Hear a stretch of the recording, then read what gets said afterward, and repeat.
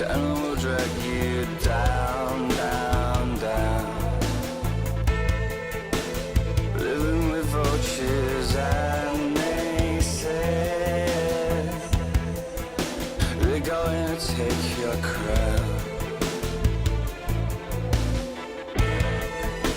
I know where to go from here. I will not let you down, down, down. 'Cause I'm beginning to see you fall to pieces, being pulled to the hollow ground. Please stop, you'll drown. Do you follow your desires? Do you challenge their routines? I will dream, I will aspire, 'cause I know how much it means. And I won't take no more. The bitter and devours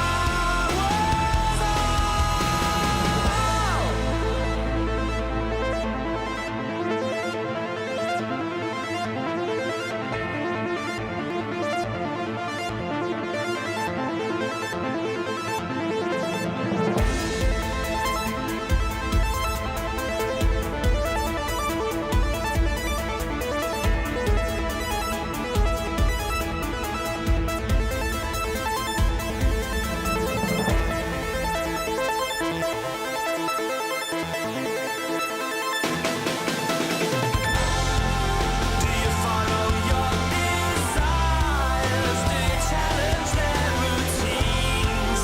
I will dream, I will aspire, 'cause I know how much it means. And I won't take no more. The bitter and devours all. Do you follow your desires? Do you challenge their routines? I will dream, I will aspire, 'cause I know how much it means. And I won't take no more. The bitter and devours all.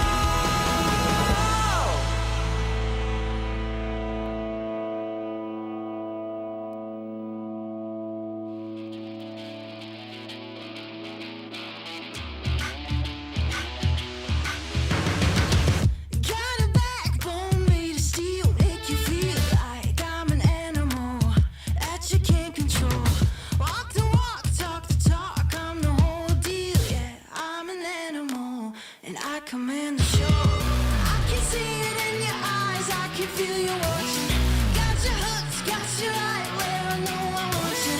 Play the switch, I'm a mystery, but you love it. Hook, line, sinker, follow the leader.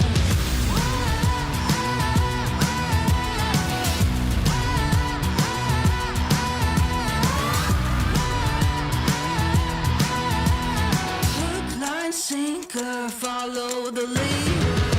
Bring you right there to the edge, make you sweat like you can never take the heat, but it's never too hot for me.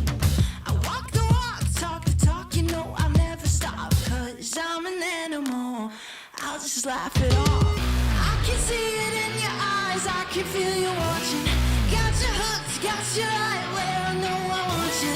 Play the switch, I'm a mystery, but you love it. Hook, line, sinker, follow the leader.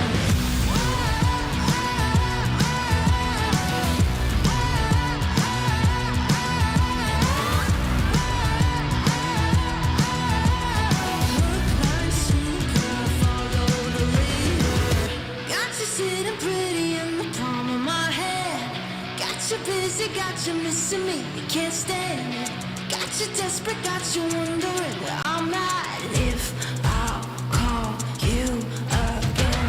Got you sitting pretty in the palm of my hand. Got you busy, got you missing me, you can't stand it.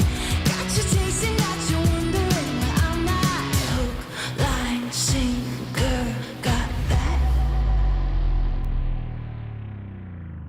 I can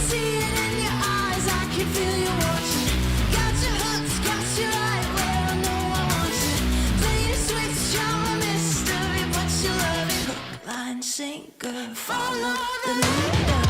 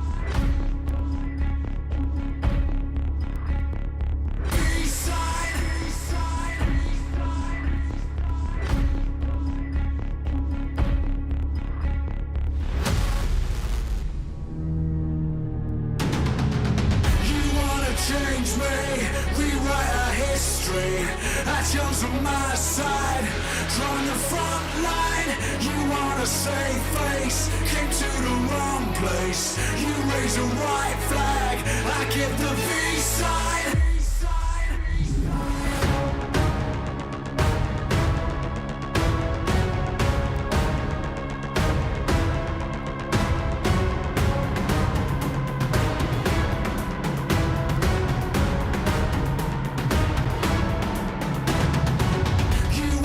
Change me, rewrite our history. Aton's on my side, drawing the front line. You wanna save face, came to the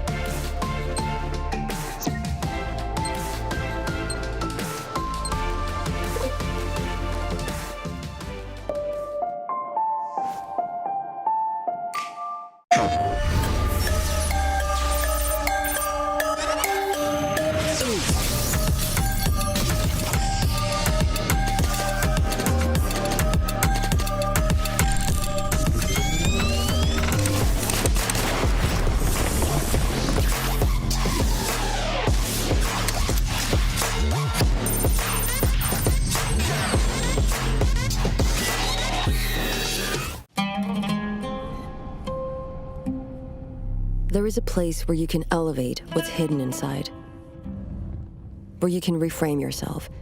Sonomi means the new you. The you can step into. Because when we know who we really are,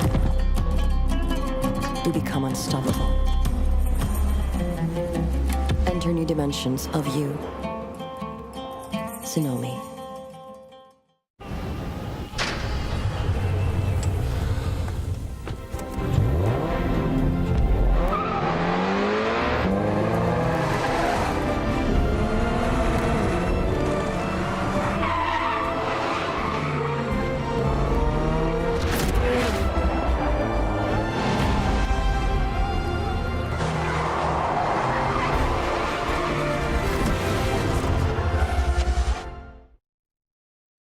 All new Honor Magic 5 Pro.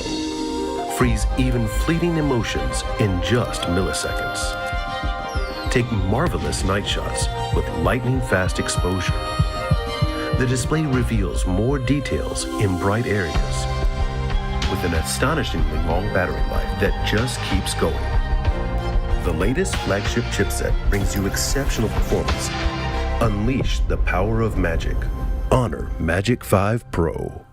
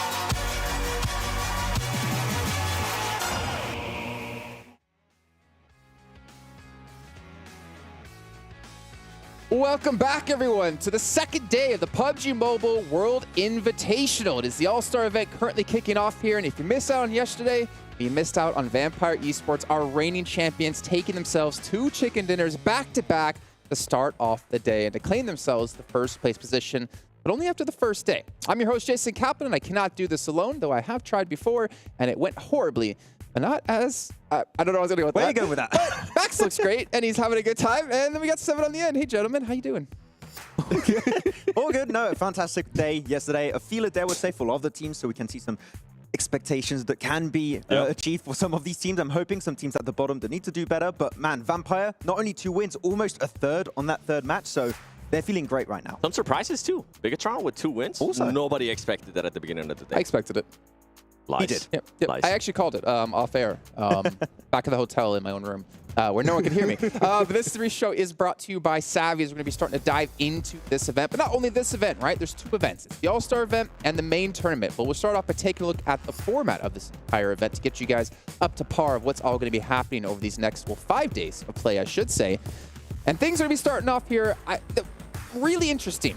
18 teams. We've already seen some adaptations. We've already seen how messy some battlegrounds can be, like Sandhawk. Yeah, exactly. Yeah. But 6 of these teams will advance through into the main tournament. However, if Alpha7 is one of those teams, then it'll be the 7th place team that gets through because they already qualified to the main tournament. They won their America's Regionals. And then we have our PMWI event with 1 champion. A lot of money to be won as well. And you can see the map order too, which is a lot different than we've had in the past, Max. And I'm actually curious about your thoughts on this in particular. I really enjoyed it, actually, after you had your first Erangel. I feel some teams were definitely slow on the first Erangel, and it's already started on the first day, seeing some improvements, trying to speed up the rotation process, etc. So I did enjoy that. Miramar, same, actually, on the 6th game. Teams were actually doing some splits and regrouping a little bit faster, reacting to circles faster. So overall, happy with how things turned out. Then the 1 Sanhok, now we can expect some adaptations to be made because some teams got away with stuff on that first game that I don't think they really should, 7. Max, who are you hinting at? Gladiators, maybe? Just a little bit, you know. Yeah. Hey, don't talk smack about Gladiators. They're 2nd place. No chicken dinners, but 4 top 4 placings out of 6 matches. Like, I've never seen you be that consistent at a game. Whoa. Okay. Out of pocket. A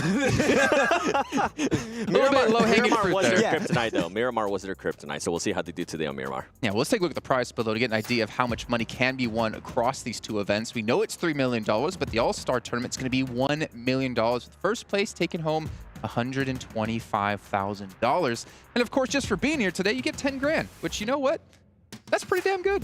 Yeah. I mean, if you're Mozexis, you wouldn't even plan to be here in the first place. You're just like, well, at least I get that bare minimum. And we did talk to them a little bit earlier behind the stage, right, 7, and they said they had some changes they want to make. I think I was with Hot Drinks also. They want to make some big changes because first day didn't quite work out. But I mean, 10K minimum, that is not many tournaments that have that price pool at the bottom. So I mean, for great them, to have. it was a team, right, that they didn't even know that they were going to be here until last week, so they have very little time to prepare. So hopefully now with one day under their belt, they'll be able to come out and actually showcase what they're able to do. If not, they're going to continue to be there towards the bottom. And we'll dive into Mizex just a little bit after this as we take a look at the prize breakdown for our main event. It's $2 million, 400 grand for first place. Now, again, if you're at home using a calculator, obviously that does not add up to $2 million. But the important thing is that there's a lot of money to be won outside of that as well with our milestones, with our record breakers, which we'll get into when we get to the main event. It's not too big of a deal now because it's not relevant to the All-Star event. But the teams, that's what's relevant here, as we'll take a look at all of our participating teams. And 7, I think I was saying this to you last night, this morning, I don't know, it's all blending into one. Important part for Mozexis, as you mentioned before, is that they can use this as a training ground. Like, realistically, coming in last second, they weren't really prepared for this event, but use the information and the practice you're getting here right now, which is by far beyond better than anything you'll get in North America. Take that back with you, man, and run with that momentum. It is. It really is, and I think that's why I want to see how this team is going to be reacting, especially after day 1, right? They were able to do some scrimmage, but not as much as they expected to. I actually got a chance to talk to Peralta, and he was like, you know what, man, I thought we were going to be able to scrim a little bit more. They didn't get a chance to do that, so maybe now after all those matches, after being able to VOD review, even though their coach is not here, so the players themselves actually have to do a lot of the VOD review, which is going to make it a little bit harder on them. I'm hoping that they're going to be able to adapt in a big, big way today. Yeah, I think we had some good fights from them, actually, on the Wrangle. I believe we had like a fight or 2 towards Millie Island and more specifically. So there is potential there. It's just I think they need to just kind of get a strategy to approach and adapt to all of these teams, which, as you said, not a lot of time to prepare. hopefully the day of yesterday was like a glorified scrim for them, so they can bring that knowledge into today. Yeah, I think for me, looking at them, I don't necessarily care if they get super far into the matches. For me, it's more about like, can they contend in like the 4v4 battles against some of these teams? Because you're looking at some of these teams who are like the Lionel Messi of PUBG Mobile. Like, it's going to be very difficult for them to compete. But if they can, which we did see a little bit of, that's a good sign. Then they have to work on more of their macro play and the rotations. I feel like they need a little bit more confidence too. We saw it yesterday, especially. We saw some teams that just weren't confident and willing to take a fight. Yeah. Come to mind, iKURD. I mean, Miramar, you Yeah, remember? that We're looking at it, okay, just I like, was what really are they doing? They were just in a perfect area to actually cause a lot of damage, try to get a lot of eliminations. They were able to cause a lot of damage, but I feel like they could have done a lot more with their positioning. I think that's one thing that we can keep saying over and over again for yesterday. It was a feeler team for a lot of these squads. I think a lot of the teams that have been voted in, they didn't qualify, so a lot of them got voted in. So for a lot of these teams and players, it's their first time at this stage at the LAN event, playing with 18 team lobbies in PMWI. So that first day, teams are like, okay, this is what we have to do to be able to contend at the highest level in PUBG Mobile Esports. So yesterday, some teams might have struggled. I think that the leaderboards might be all over the place today. Then you have the defending PMGC champions STG, where they ended up performing It's just a really normal well. tournament, Seven. It's just a normal No, that's $3 Vampire. million That's Vampire. tournament. Oh, sorry. I thought we were going on them. No. Not yet. I want to see more of STG. I mean, the defending champions of PMGC, yeah, they did get voted in. Yeah, they have had a bunch of excuses coming into this tournament. They're currently nowhere to be seen. I want to see more of it. Yeah, I mean, there's nothing really to add. It's just prove it on this second day, right, for STG. I mean, there were some things that were said in the spring season that didn't quite work out for them. Apparently, all the wounds have been healed, literally, for the team. So that right now, we need to see better from the current reigning world champions. Always could be new ones. Oh. Never know. Yeah. I agree. Let's not jinx them. STG definitely want to see more of. Let's take a look at our schedule to get you guys up to date with what will be coming your way today and, of course, over the next few days as well. So starting things off on Sandhawk, like we mentioned before, it's going to be the exact same map order every single day. So one Sandhawk into 3 Erangels into 2 Miramars. Now, obviously, this does allow teams to kind of get repeats, get extra reps in on the same battleground one after another, where in the past it would always be a different battleground after another.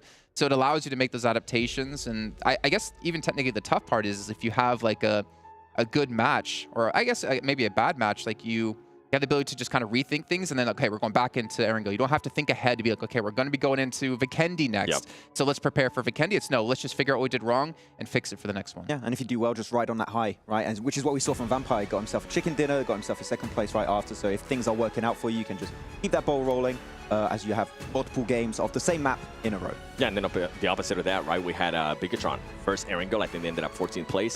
Second Erangel, they ended up 15th place. And on the third one, they finally got everything together and they ended up with the first chicken dinner of the day.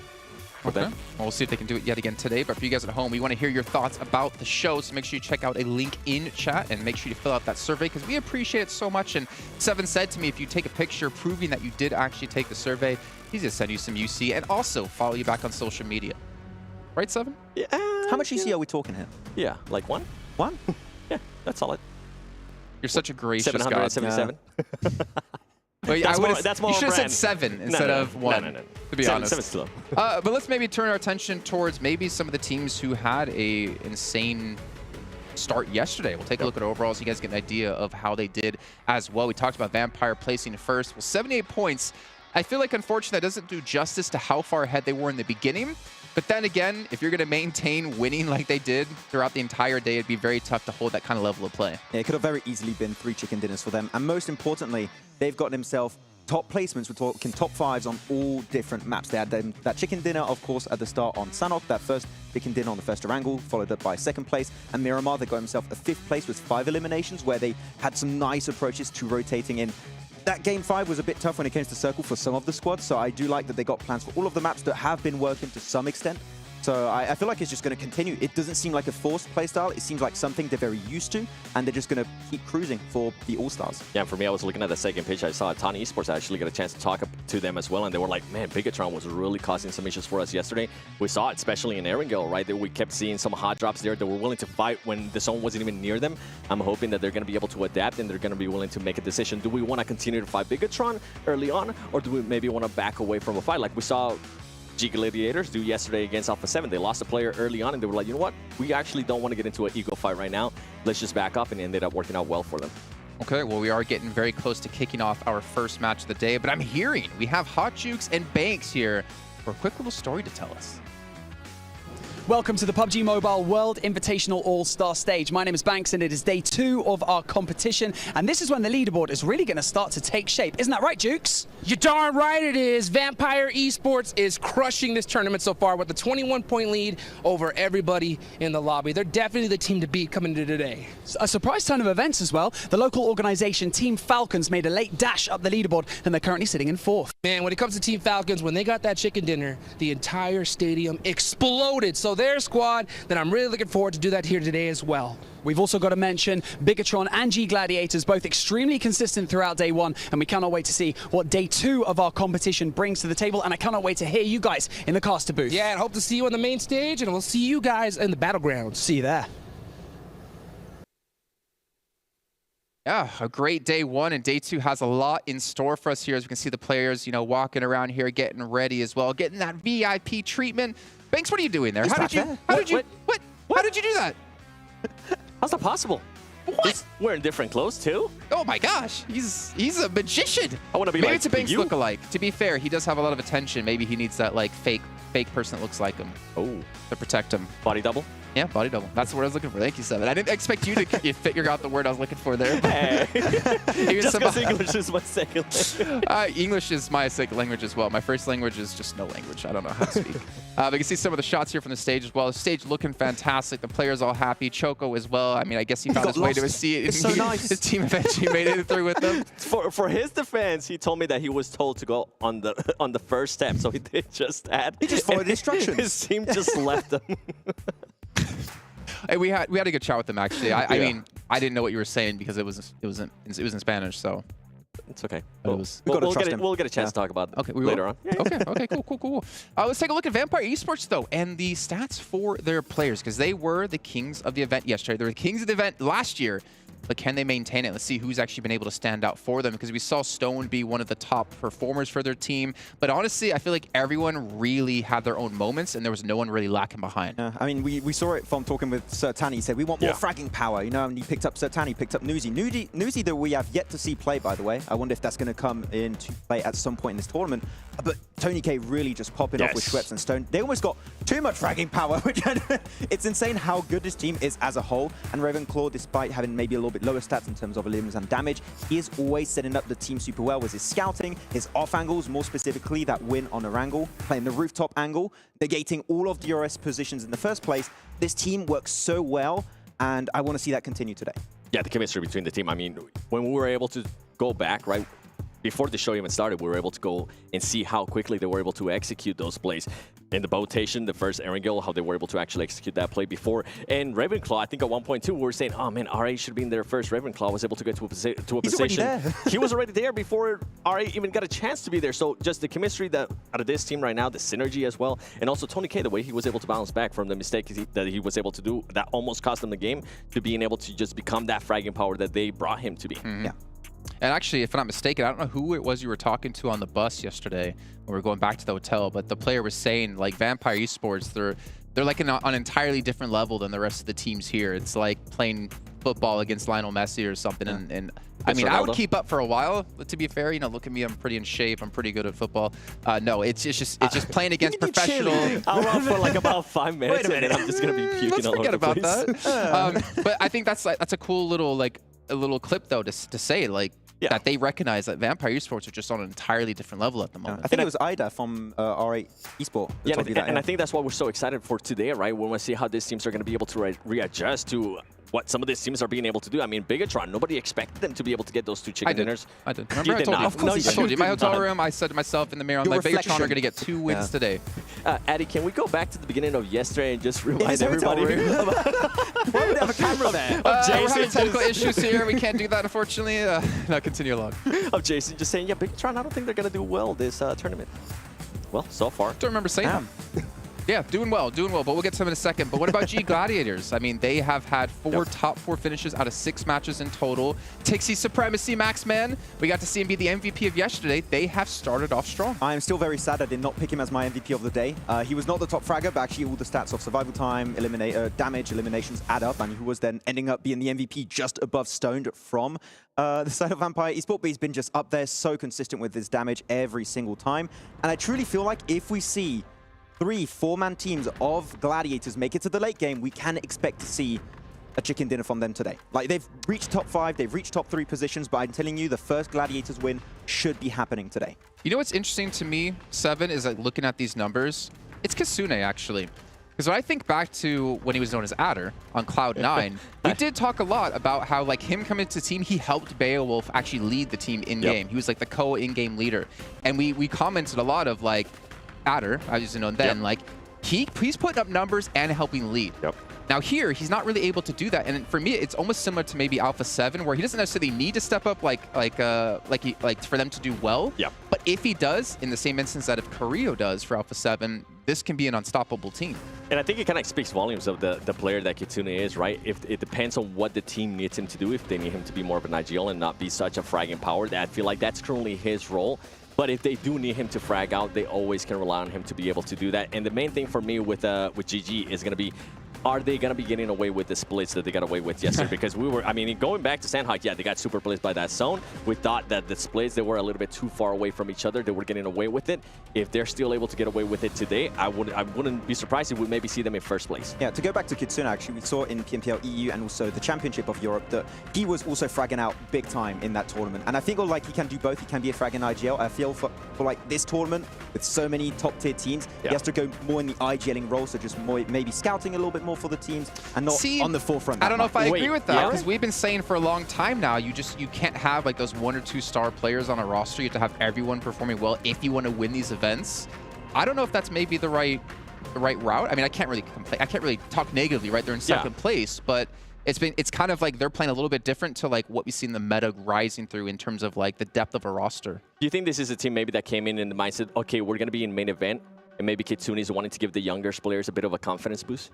Potentially. I mean, I feel like they understood during the championship, okay, we need to get as many points as possible against Fireflux at the time, because there was a lot of competition between Fireflux and Gladiators to reach the main tournament directly. So I feel like he just went a little bit extra to get those eliminations. But I do wonder, is that going to continue today? Because Kitsune hasn't brought in the points that the rest of the team has, like Matic, Meku, and Pixie.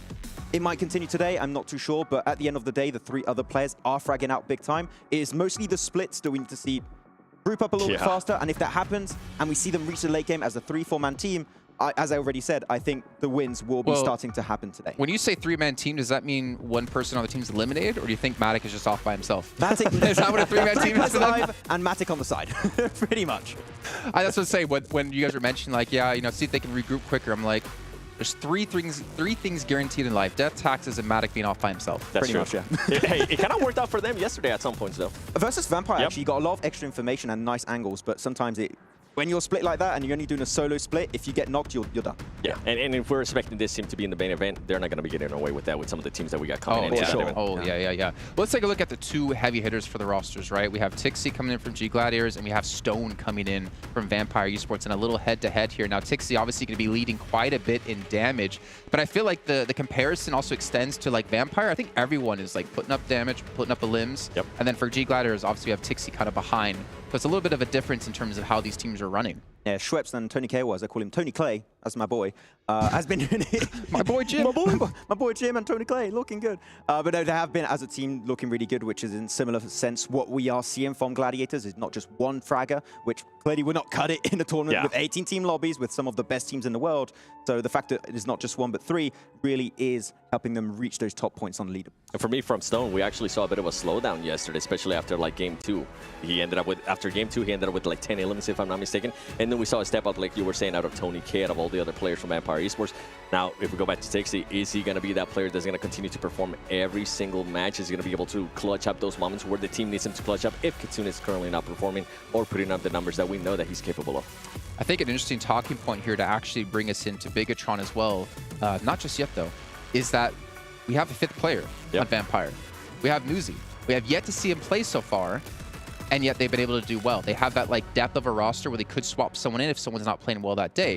You look at Bigetron, yeah, they eventually got 2 chicken dinners on the day, but you still have Ryzen, who's been tried and tested so many times over his career as being a phenomenal player that could come in. I'm curious if we're going to see either of these teams swap someone in. Even if they're like, okay, if Vampires, let's say like 100 points ahead, they're going to qualify to the main event, why not throw Newsy in? Get them some reps. Same for Bigetron. If they get themselves a big enough buffer, throw them in, get them some reps, get them ready to go for that main event because you have to hit the ground running. Yeah, after things working so well for Vampire yesterday, maybe not bringing Newsy in today. Just keep that consistency going. Day 3, so tomorrow, before the end of the All-Stars, if they already know they're qualified, they're above that 180-point bar they're trying to reach already that Sir Tanny mentioned, I would say they're good to go. They can try Newsy in, maybe try and get him heated up for the main tournament, but otherwise I don't see like an inherent need to have him on board. Same with Bigetron, right? Currently, everything, whatever they're doing, it is working. I would like to see a little bit more aggressiveness out of them at certain times, but it worked out yesterday for them. I feel like it's going to come down to that, right? If they do get a nice buffer of points, maybe tomorrow they'll put in Ryzen, because Ryzen hasn't really played in a tournament like this, like I mentioned yesterday, in 2.5 years. That is a long, long time for having international gameplay at this level. And if you're looking now into going into the main event... for being a world champion for multiple years running as well, right? Yeah, and if you're looking to going into the main event, too, you can't... I don't think you want to put a player like Ryzen without any warm-up into the main event. So more than likely, tomorrow it might happen. Especially with the spring season not going really their way. So I feel like putting him on PMWI might be a little bit rough. So yeah, we'll see. Yeah. All right, well, we are talking about Bigetron here. Let's dive into their player stats here from day 1. And there actually are some things that I will say is quite surprising. We talked a lot about Genfos. We talked a lot about Yuhai. But look at that, Lapar coming in with the most damage. Yeah, Arcade also had some really good fragging moments at some point. He actually was able to, there you go, actually top fragger with Genfos for the side of BTR. So yeah, I mean, all the names are doing well. Honestly, this blows my mind because we never mention anyone but Yuhai and Genfos with individual like clutch plays, right? And yet the other 2 players have been able to be under the radar and keep up and still propel the team forward. Yeah, what's interesting for me, hold on. What's interesting for me is Lapar. He was a player that was just able to join the team back in May. So for him to be able to perform like this so fast as well, especially with how you were mentioning, they weren't really able to perform that well in their region, in their country. It's good to see that they're now starting to get that chemistry. And that's something that, I mean, even going back to Vampire Esports, we got a chance to talk to Sir Tanny. Sir Tanny was saying the same thing.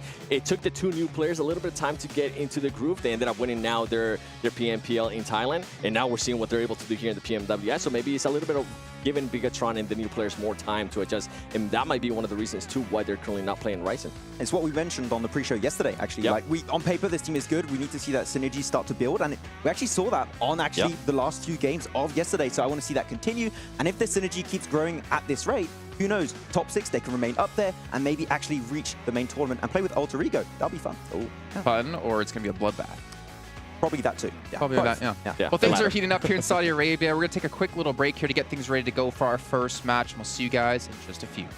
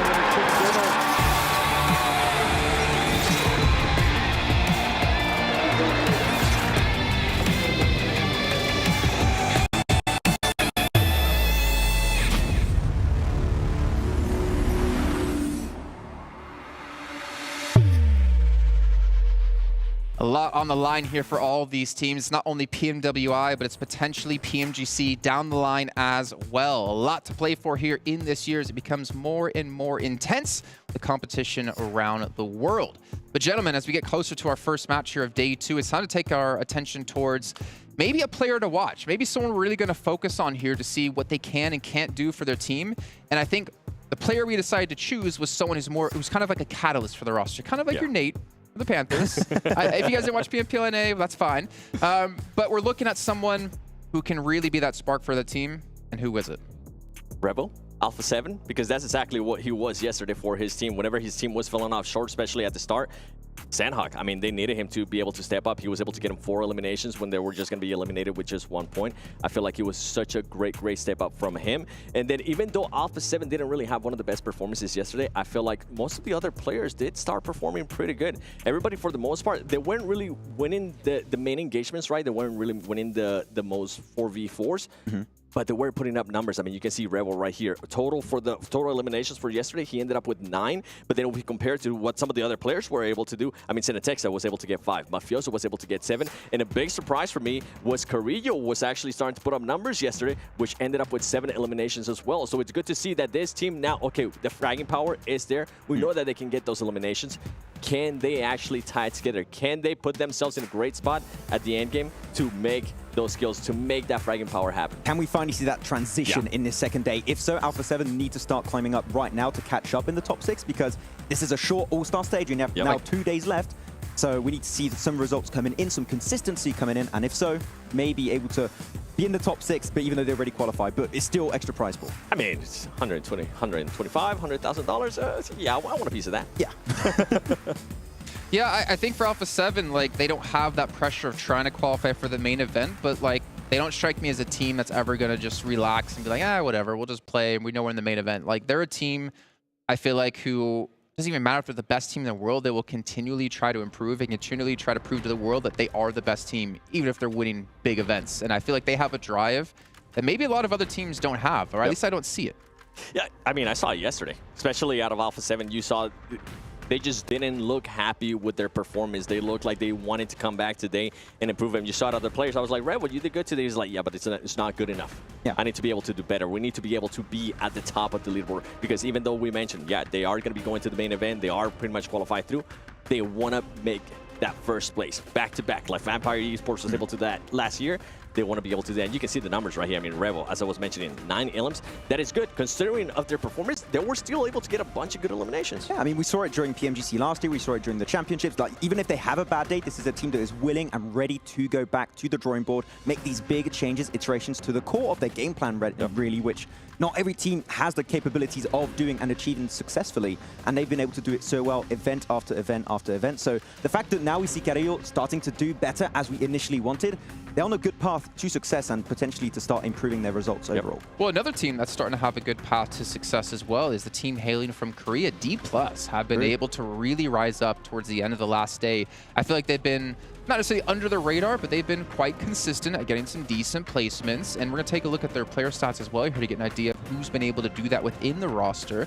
I feel like they've been kind of similar to DRS, getting to the late stages of the game, but I feel like they've been going out maybe a little bit earlier than DRS.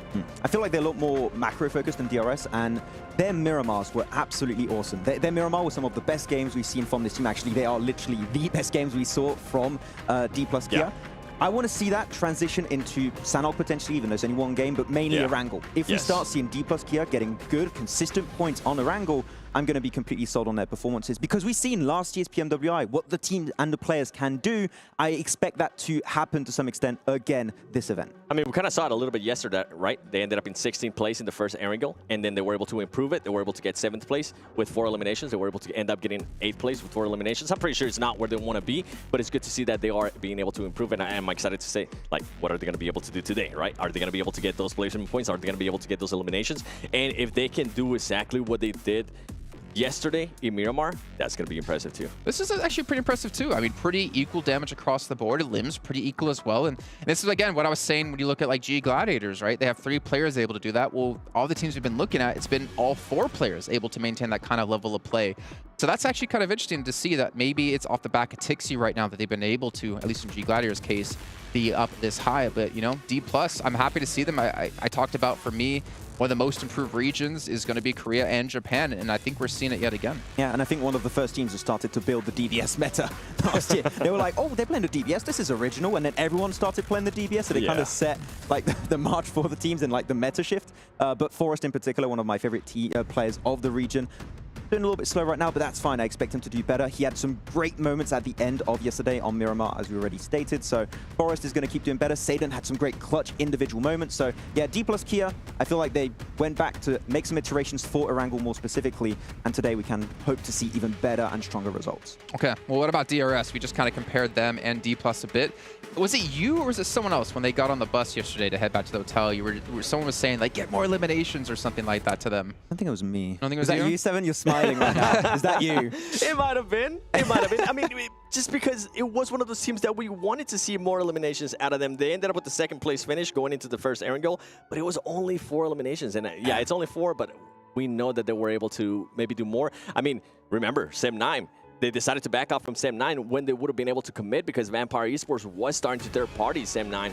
They decided not to do that. They decided to back off. He ended up giving them the second place finish, but they could have ended up with maybe 4 more eliminations, bringing up that tally. I think they're still trying to find their footing. They went for very macro-focused play that we mentioned quite a few times yesterday, right, Seven? And at the end of the day, they were trying to be more elimination-focused. They were going for breaches, trying to defend their compounds from time to time. I want to see if that's going to be transitioning once again today. If they can find that perfect marriage of elimination points and of course of placement points, that could be looking really strong. It could be indeed. It's gonna be interesting for them because I feel like they're kind of similar to G Gladiators where they get to the late stages, but then they just can't back it up with eliminations. And we saw there, right? Just one player able to really rise up and get the double digits. And this is kind of what I was hinting at with Alpha7. If they can just get to that end game, if they can just stop dying so early on, because we saw the average survival time for all the Alpha7 players, and it was about the same time. It was about 18 minutes and 40-something seconds, which was quite different to what we saw from G Gladiators, right? It was all over the place with the players and their average survival time. If they can keep their playstyle of playing super passive early game and just trying to maneuver their way through all the teams, all the different compounds that are occupied, and then when you get to that late game and you have to start taking fights, that is the tipping point I want to see from DRS. I mean, you mentioned it on Sem9. If we just see them go for that push and they beat Sem9, I think they win the entire game. So if we start seeing them being more aggressive at the late stage, they can get some wins. They need to have that confidence. Exactly, yeah. Okay, well, gentlemen, thank you so much for your inputs here as we did start off the show. Brought to you by Savvy for our pre-show, but we are going to be heading to our break, and I promise you that when we get back, we're going to have our sweet opening ceremony, see all the teams come onto the stage, and we'll be kicking off our first match of the day. And if I'm wrong, Max will shave his eyebrows. See you soon. Nice.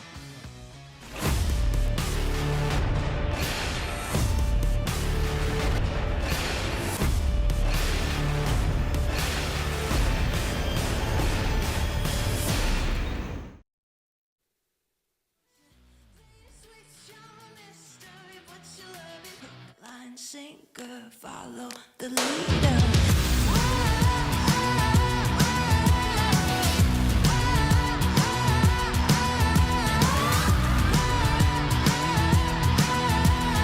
Hook, line, sinker, follow the leader. Bring you right there to the edge, make you sweat like you can never take the heat, but it's never too hot for me. I walk the walk, talk the talk, you know I'll never stop, 'cause I'm an animal. I'll just laugh it off. I can see it in your eyes, I can feel you watching. Got your hooks, got you right where I know I want you. Play the switch, I'm a mystery, but you love it. Hook, line, sinker, follow the leader.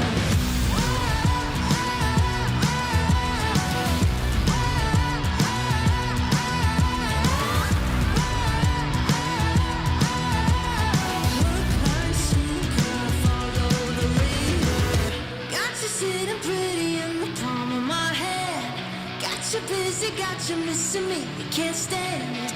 Got you desperate, got you wondering where I'm at. If I'll call you again, got you sitting pretty.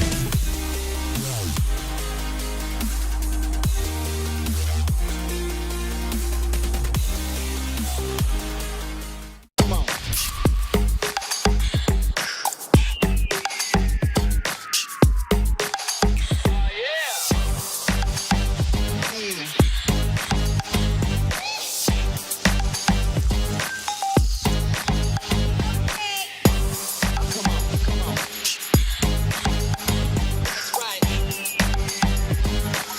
All new Honor Magic 5 Pro. Freeze even fleeting emotions in just milliseconds.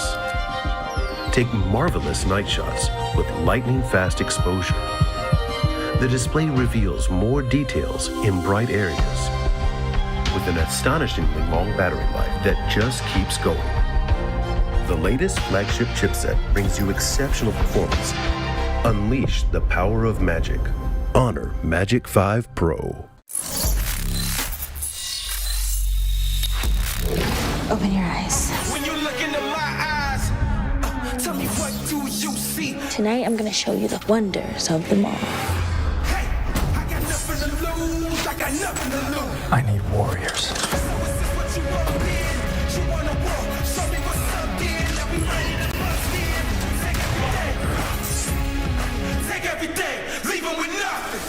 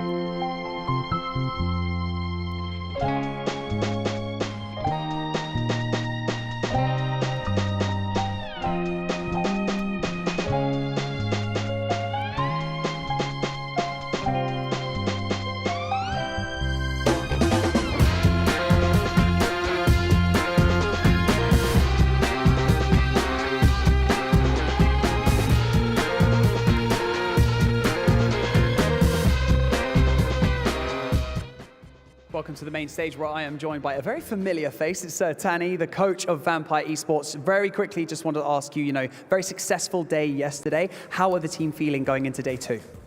Yeah, I think they can make us more confidence because just as I told you guys yesterday is when we unlocked the chicken dinner earlier, that make more confidence to us because it's, everything can happen in the offline tournament. So if you have a good start, it will be good on the tournament.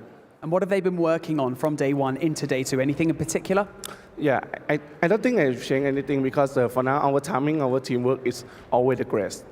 Yeah, I like that. And is there any team in particular that you're worried about coming into day 2 or worried about catching up with you guys in points?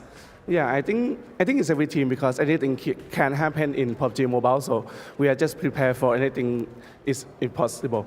That's a safe answer. I like it though. That's it from us here on the main stage. Back over to the desk to continue day number 2.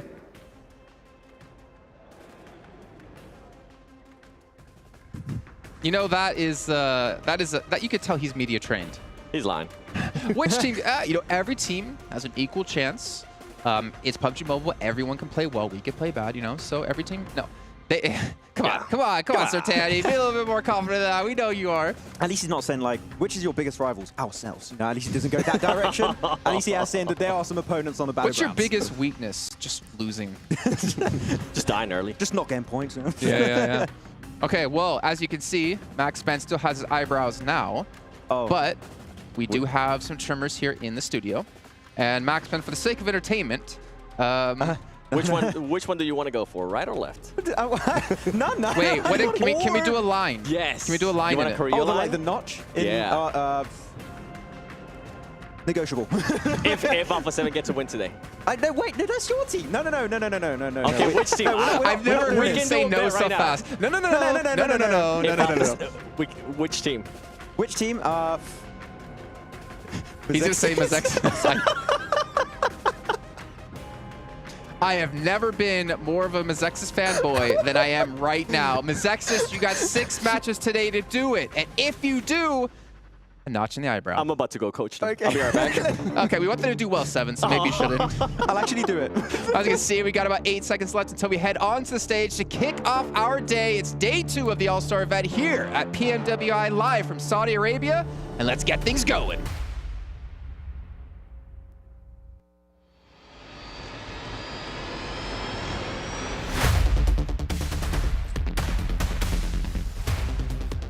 The central definition of interest, or as we know it, focus.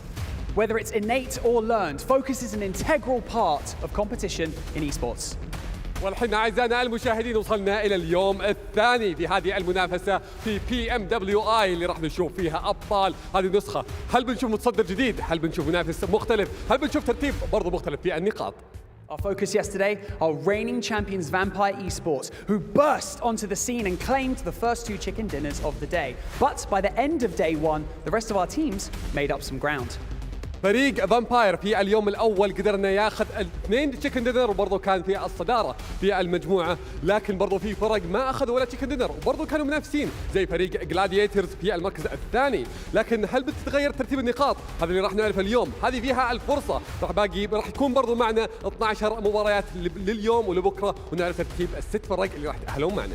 Our teams have some catching up to do, but there is still plenty to play for. Welcome to the PUBG Mobile World Invitational Allstars Stage. My name is Banks and I am your host, and joining me on the main stage is my co-host, Atik. باذن الله راح نشوف مباريات جدا ممتعه اليوم، وراح نشوف كيف الفرق Comfortable today, a lot more ready, and that's why I kind of like, I was talking to you this during before we got started here, was like, Vampire in the last game.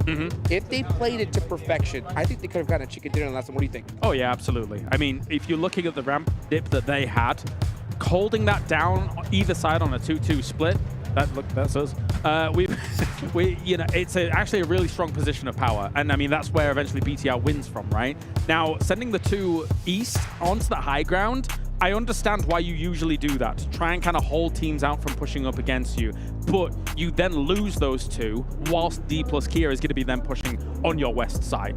So the divide and conquer game for other teams was successful against Vampire. I think it's too much of a large split. Yeah, I think at that point they were just feeling themselves. I mean, when you literally dominate the first half of the tournament, or of day number 1, it's insane. I mean, 2 chicken dinners, but the third game, they had the most points as well. So obviously you can just tell. I think people are a lot more comfortable coming into this. I'm glad that Vampire got heat checked in the last game, because they need to realize that, you know what, job's not finished. Yeah. Still a lot more left to go. There is $1 million on the line. And that's just a drop in the bucket. That's crazy. And I'm glad you told me what heat checked was before all of this was going down. That's right. I am not a traditional sports person, I'm going to be real. Hey, but you know what? Sometimes you got to do it. And that's something I've seen from a team like Alpha7 in the past. That seems to be their biggest struggle. You know, like sometimes they'll get real hot, start getting a little bit too confident, push out in the open, and then just get checked really quickly. So Alpha7, they are a late tournament team. We always see them kind of have a little shaky start, so maybe this could be their bounce back time. Maybe.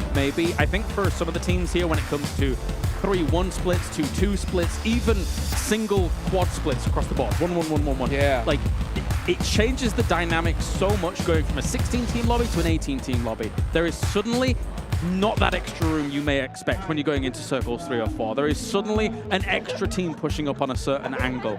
So sometimes some of these teams are going to lose people in those scenarios, and it's slightly, it might just sound like a slight difference adding 2 extra teams to that normal lobby, but it makes a whole world of difference. Oh, 100%. I got to talk to some of these players here, some of these coaches. I talked to Mixed Texas, Alpha7. A lot of these guys were just saying, man, this 18-team lobby is a whole another monster. Yeah. You know, people are fighting for drop locations, and I think this is a big, important time for those squads at the bottom of the leaderboards, because you do not want to put a target on your back for teams looking to climb up. So these teams have studied every single drop location. You don't want to be giving it up easily. Yeah, when I look at those bottom teams, if we look through, I'm going to say 15th through 18th, right, to take a little gander down there. You've got R8, you've got Mazexis, you've got Aton, and you've got Galacticos down there as well. I do feel like there is room for the home team, R8. Yeah. Like looking at previous tournaments that I've commentated them in, hosted them in, analyzed them in, whichever role I've done, I can't remember which ones. There's too many things. It's a lot. I think that technically their previous skill level is better than where we're seeing them at a 15th right now. Now, of course, time has passed. Whether or not they can kind of recoup those losses in performance overall remains to be seen.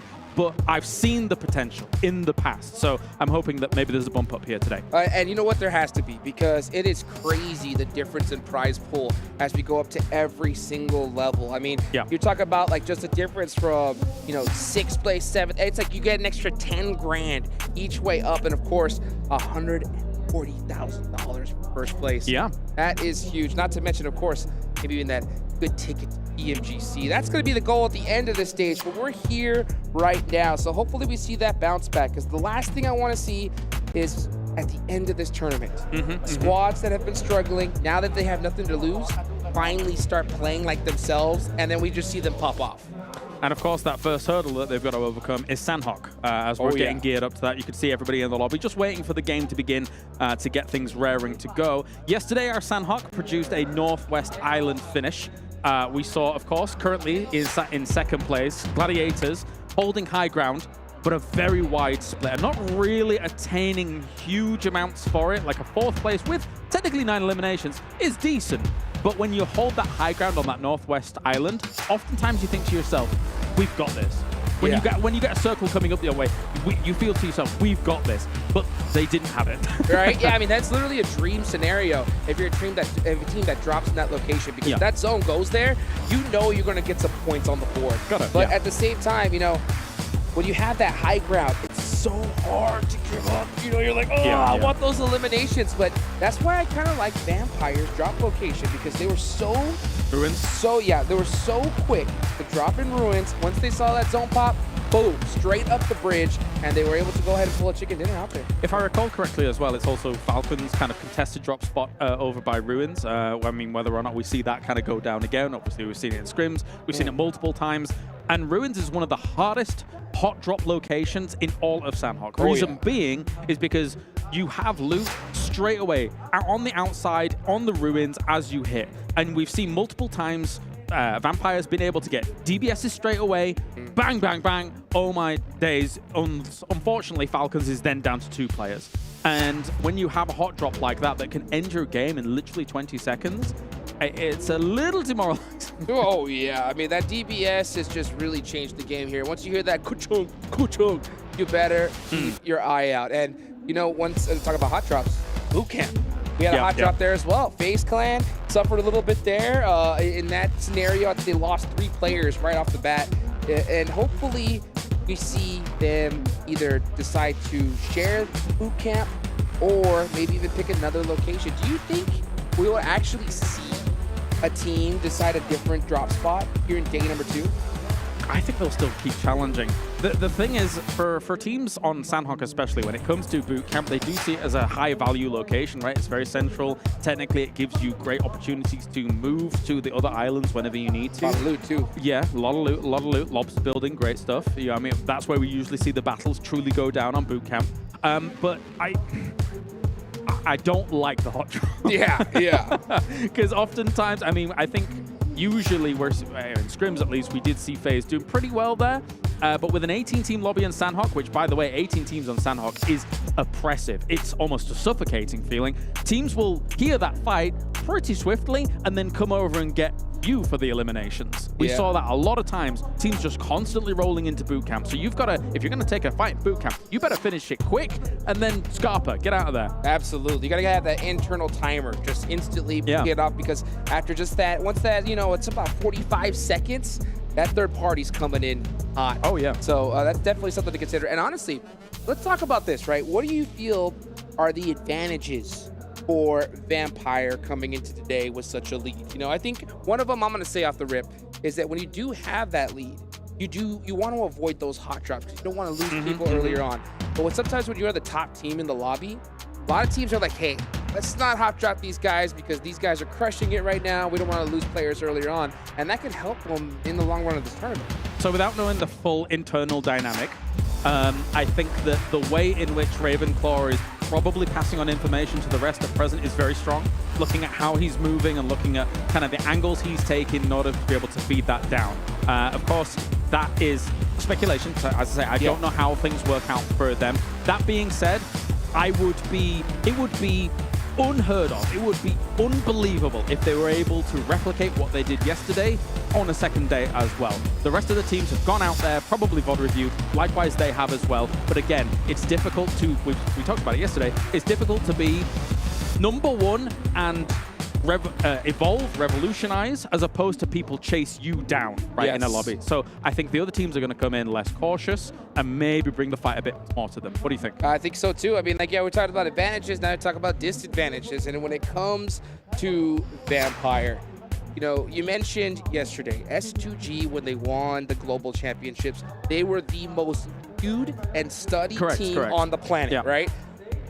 That changed as of yesterday, right? Vampire. For a day. Yeah, for a day. Right, for a day, Vampire is that squad. So a lot of homework has been done for these teams.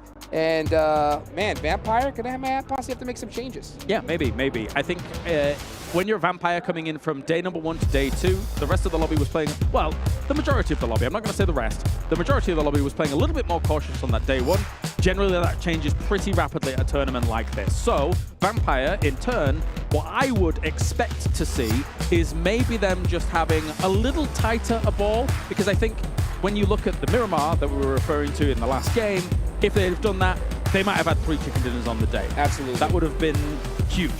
100%. It would have been massive. And I'll tell you what, with this kind of prize pool, every point counts. And your legendary career in esports, right? How many times have you seen teams' dreams crushed by just 1 point? Not enough. Right? Oh my gosh. No, truly. Actually, I've seen tiebreakers decide whether you're going through or not to other rounds, right? Wow. And even that alone, it doesn't have to be 1 point. It can be down to wire as tiebreakers. We could even see, you know, from 6 to 7 tiebreakers to try and get onto the main event actually crush streams. And you can't linger on it. Is very important in esports. Like it will destroy you mentally. It's gonna hurt. But I'll tell you what, you know, we're hopefully looking forward to see some teams really make it happen today. And of course, speaking of making it happen, why don't we go ahead and throw it on over to the desk with a special guest. Come on, Hot Chicks. You know we always make it happen here on the desk. Welcome back, everyone, to the analysis desk. Let's get from the desk man. Is what I'll call it. We got a special man here on the end joining us, looking dapper, looking fantastic. It's John L. Oh, no, that's Blink. I forgot what you look like. I haven't seen you on camera in a while. Yeah, I don't feel all that special. I'll tell you that right now. He does exist. He is really here. I am real. Yeah, they're not at home. They're actually here. They are casting. We're not lying to you. We are breaking the illusion right now. To be fair, right, this is, I guess, since PMGC, the first time you're going to an offline event again, because when we do regionals and stuff, you're working from home. Yeah, I'm working from my little office at home. It's chill. It's pretty fun, you know. Obviously, being here is better. I get to see the boys, which is amazing. Get to see all the players, which is also very, very cool. We always enjoy that. And I think that realistically, it is always nicer to have an offline event because you do get like a much better range of play, in my opinion, overall. And I think seeing some of the teams get more of this experience offline is probably beneficial for the esports in general, because you want to get these players in, you want to get rid of those jitters, those nerves of being on camera, on the stage, and then get going. 2020 PMGC, we literally talked about that, right? COVID just had hit, the players had to play from home, and we were talking about how some players actually were excelling because of that. Chilled out. Yeah, exactly. They didn't have to play in front of the stage. They didn't have to worry about that. You know, Darth Pillow, was it? I can't remember his name. Darth Blanket. Yeah, it was good times. But you know, great player. Even better Blanket. We haven't gotten to kind of hear your recap on the day. I know you're probably saving it later on for when you and John Allen take over the casting desk. But, you know, what was your take on day 1? I think my take on day 1 is that Vampires did way better than I thought they were going to do, honestly. And Tony K in particular did way better than I thought he was going to do. I thought he was going to come into the team and he was going to be a great addition. I didn't think he would excel as much as he did. And it was funny for me because I think we were talking about on the cast actually that honestly, when you look at Tony K, it was almost that redemption from game 2 where it looked very dangerous, where he almost threw the entire game and he was like, Sorry guys, please let me stay on. Don't pull a newsie on me. Don't put me on the bench, please. For the love of God. Too soon. Yeah, I know. Maybe too soon. Maybe too soon. But I think that what they have right now, this is a good question to ask, right? Is I don't know if Seven, you particularly think that do they need to bring in newsie at this point? I think that with Ravenclaw, Stone, as well as Tony K, it's just a great roster overall. I think they've got every little bit of the piece that they need for a fantastic finish. Yeah, I think with the way they're going right now, I would rather them just keep the roster the way they have it right now, build that point cushion, and then going into tomorrow, maybe put them in, give them some experience, because if they continue to perform this well, if they continue to perform this well, they are going to be going to the main event, and you want to have your sub at least have some experience here, at least have some warm-up games.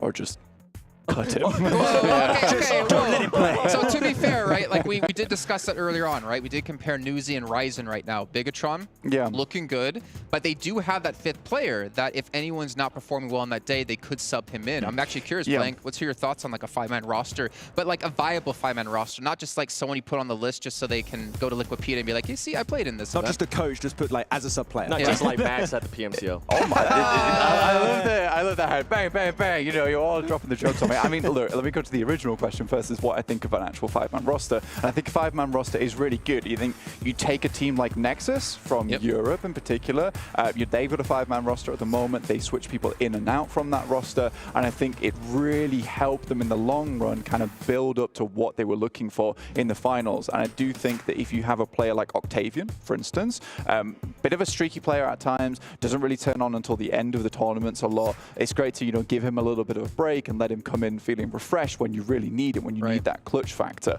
I think it's less ideal taking out your main fraggers. So for instance, if we're talking about vampires, you wouldn't particularly take out Stoned because he is just overall a very consistent player they need as that initiator into a lot of those compounds, a lot of those buildings. But having a 5-man roster, I think it does give you a lot of flexibility in these games of how you want to play things out. Say you just want to skip out on a Sandhawk, one of your players, they've really played out their mind, Tony K, you can just let him step out, maybe get a newsie in. And I do think if we come back to newsie, he was a great player back in the day. When he played on Infinity, he was one of their star players, right? I think when they played from that northern edge, he really definitely dominated in that play style. And I think that, maybe if we come back to that edge play style, maybe we will see newsie. If they make it to main tournament, I think newsie will be really good there. Right now with 18 teams in the lobby, it's not easy to play that edge.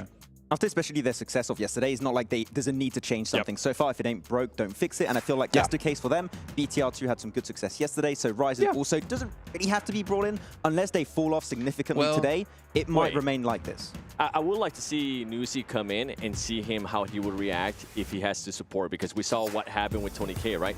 What happens if newsie actually can support even better than Tony K and still put up the fragging power? That would be super interesting to see, actually. Is it going to happen, though? We don't know. Big question mark. But if it does happen and he can actually kind of perform the same way his teammates have, then that roster is even more scary, because 6 games on a day, that's quite a lot. Leaving a break period for some of the players throughout a day can actually be really impactful for a squad. And if anybody's having a bad day, I mean, you can always try to replace him with one of the other players. I mean, that is the benefits of the person, right? Well, see, I think there's one thing that you guys aren't not really taking into consideration, though, when you come into these 5-man rosters or 6, whatever, how many people on a roster, is that there's a lot of interrelational stuff that can break down.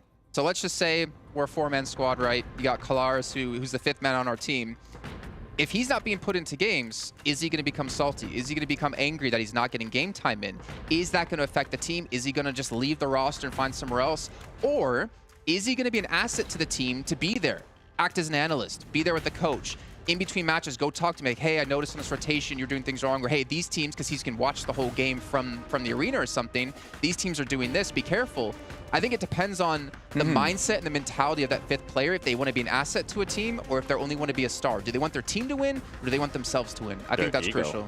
Comes down to their ego too. Yeah, for sure, man. I think, having that 5th player who's actually able to be an asset to the team, as you said, it's a great way to place it, right? They can actually come in, help out behind the scenes. And I think that if you're on a team, sorry I keep coming back to Vampire, but it's just because they are doing so well in this tournament. It's a lot easier to have that mindset when you're absolutely murdering over on the tournament, right? That's the big thing, Jason. And I think that if you're lower down, having a 5th-man roster, it's not so easy to be that guy. You probably do want to try and play because maybe you can do better. Yeah, and obviously, like you're saying, like different tiers of play, right? Your top team, I mean, I'm not gonna lie, I'm the type of person that I would be, you know, I would help them out. I don't care about being the 5th man of the team. I don't care about playing. If our team's winning, my name's in there in the banner. I'm getting to celebrate, and more importantly, I'm getting my cut of the prize pool. Exactly. I'm more than happy to be and there. You're chilling. And you're chilling. But what if the player feels like they are currently hitting their peak and they're not getting that game time? And the one I'm referring to is maybe Ryzen. Ryzen comes back after 2.5 years. He's now not getting game time. He's like, okay, maybe I start looking at some of the other teams. Yeah. You know what? Luxy and Suxy in that new team, they just won that PMPL Indonesia. Do I maybe want to go reunite with them? Yeah. Do I want to try to something out? It's funny you say that as well, because I do think that right now, although BTR are doing quite well, I think they are missing a star player on the team. Yes. Yeah. I think Gemforce has done a really, really good job to make himself seem like the star player on the team, but he never was playing that role in the first place. He was always playing a very good support backstop role. The fact that he can look so good in BTR right now is a real testament to how good he is as a player, but I think he still needs someone to support. I think Luxy and Zuxi maybe last year, they were a little bit wild to even try and support in the first place. Gemforce was really pulled very thin. Yep. It just stretch Armstrong between both those players, trying to figure out who he wanted to support in which case. But I think if you've got Ryzen, he's a very easy player to follow. So I do wonder if BTR will pull him back onto the stage, because I think it will be quite important. Yeah, apparently there's some discussions with the coach. Apparently it's been a topic that has been discussed, so I wonder if that's going to be changing eventually. I hope so. But Ryzen, as you said, very easy player to follow, so there's a lot of question marks. We don't really know what's happening inside the mind of the coach, because he's the one for BTR that makes the decisions, but no talking for you. Take it away right now. When you're talking about star player in BTR, and I feel like the one that everybody's expected to is not even Genfos, is actually Yuhai with the performance he was able to put up last year, right? Yeah. Being able to come back to the team, but he's currently not showing that star power just yet, so I wonder if maybe by the end of this tournament, he will be the deciding factor, be like, okay, you know what, Yuhai, maybe we're going to start building up that team around you and bringing you what you want to have. And then that's when Ryzen, that's when Ryzen ends up maybe end up leaving. Yuhai was on Secret, right? If I'm not mistaken. Yeah, back on Team Secret. And then he went to BTR. Yep, went to BTR. We looked at BTR back then. And we're like, wow, they picked up like a really heavy fragger, but he didn't really. I don't know if he wasn't allowed to play that role or if he had to like switch things up, but he. Go ahead. Well, you're ready. You know, it's actually really interesting for instance, because I kind of wanted to get into that topic as well, is that he got brought onto the team, and I think it was a very, very turbulent time for BTR. Yeah. They were struggling when it came to tournaments, and I think the reason you don't see Yuhai performing maybe his highest right now is that guy must be so burnt out from last year. He must be so burnt out from last year. There's time and time again where Yuhai was really carrying the show for BTR. And I think you come into this PMWI, finally there's been some roster changes, and I think he's most likely happy about this because there's going to be a rebuild. And I think that Gemforce and both Yuhai man now, because he's the man of the lobby, they're a great foundation. They're a really, really good foundation. I think they can only build up from here. The Flame is a really, really good coach, and I'm sure he can do good things in the future for them. Ever since Michael Boy left, BTR has been like, they had a little bit of a rough time to really get that roster, and now that Yuhai has got this entirely new roster, he's been able to shine a lot more, especially alongside Genfos. There's been more of like a back support player, so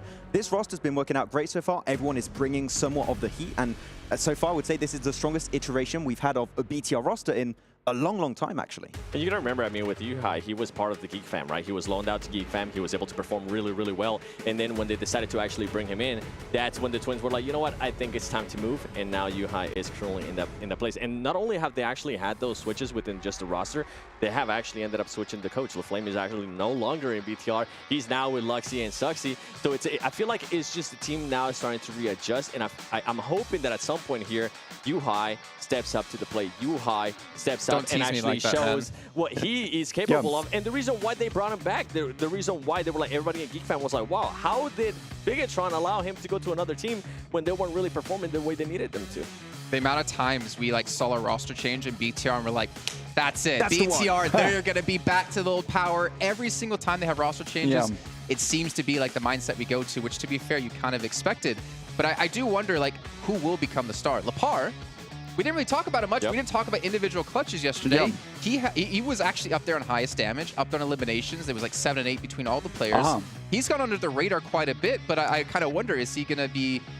Is that like his maybe like mode in the team, or is anyone going to step up to be like the new star of the team like the Twins used to be? Yeah, I think it's difficult because when you see Lapar as a player, you doesn't have that like big name behind it, right? You've got Yuhai as well as GemForce, been around the scene a long time. Lepara, on the other hand, we've not really heard too much out of it, and I think he's definitely gone under my radar. But after yesterday, definitely taking a better look at him, really, because he has put up some really good performances to keep them in the running of this tournament, which is not easy in All-Stars. There is some great teams here, but there has also been some really questionable plays, in my opinion. I think that when you look at it, I think most of that does come from the 18-team lobby, but I am finding a lot more often that I think a lot of these coaches and a lot of these analysts have the same idea. We're seeing very similar rotations from a lot of teams, all trying to sneak in behind a lot of these other squads through the blue. And we had massive traffic jams yesterday. So I think if you're an analyst, you were kind of scrambling after yesterday's games. You were looking, how can we switch up some of these rotations? How can we figure out to get to a different side of the map? I think Alpha7 did it really well, but their execution in the late game was very poor. But I will say that they definitely had some of the better early game rotations. If you looked back on yesterday, you know, from minute 1 to minute 15, you'd be like, Alpha7's a great team, guys. Let's just ignore the rest of those other 15 minutes because they really were making some of these standout rotations, and no one else was really doing that. I think people could definitely learn from Alpha7, despite them maybe not having that scoring to back it up. Well, that's why I put Revo as a player to watch, right? Like, we talk about you know, sparks within a team, who can really rise up the roster and get them going, and we saw Revo as being one of those players. We did, and I mean, not only Revo, I was impressed at what Korea was able to do, something that you and I have been keeping an eye on for the longest time, especially after Americas. We're like, this is not the Korea we expect to see. The Korea in Loops was like, he was like the stone. I don't know what you want to call him. Like, he was the star player in that roster, and he was like dragging him down. But he was the guy to like. He was the setup player to be when I first worked with Loops, or like first did PMPLNA, and I've not seen that version of him since Loops disbanded. Well, that team disbanded. I think he's got with a roster now with just so many star players that it's kind of hard to stand out a lot more, and you have these other players that kind of they wanted to improve a lot more compared to Cario, that already had that big name that's been mentioned a few times for some of the players like on BTR, and he kind of fell out of relevancy for the team, but he's getting back there, especially with today. All right, well, Blank, thank you so much for joining us here on the desk. Ladies and gentlemen, it is finally time to hop into our first match of the day. Kalaris and Hot Jukes, take us in. And so we begin. Let's get it going, everybody. It is Sandhawk, the PUBG Mobile World Invitational All-Star Group Stage. Day number 2 has begun. Players have hopped out the plane. Of course, we're seeing Gladiators go to the Camp Alpha side of the island. And my eyes are locked onto boot camp right now. It looks like we got a little hot drop situation. Surprise, surprise. Let's see how it goes down here. As for a lot of teams, for teams that drop on a boot camp here, when the hot drop goes down, generally you want to be close to Lobster or in Lobster when this fight occurs. This is obviously a very hot topic here. You get that loot fast, get those DBSs on the board, and go smoothing. Oh, it's going to be an all-out war right now. You can see Bigetron right there below them. And I'll tell you what, if this fight goes on for just a little too long, they're going to come and hit that third party real quick. I mean, Galacticos as well is in a great spot to potentially kind of assault that location. You're kind of scrap looting, so it's not exactly the easiest position too, but I mean, even a Pioneer team like Aton, for example, who is going to be hunting points today, is on it, but it's going to be D plus Kia taking the first losses here as Fabian's already down. Oh, and that's going to be a clean elimination for them. So FaZe is going to have the man advantage. Let's see how D plus Kia is going to handle this situation. They got to keep calm, collected, and they really need an initial knock things here to even it out. And from their position, it's going to be really hard to get. Definitely so. Definitely here. A few nades in hand mean that a hot drop situation like this gets a little bit precarious. Through the window. Not going to be able to hit two. Oh, never mind. Satan falls. And with 2 knocked, that's a full-on push, baby. It's coming in hot. You know it. But they're still taking it very carefully. Uh-oh. Now, we did see a return knock there with a nice angle to be from Osel. I'm going to say, I'm glad he has an S12K because in his hands previously was with VSS. And I'm going to be honest, that's not the greatest weapon in that situation. So the S12K will come in handy. Absolutely. And this that knocked really just helped them buy some more time. Here he's going again. He does have that S12K. Oh, the pre-fire. DBS. Absolutely disgusting. DBS coming in hot, and D plus Kia. Oh, it's pretty much done and dusted. What could Forrest do at this point? If you're Forrest, you somehow have to bail. Like, you're just going to get destroyed here. And he will go down. That's D plus Kia finished off to start things here in the game. Now, there is BTR slowly encroaching on this position, but they're not fully committing to it. There was 2 southwest of them. The other 2, though, they're at Trifecta, so they're safe. And we talked about this earlier, right? When you have those kind of fights, you got to do it quickly. Yes. And, all right. Oh, the circle. The circle has popped. Hopefully, we can kind of get a look at the map feed here in a second so you can see exactly where it's going. And just for you guys to guess, there's one team right now screaming in the air with joy. And what do you think that is?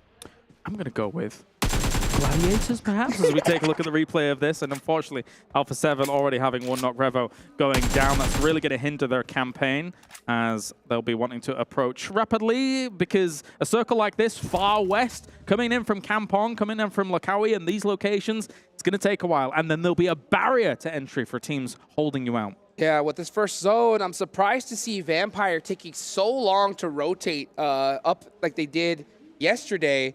And I know you guys can't see it, but Yangon Galacticos seem to have got a little bit of ahead of them and might just beat them to their spot. So that's going to be interesting to take a look at here. And we're starting to see teams already swim. They want to get to that island as fast as possible. I mean, Galacticos was blitzing north of Vampire. I mean, they had that quarry split. You can see them here. Now you can see Vampires moving towards the bridge quite quickly, and Galacticos has had to pitch up in some of the compounds.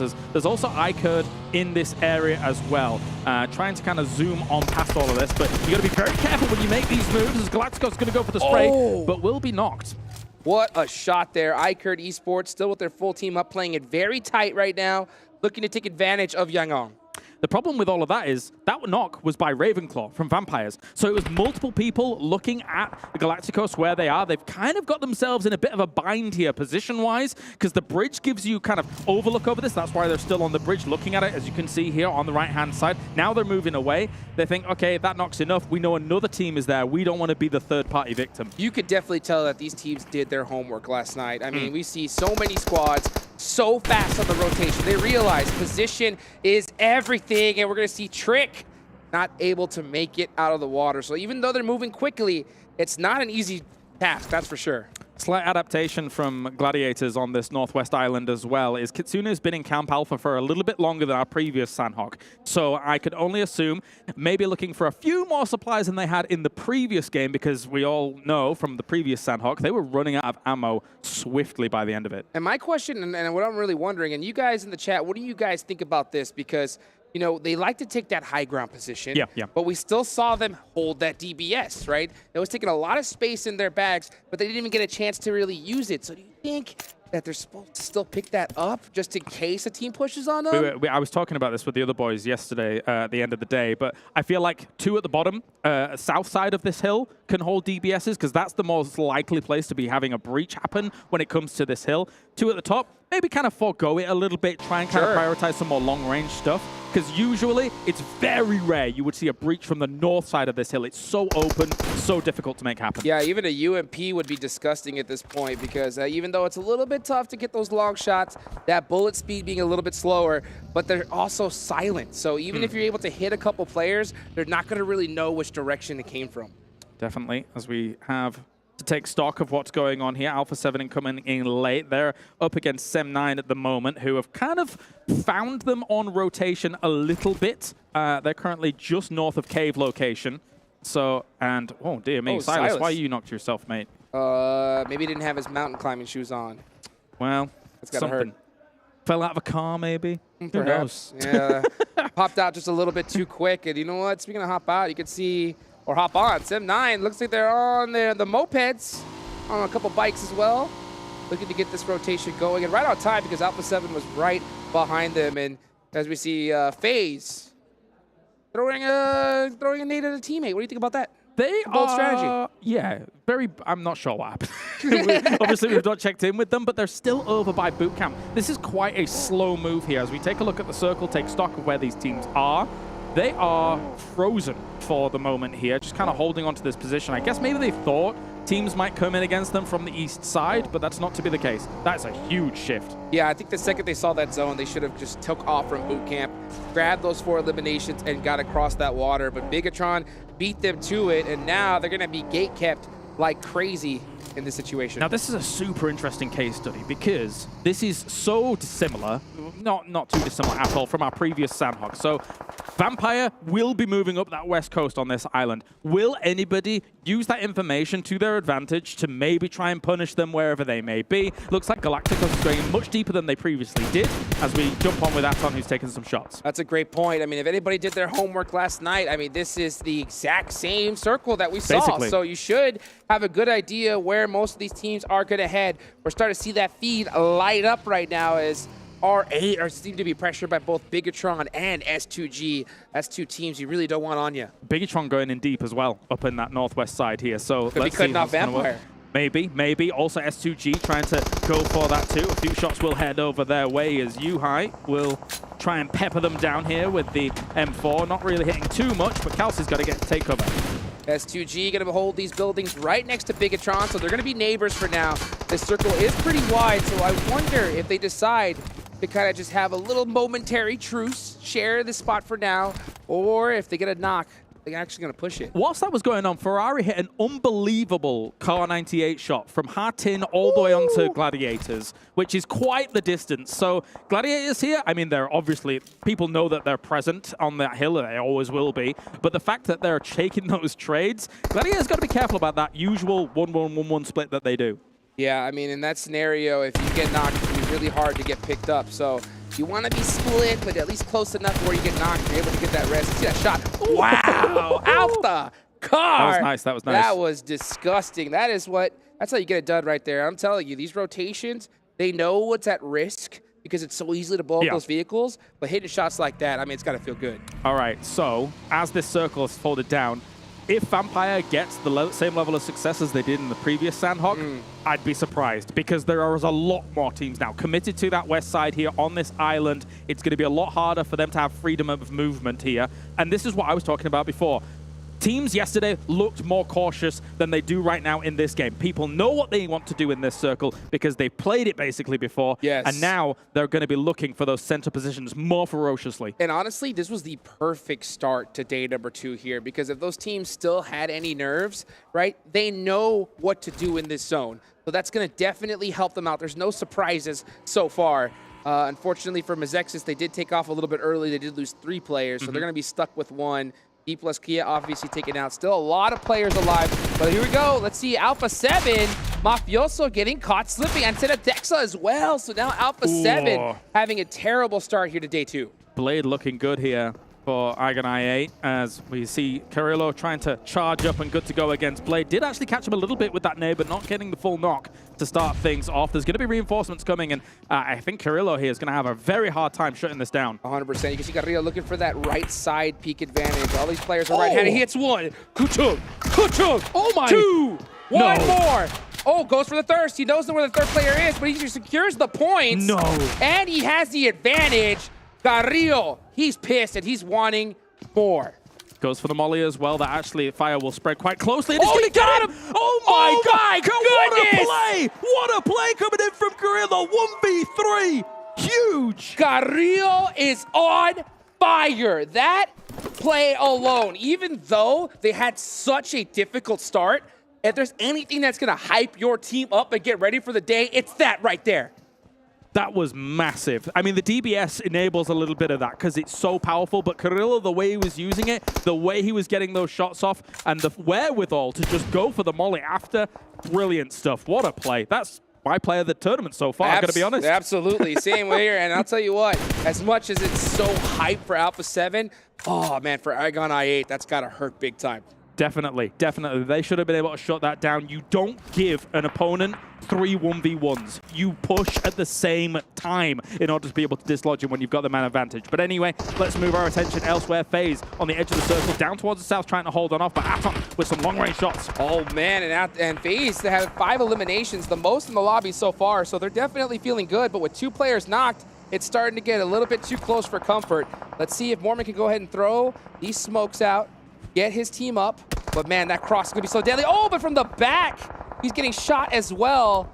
and he is going to go down, so it's only one player up left for FaZe. They're totally sandwiched in all of this here, Hot Jukes.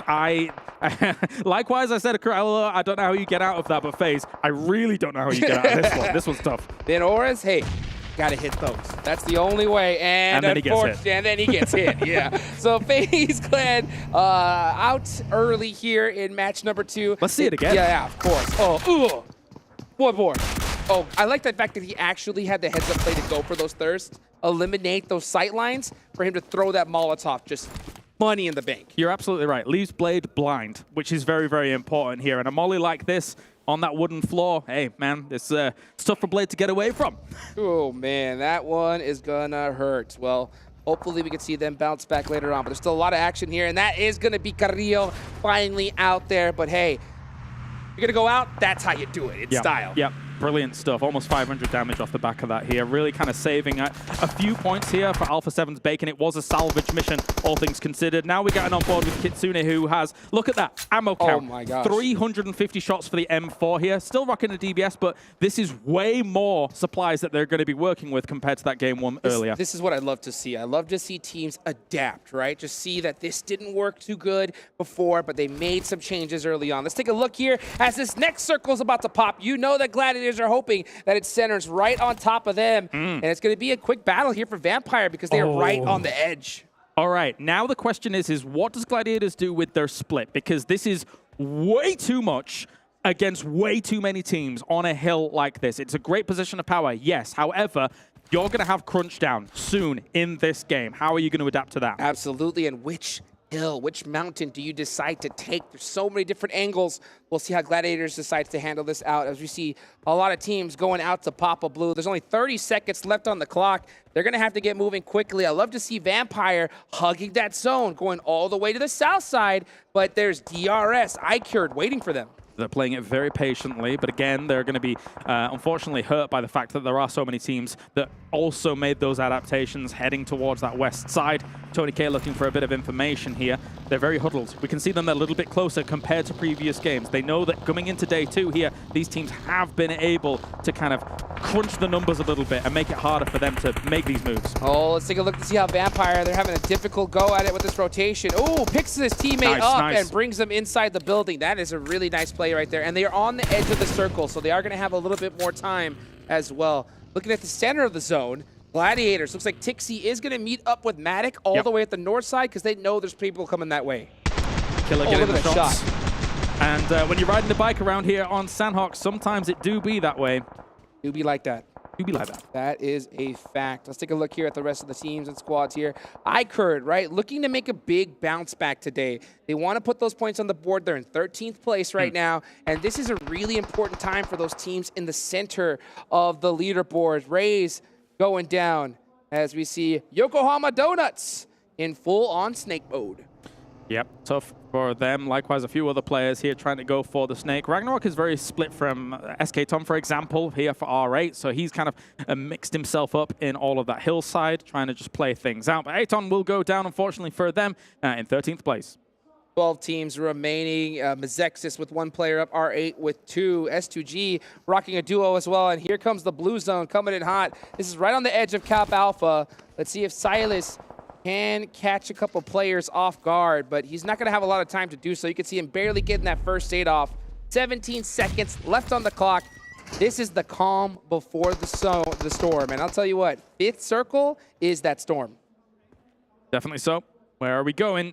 I'm going to go high ground. High ground. High ground. Come on, take it to the high ground, baby. That'll make it interesting.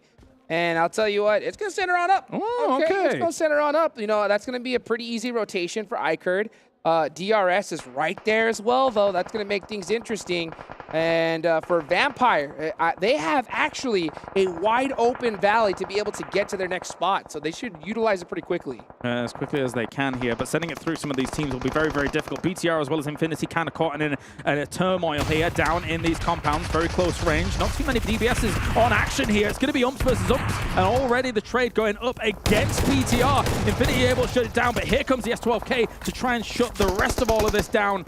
Trying to peek on around. You need to go for the pre-fire here. Tries to go for it as he's coming around the corner, but not able to get the convert just yet. Bensu getting it done at the last second, and that is going to be Bigetron Red Villains out in 11th place. Huge heads-up play there from Bensu.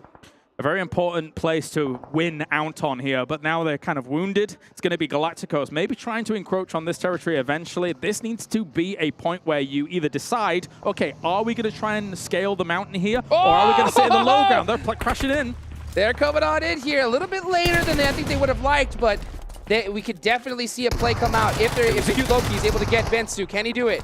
Oh, now here comes the nades. The utility coming on hot. He has to breach. He gets one. He gets two. No. Bensu on fire.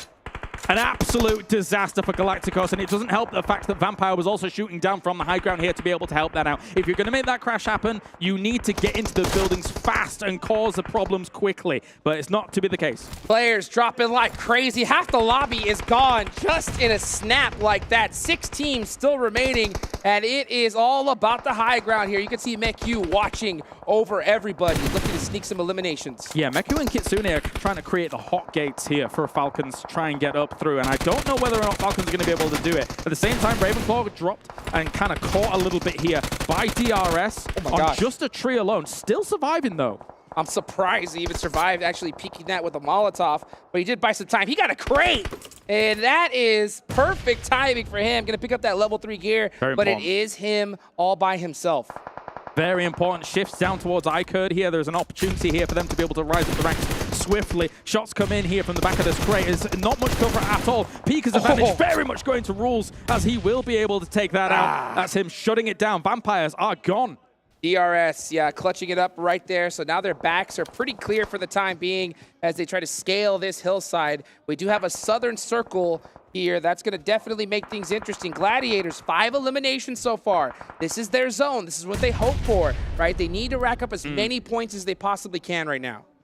DRS going to try and encroach on this territory. Throwing some mollies as well as throwables up there. Kind of haphazardly, though, almost. They have a lot of value in the late game. So to throw them up there, hoping it's going to kind of hit something without too much information, not the biggest fan of it. That's that game sense, baby. That's that game sense. You just got to have that little paranoia, just saying, hey, you know what? Maybe, but you're right. They are much more valuable in that late game. So we'll see, right? If it's towards that end, he's going to wishing he still held on to it. As we're going to see Delta throw a Molotov right on top of Ali. He's burning and barely able to make it out of there. And that's the information you need. When you have line of sight of something, you can be more sure about it connecting the way you want it to. It's on 1 HP. Can we please be cautious? Not a first aid in sight, and that is going to hurt. Perfectly cooked nade there from Delta. He's got that DBS ready. But he definitely knows that there is that off angle held by Ali. So he has that intel, doesn't want to make a mistake here and push out, you know. That shot right there. It's going to shut it down. Here comes the push on the ARAM. Can he hold it down? He can't. From his perspective, if he was hard holding the left angle and wasn't ready for the right angle, that's unfortunate there for iKURD. Considering they had such a good compound, DRS has been able to breach this strongly. Now, here's the problem. Gladiators is the dragon waiting in the wings. This is their territory. Will DRS be able to hold them off to secure the victory? Yeah, and they're pretty split up right now, so it's going to be pretty tough for Gladiators to do so. Not to mention they lost 1 player. I got to give a huge shout out to Infinity IQ, right? They do have 7 eliminations, and they still managed to survive and get some good placement points from here. So a really big heads-up play for them. Definitely. Nades go forwards here from Tixie. He's not working with a huge amount of util, just 1 smoke and 1 molly left. And again, now they're working at a man disadvantage. They did lose 1 earlier as Meku was going down. Rules OG on that off angle. That is going to be huge for his squad. You can see he's trying to get that intel, those sight lines. But, you know, looking over here, we see Tixie with that high ground. The next zone does pop, and it is dead center on a DRS. Also, unfortunately for Gladiators, the 1 snake remaining. He's on the low ground, but he is on their side of the circle. You can see him crawling at the bottom there, just at the very edge. But yes, you identified it perfectly, Hot Jukes. The off angle from Rules. Right now, Gladiators is anticipating only the compound being taken. Also, Killer's spot is like a landmine. It's like a trap set for them whilst they push up into this area. He might have seen his head just then. Uh-oh. Yes, he spotted him. I think he might have seen him. Yep. Killer YT all the way up front here. Tixi with his last grenade. Oh, the bounce! no! The bake is open, baby! And Killer YT going down here is going to make things that much more interesting. The fight has even. Tixi pushing it with the DBS. The jump down from Delta finally hits the shot right when it needs to happen. Very important here, however, he's given up a little bit of that high ground. Now Gladiators might try and strike here through the smoke to use the high ground. It's going to apply a little bit of time, but it's not going to be enough here. Kitsune also goes down. That's going to be DRS here, looking to sweep in, finish off Matic, and get themselves the victory. Gante, push it up. Matic, the man advantage is too strong, and Gladiators go out. Infinity IQ, second place, just like that. That's why you never give up, even as a solo here. Gonna charge up for the nade, but they knew where he was with the molly. I think another one, oh, it just went flying past him as they're gonna go on the hunt here, finish off IQ, and that is gonna be DRS. What a victory for them, coming into game number 1 of day 2. So huge. DRS Gaming clutching it up, and they did it in spectacular fashion. Double-digit elimination points for them. They did what Gladiators were wishing they could do here at the start of the day. 26 points. A brilliant game here on Sanhok here by them. And considering kind of their movement, moving from compound to compound, able to wrestle this away from iKURD as well, the way that they did it, brilliant stuff for them to get them on the board, considering they needed a few more points here and there, but man, they're going to be chasing for those top spots. Absolutely, and I don't mean to downplay Gladiators' performance at all. Top 3 finish is, of course, good, but with that particular zone where they drop, 20+ points is what they're praying for, and I hope it doesn't bite them later on, because you don't always get that circle. You don't always get that circle. And usually, oftentimes, people look at that hill and they think to themselves, we're going to be able to win this one. Yeah. But unfortunately, not quite the case here in this game. Again, when you lose one, I think it was, I can't remember who it was, Meku, I think it was. When you lose one early on a big split like that, you're not able to take those fights later on full force. Well, a beautiful game number 1. Obviously, so hyped for DRS, but let's go ahead and take it on over to the desk so they can break it down. You know what, gentlemen? I feel like we should be charging for our analysis, man. That bus ride yesterday, seeing a DRS, just get more eliminations.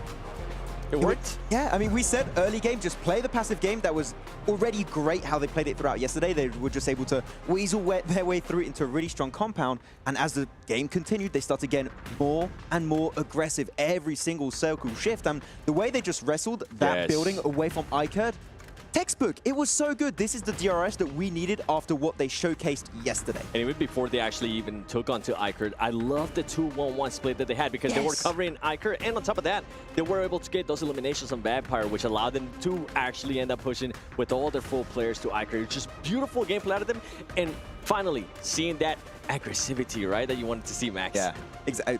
My word, exactly. You just literally took my word. I didn't know you know French, Seven. I know. It is an English word. Sure. It does exist. It's in the dictionary. Le croissant. I don't. Yeah, it should be too. Yeah. I thought for a second, it's not just a French word, but yeah. Inquitoon, that's 3. Not sure if that one is. No? He's trying to take a look at the match rankings so you get an idea of how many points all the teams did get, as DRS sweeping the lobby, doing a phenomenal job. And fun enough, and I'm not going to jump into it too much, kind of outshining another star play we had early on in that match. We can see here 26 points here for the team from the Paul. A fantastic job by them as we look down the rest of the list. Infinity IQ at 13, Gladiators at 12, iKURD at 5, Falcons at 5, 4 at Vampire, 2 for R8, 4 for Donuts Pharaoh, and 2 for AGONxI8. So there's a big discrepancy in points, which could help DRS push even further into the rankings. And I think we're in agreement here, Seven. We're looking at this game. A lot of the teams that we criticized as being slow on the first game yesterday on Sanhok, I think did some really clear VOD review and were able to catch up and speed up their process. One of them are even here. Even though they didn't get the placement points that they needed to, I do need to give some props to Bigetron Red Villains, because they ended up actually being a little bit faster, and they were willing to take on those engagements that previously they didn't want to take on. I mean, ultimately, right, they didn't end up getting the placement points, but it's good to see that they're now starting to readjust that as well. And yesterday, it hindered them in regards to what they were able to do. Today, they were at least able to get on some early on illness. Yeah, not just them, actually. AGONxI8, a team that we haven't talked about too much, I believe actually, throughout this tournament.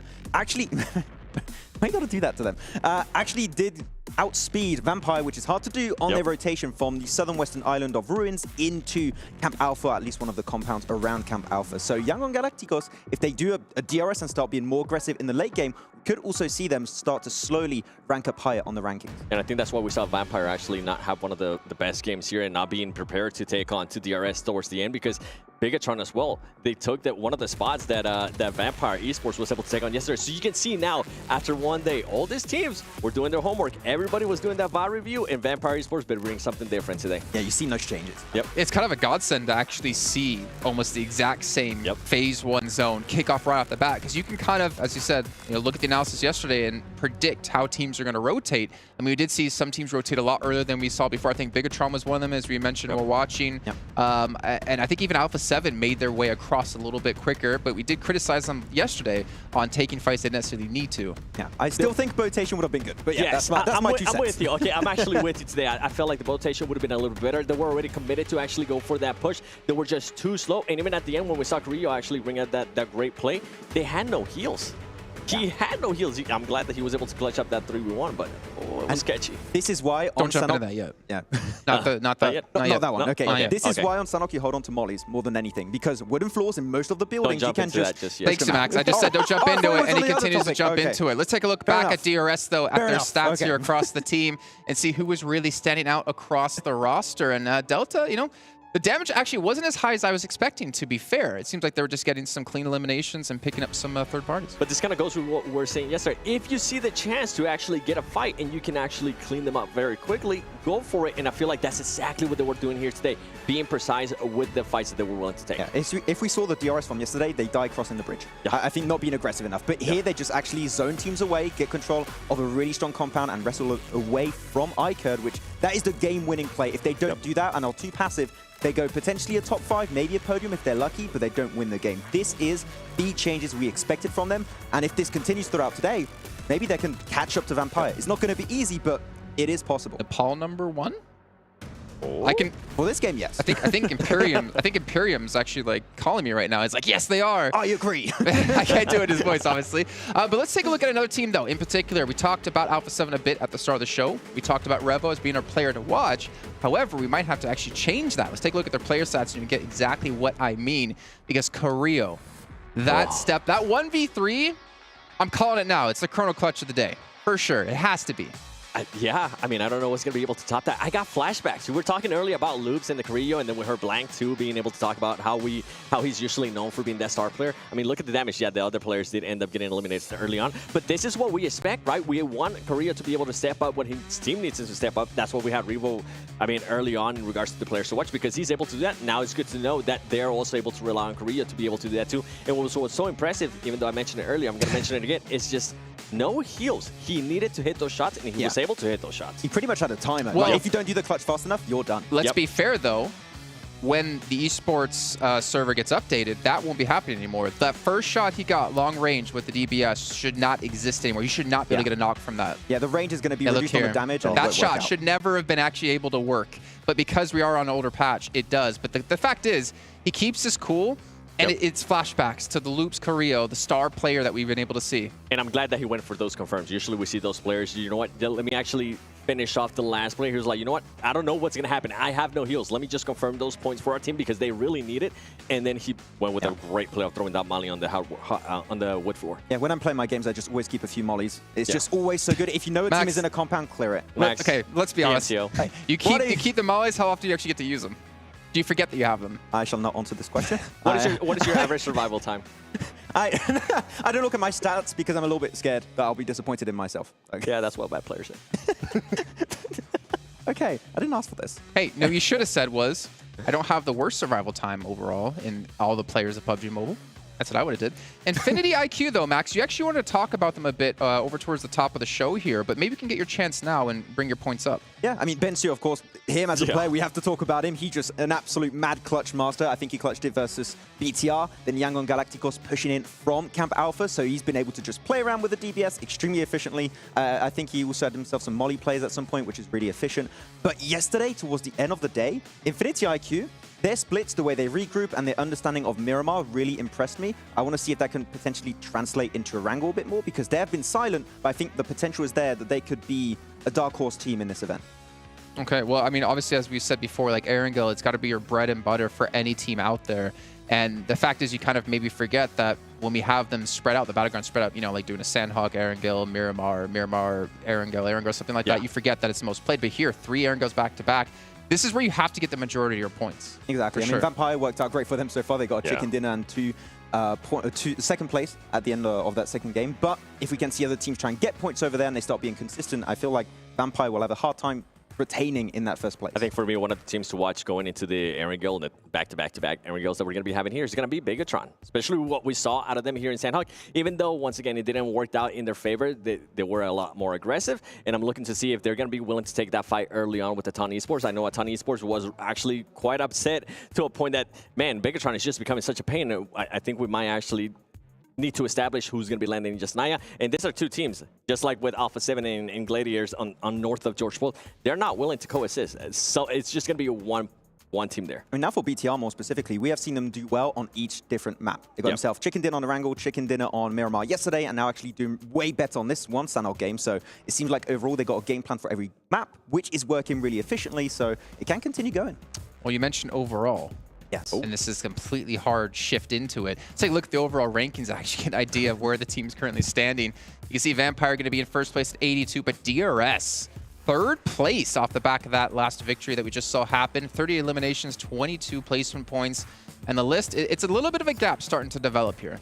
I mean, you're seeing DRS, you're looking at Gladiators, 1 win, and they can be catching up to Vampire, which after the lead they set up yesterday, I didn't think that would be possible so quickly, but it is getting there where Vampire not going to be as safe anymore, 7 in that first top. for Gladiators, I don't know, man. I'm just not happy with the way they play that Sandhawk. Even though they did end up getting a top 3. There was a 1-1-1-1 split that you were really unhappy with, I remember. It was. They should have been covering our Team Falcons. I think at one point we were talking about actually Kitsune. I remember who it was. Kitsune was by himself, and the other players, Matic, was still covering an area where there was absolutely nobody. He had the zone to his back. I'm not sure what was going on there. I wish they would have just fall back. I wish they would have been able to cover a lot more ground because they would have been able to stop DRS. They would have been able to stop iKURD, and they would have ended up with a lot more ilms than they ended up with. This team is just too slow recovering, regrouping for me. It feels like sometimes they get in their own head. They're thinking, oh, a team could still be out in the blue up north. We have to hold on to the split. Otherwise, if a team backstab us, we're pretty much dead. But that would have been the case maybe last year where the circles would do less damage on Sandhawk. But here, you can't really do those long rotations around the cliffside. You would be eliminated pretty much instantly. So I'd like to see, we mentioned it yesterday. It's still the case here. Regroup a bit quicker. They still had a really good game. We expect Gladiators to do well on Northern Western Island finishes, but it could have potentially been a win. Like, I want to be even more crucial or critical to them, to be honest, because it's like the same zone, 2 Sandhawks in a row without a win. Yeah, you watched. Okay. I don't have like for sure know that they watched the match yesterday, but you should know what you did wrong yesterday, and to not come out into this game and get, I think, a higher placing or a better. I mean, there's not much higher place you can get, but like a better result. I don't know, man. That leaves me with a bad taste in my mouth. It does, and I mean, that's kind of why I bring them up, because we see them do the exact same thing. Yeah, it is a top 3. Congratulations to them, but come on, like, you got to be able to adjust. You got to be able to regroup your players a little bit faster. You got to be able to take advantage. Yeah, you were able to get some millions. I feel like there could be more, and they're just living it out there. I feel like this is because they have a game plan they have set in mind for a long time now for Sandhawk, and they're not willing to move away from it, which, no, they got some points, so I can't argue. Okay, sure, it's not a chicken dinner. We'd like to see it, but for them, this is a game plan that works for them. They're very comfortable with it, and they're just going to keep going with it. I don't expect a change at this point, because if they would have made a change, I think it would have happened here, because it's literally almost the exact same circle. So I think they're just going to maintain this playstyle, split early, and hopefully try and maintain as many players alive at the late game. I mean, go ahead. I was going to say, luckily for them, Sandhawk, we're only playing it 1 time, right? Every single day. It's not like Erangel that we play it 3 times or Miramar that we play it twice. But I want to see how that's going to be affecting them when we actually go to Erangel and they don't get favored by the zone. They do great rotations, but just like Blank was saying, I want to know what happens when they actually have a full roster towards the end. I mean, I look at it as any other team. If you see Northwestern Island, you know you could just hard crash on someone potentially, because you know they're gonna be out of position, right? You know they split so much and stay split for so long that, you know what, that high ground that Gladiators have could become your high ground. I mean, Falcons almost did that at some point. They got really close to Kitsune, and I feel like Kitsune was not able to regroup, and DRS kind of helped out that whole situation from unfolding itself, because if they don't crash it, I don't feel Kitsune is ever able to make that regroup. So regrouping before the team start to push up on you is good, but teams might see that throughout tomorrow, maybe also in the main tournament if they do end up qualifying, that is a very clear weakness. We can try and abuse it to get control of the high ground, and if you're in the high ground and you're playing together, chances are you're going to get that win. Yep. And I feel bad we're so critical of Gladiators, but we know what they can do. We know how good of a team they can be. But you know who also can be good? Our commentators. Hot Jukes and Claris take us into our second match of the day. Oh, you're darn right, we're good. That's right, let's get it going here. Match number 2 about to get started, and here we go. On to Arigel. Nice little southern playing path heading up north. It's going to be a pretty good one here for these teams. Good for a lot of teams to be able to reach where they want. Maybe sometimes North George and George is going to be a bit of a stretch. They'll have to take the cars up there as things do go on. But because of that, and the way in which S2G splits across Ruins, Sunken, Rozhok, and things like that, they might be a little bit more cautious about how they go through that drop, whilst teams might be scrambling for cars around them. So I might be looking for that for the moment, but we'll see how things go down. Yeah, that's always the most annoying thing too, especially with 18 teams. Those 2 extra squads could definitely make it more hectic. With a circle like this, if you want to go there, you find that vehicle, and if you land on another team, it is tough. I wonder to see what Alpha7 is going to do, because they normally like to land that North George spot, and this is going to be a stretch for them, but they do have that secondary location of Lipovka. So and it looks like that might just be where they're headed. Down at the bottom, we're seeing it looks like Maxexis is actually a little bit closer to some threats that they may not have perceived before. I mean, they will see the drops going down. Straight away, we'll take a car and drive away. So very important to not lose someone early. Let's see where the Sir Sone's going to go. Okay. This southern circle. What do you feel about this one, Yao? I'm going to predict northeast of Quarry will be our finish. I mean, quite far northeast. Between kind of Gatka Quarry, but I mean, it could have gone anywhere. So it's a stab in the dark. Okay. All right. You know what? I'll go with Chopsticks. Right? Yeah, I'll go with Chopsticks. That'd be a cool finish to see here. Let's see what Vampire's up to. They like to go to that Primorsk area, but it looks like they got a boat. Yeah, they got on a boat. And yeah, it looks like they landed Ferry Pier, got on a boat, and are headed straight to Primorsk. Interesting. Yeah, you don't want to be lingering around Ferry Pier too long with that split of Gladiators, so get that vehicle and get out of dodge, as Primorsk is actually a great launching point to be able to play this circle from. You've got checkpoints, so we're going to see Vampire loot out Primorsk, probably head up towards Quarry, and from there, use a little bit of that high ground to scout things out along with the hill to the east side of it. It provides you a decent overlook across some of the circle. One thing I love about Vampire is they never blind rotate. They're always just checking up to the closest hill, send a couple players, scout it out, and then just move little by little. But they have the entire field open for them here, so they can pretty much pick any secure place they want to be in this zone. As you can see them on the run as they storm the beaches of Primorsk.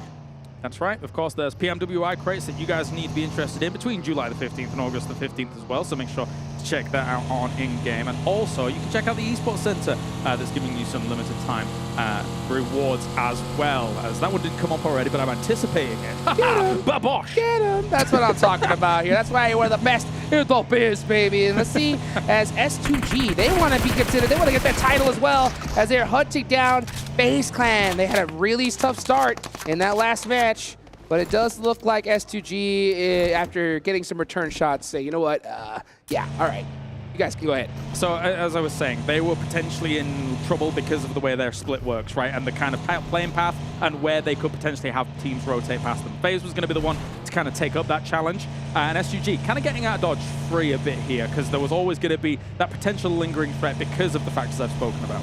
Yes, let's see what S2G decides to do. They're going to go ahead and take the bridge. Looks like they might start heading towards crates here. So straying away from... Oh, actually, I think they're going to go for a vehicle. Yeah. He's still in. Yeah, I think they're going to try to get another car. Maybe they're seeing that it's there, or turning around and chasing FaZe Clan. So, all right, S2G mixing it up. I'm scared. I don't know if coming back is the right play. Oh, my goodness! No! The trap has been set!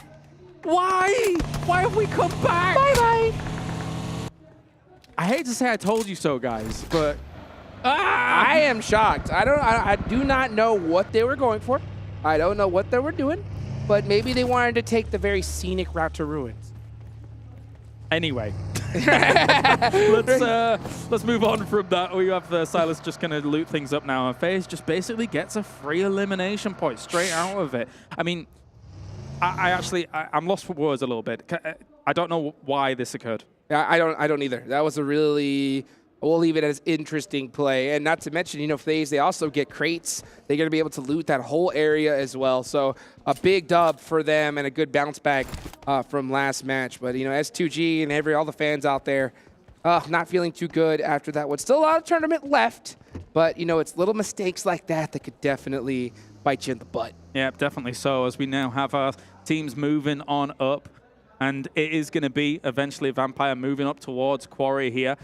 I still can't believe, but anyway, Donut's going to be trying to go for the rotate here, all the way past what we're seeing from Gladiators, who have got a pretty decent lockdown on the position that they're at right now. They're not the kind of team that would bridge camp, even though they know that there are some teams across in military eventually wanting to come over. So, I mean, let's see what they do. Yeah, Kitsune needs to dip, and he realizes that. I mean, he's all by himself up there. Yeah, he was able to scare off a player away from that location, but if they realize that it's just one, he knows that they're coming for him. So I think he's going to go run down, try to get that vehicle, and head on over to his team. All right, yep, we have Aton now moving on north of Gatka here. They've got a lot of room to work with. And when you're a team that's here early that has a lot of room to work with, because of the playing path, because of where it was, because teams had a hard time getting over to the west side, they should be quietly confident in the fact that they can pick up anywhere they want to go right now on this west side. But it then kind of becomes an edge location, so you've got to be considerate of how you're going to rotate back towards the east. Yeah, you know what? I think this is really a big moment for Aton Esports. They're all the way down in 15th place right now. They need a bounce-back game, a massive one, to put them in the running for this. So this is a zone that they pretty much have the lay of the land of. So I'm really interested to see how they finish here. Definitely so. Mazexis looking over towards what is usually quite an important compound on a entry or exit location here for military, but they're playing things out slow. I'm surprised to a degree that we've stalemated here, because it's very unlikely we have that second shift heading down towards military for the moment. And a smoke definitely gives away. Yeah. Okay, so he was caught in this position, and now they're looking to kind of get a rescue going. I think Hax is going to try to drive up into that smoke, but that is going to still be a little dangerous. We'll see if he does make it out away from here. Mafioso on the hunt for his next location for his team.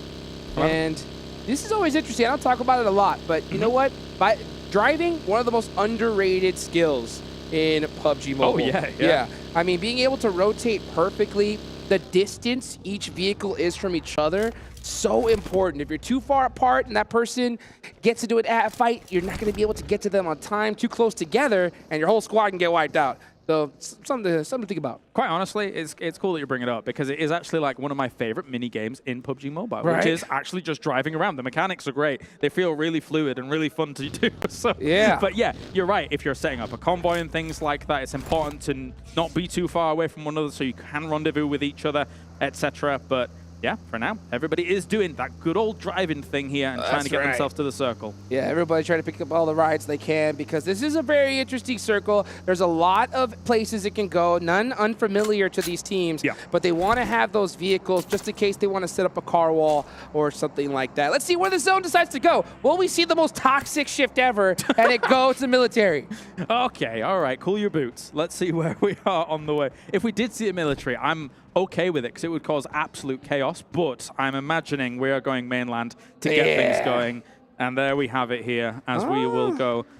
You know, R8's going to be very happy. I think we kind of called it a little earlier. They're going to be going up in that north side. We'll see where it decides to go to. Vampire, to exactly as you mentioned, they're right there at Quarry, keeping an eye on the land. But, you know, AGONxI8, Mazexis, all the way down in military, having to make their way up, and Mazexis are paying for it big time. 2 players knocked. It's not looking good. No, definitely not. Again, when it comes to these kind of transitions that you have to make, brilliant little sprays coming in through the fields here to try and make it work. And yeah, Mazexis just cannot catch a break. They're unfortunately going to be going down pretty soon if they're not careful. Yeah, this is another level of tournament right here. And you can see them on the hunt. Bigetron Red Villains on the move. They had a great end to yesterday. Let's see, where do they decide to go? Because there are so many teams in this area. Exactly. That's the big point. A bit of an adaptation from yesterday. Obviously, Erangel is very important when it comes to this tournament. It's 50% of the games. So we're seeing huge swaths of teams moving into the center far quicker than we were seeing yesterday here, as those changes have to be made here quickly. Now we're going to see everybody really kind of trying to take that center spot between that Quarry and Gatka, kind of equidistant from one another, and it's going to get spicy. 100%. You can see 7-9 taking this little spot right here. It's a good one.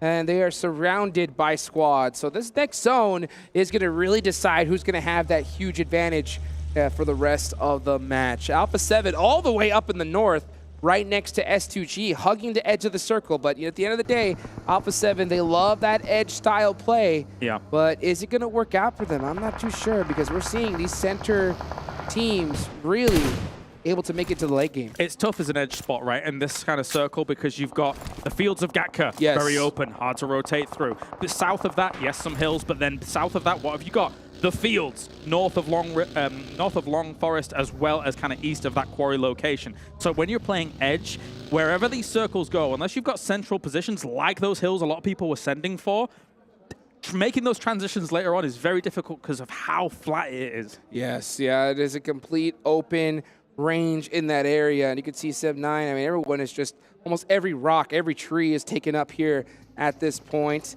We could just see Infinity IQ deciding to take up this shack right here in the middle of the zone. That's going to be interesting to see. And looking at Gladiators. Gladiators, obviously coming off that Sandhawk match, they got the zone that they were dreaming of. Third place finish, but you could tell Tixie's hungry for more as he takes a shot on the Rules. Rules was down to 1 HP. Where are we going? As the big question here for all of these teams. There's some teams still in the blue, still scrambling for an opportunity to try and get themselves in. There's not too many barrier teams because, again, I think the edge play on this circle is scary. Oh my. Okay.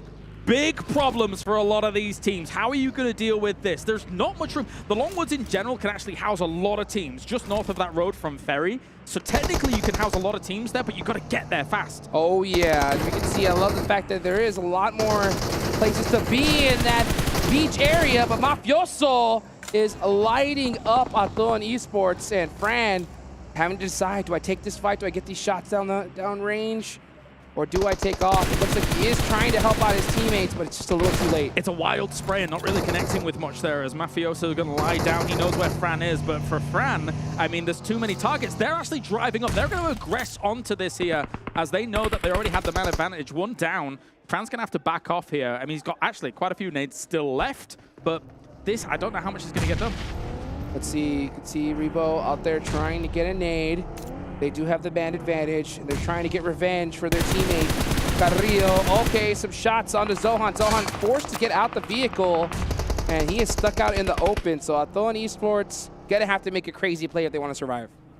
All right, well, big sprays still coming in, but not really been able to connect with much. Both teams here. Some smokes to kind of cloud the vision of any further onlookers. And yeah, this is, it's a slow fight, but, you know, nothing really happens. Run over. Okay, yeah. Yeah, Senetex running over Fran, and now Zohan is on the run. You got to get out and play for placement. You can't take this fight. Try to get some points, but that's the thing about this point system, right? It's so heavily in favor of eliminations. If you try to get any points at all, it's only going to be a couple. Yep, yeah. Got to salvage, got to salvage. Pick it up with the pan, nice. We've got ourselves Revo good to go here with the Pumpy as well, of all things. So maybe the potential for breaches down the line, as Infinity has a good farm compound here, technically, with the transitions that they were able to make, but it's very edge. So eventually they're going to have to dip from that as we take a look at the replay. And nice nades by Tixie. Yeah, you're going to have to dip from this farm compound and get into those woods eventually. Yeah, let's see where these teams opt to end with this zone and where it's going to go, because, I mean, this hard shift south definitely made things interesting. One team in particular we haven't talked about so far, Team Falcons. They're in 6th place right now. They're all the way to the east side of this match, so they're going to have to push through quite a few teams if they want to center up.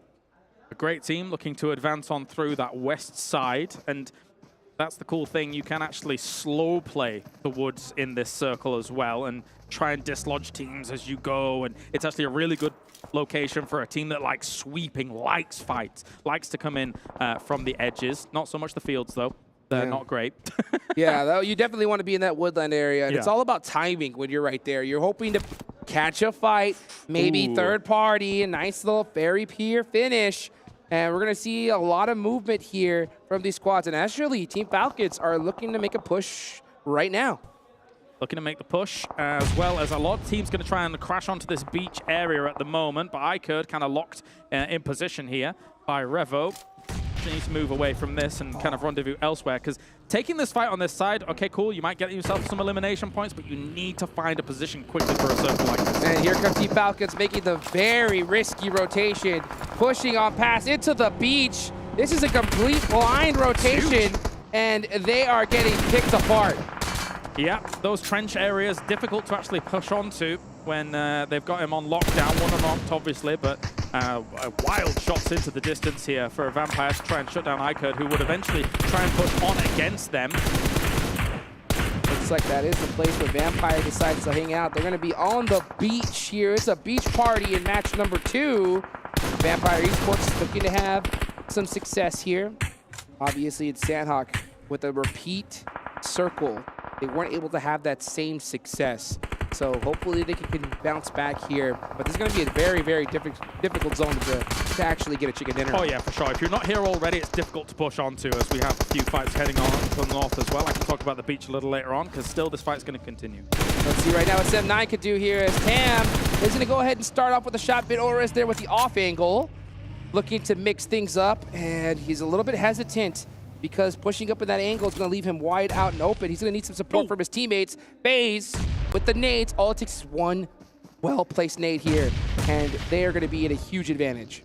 They're just soaring over at the moment. They hear the driving across as well, and unfortunately doesn't get quite the hint of where that boogie's going, only the visual cue of it. So throws the molly over towards it just in case somebody was being picked up, but not to be the case. Going to be moving away here. Meanwhile, in the middle of the beach, which, by the way, is slightly deceptive. It's a beach, yes, but it's not as flat as it used to be. There's trenches, there's down vehicles there. There's a lot of little dips that you can play in this beach, and it can house a lot of teams. Oh, man, ever since this 2.0 update came out, it has made a party of things. And FaZe tried to get away from that fight, only to run into Bigetron Red Villains. And now it's just down to 2 players with a very blind rotation, trying to head towards the beach, but they have to know that almost everything is taken up already. Yeah, it's really difficult. You just have to pitch up again in the woods here and try and play from there, and hope the circle's going to come your way. But Moment is actually kind of locked down here by multiple angles. It's not only Gladiators looking at him, it's also S2G that are looking at him from the beach. It's very open lines of sight. Yep, and that is the name of the game here. Let's see what Sem9 could do as they're pushing through the edge of the circle. They're going to have to get past DRS. Killer does have that off angle, but he's in the vehicle. Does he decide to hop out? He does. And Delta, making some shots onto the bug. He gets one. And Tam is going to try to find a way in to the rest of his team. Yep, Sem9 here, kind of dragging the wheels a little bit. It's kind of slow going here for them. They're going to try and maybe send Tam forwards, realizing it's difficult for them to all stay in that location and kind of weather the storm. They might be looking for an off angle here to try and deal with what's going on. Tam does secure a position into this next circle, as it does center up. So it is going to be right on that beach woods area. AGONxI8 are holding it down right now. Wow, jumped out, gets popped in the meantime. And this angle here from Naoto, putting in some work on AGONxI8. And with one knocked here and the position they have, I wouldn't be surprised if we see a push. Here are a lot of buildings, a lot of rocks to try and take cover against. So the pre-fires throughout, well, I should say pre-fires, just trying to spray through the smoke, hoping that he's going to be able to clip something. Not hugely successful, but still putting pressure on against his opponents as well. You know, you can crawl in front of him if you want. Fine. Here comes the nades. Naoto trying to pop one off. Throwing a pretty blind one right there. Not going to be able to get the connection. Blade's going to hold it as well. He knows where those smokes are. Yeah, and then finally, Missile throwing one right towards AGONxI8. Does connect. And it is really just up to Blade here on this off angle to try to make something happen for his team. It feels like it's up to Blade a lot for this team when you're kind of seeing out these moments, but I mean, this is very difficult to deal with. He actually catches Naoto, though, during all of that. The rest of Donuts here for the moment is going to move back, trying to find maybe an angle, but he's using this corner really effectively whilst healing to try and negate the angles that his opponents are looking for. iKURD forced with that crazy rotation. They get beat up in the process, but they do survive for now as the Ali, the last straggler, trying to make it towards his team, but all his tires got shot out. Yeah. Nowhere to go. Some parts of it are still flat, let's be real. So that's why that's going to be so easy here for them to be able to take those brilliant shots coming in as Vampire trying to solidify themselves on this side. But they do have one down, just get him up, good to go. And they should be okay for the moment, but they want to look at dealing with Infinity IQ and Galacticos in the middle. 100%, not to mention you got Gladiators right there on the edge of this circle, just waiting to get into the thick of it. Bigetron now deciding we got to make this push. Here they go, starting to apply that pressure. They use those smokes to be able to push up an R8 for free. And now here comes all the utility, but one nade could spell disaster for Bigetron. They have to be careful here. Yeah, I'm glad that they found out around the building because they were giving R8 just one single angle to focus on there for. So this is really important to kind of keep your opponents guessing. Ragnarok, looks like he had that VSS holding that one down. Oh, he spots one player. There goes the second knock. Full send here for Bigetron as they climb up. And shots going back and forth. R8 about to get picked apart. Only one player left. Can D7 do it? Can they? Versus DBS's. I've seen this go usually towards the DBS's way, as he is going to look for an opportunity to come around this corner, just give it the big blast. Oh! D plus Kia is driving on the it. molly! He got caught by the molly during all the distraction, causes him absolute devastation. It's up to Yuhai. Yuhai has to make some serious plays here. He does get up. I don't think he has time to go for this res, but he's going for it anyway, and now here comes Forrest. D plus Kia. There's no way they get this off, right? There's no way they get the res off. Here he goes. Comes up. Yuhai finds one. He misses every shot! That has gotta hurt as D plus Kia pick up the points. D7 finally comes down. Misses some as well. Oh, these players want these shots back so bad. Looking for that fight here and will be able to take out R8 as well. D plus Kia is patient about their movement. They're playing this edge-heavy style really well and rocking up on fights that are just completely in the midpoint of the fight and just cleaning things up after. 6 eliminations, 1 player down for them, but they do have the north side of the zone. But there's still so much action happening. That's going to be DRS Gaming eliminated. 9 teams still remaining here. The zone shifting up north into this forest area. Yeah. So many trees, but not a lot of cover at all. Teams are going to have to fight their way to victory here. The person in the middle of the circle at the moment is HamCG. If S2G is able to make a meal of this game after losing the first person of the game as well, that would be absolutely fantastic. They've got one knocked on that right-hand side, though. They need to get him up. But all these teams on the beach now are having to make the scramble against these bunkered areas, and it's difficult to make that transition. AGONxI8 still all the way at the southern side of this circle. They're going to have to go against Infinity IQ if they want to go for this chicken dinner. Here comes the utility. They got to throw it all right now. Time is of the essence. There's still 2 minutes on the clock here. And here comes the push. Huiga looking to hold on this angle. Gets caught in the process, and AGONxI8 are taking advantage of it. It was a decently timed push, but that off angle's hurting them a lot. Vampires is blasting them here from that west side. At the same time, though, Vampire has to be cautious. Gladiators is just north of them, so they need to use this ridgeline to the full extent, but they are going up against a so fortified area of Gladiators. The smokes are all important to close the gap. Yes, Vampire Esports throwing those offensive smokes, eliminating those slight lines from Gladiators. That's going to force them to push back a little bit as Vampire is heavying the storm. And you can see right now, Gladiators, they have a good idea that this is Vampire Esports, considering the elimination feed popping off and the shots going off right next to them. The direction that this team's coming in from as well, but you can see Kitsune sees S2G in the middle of the circle. They know dislodging them is kind of important here, but at the same time, you've got to respect this threat that Vampire poses right on your doorstep. That is the exact thing that they have to do. You can't get focused on splitting different teams. You have to be on one team at a time, and Vampire is the greatest threat to Gladiators right now. 58 seconds left of the clock. Next zone about to pop on here. AGONxI8 are barely outside of it here, and they do have one good UAS, but at the second they get in it, they're getting popped out of it. Falcons crawling, only one left alive here to try and get them some points on the board. Sem9 has been completely caught by D plus Kia. Some good off angles here for them as well. Really negating the very limited cover they have of a tree alone. Forrest with 7 eliminations for D plus Kia. This guy is popping off for his team, and that is going to definitely get them going here. Let's see what else is going to do. Yeah, it's only one player left. Sem9, he has a DBS, but oh my gosh. He got a couple players hurt. Forrest forced to throw off that smoke here. Oh, gets caught in the process.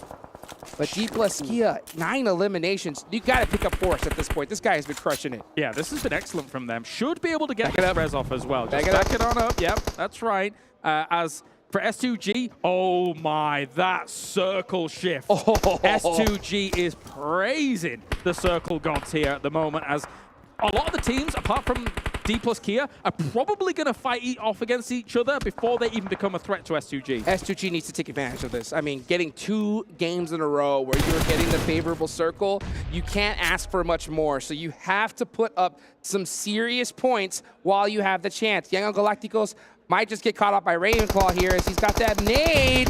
Oh, it busts off, but he gets knocked in the process by Romeo Boy.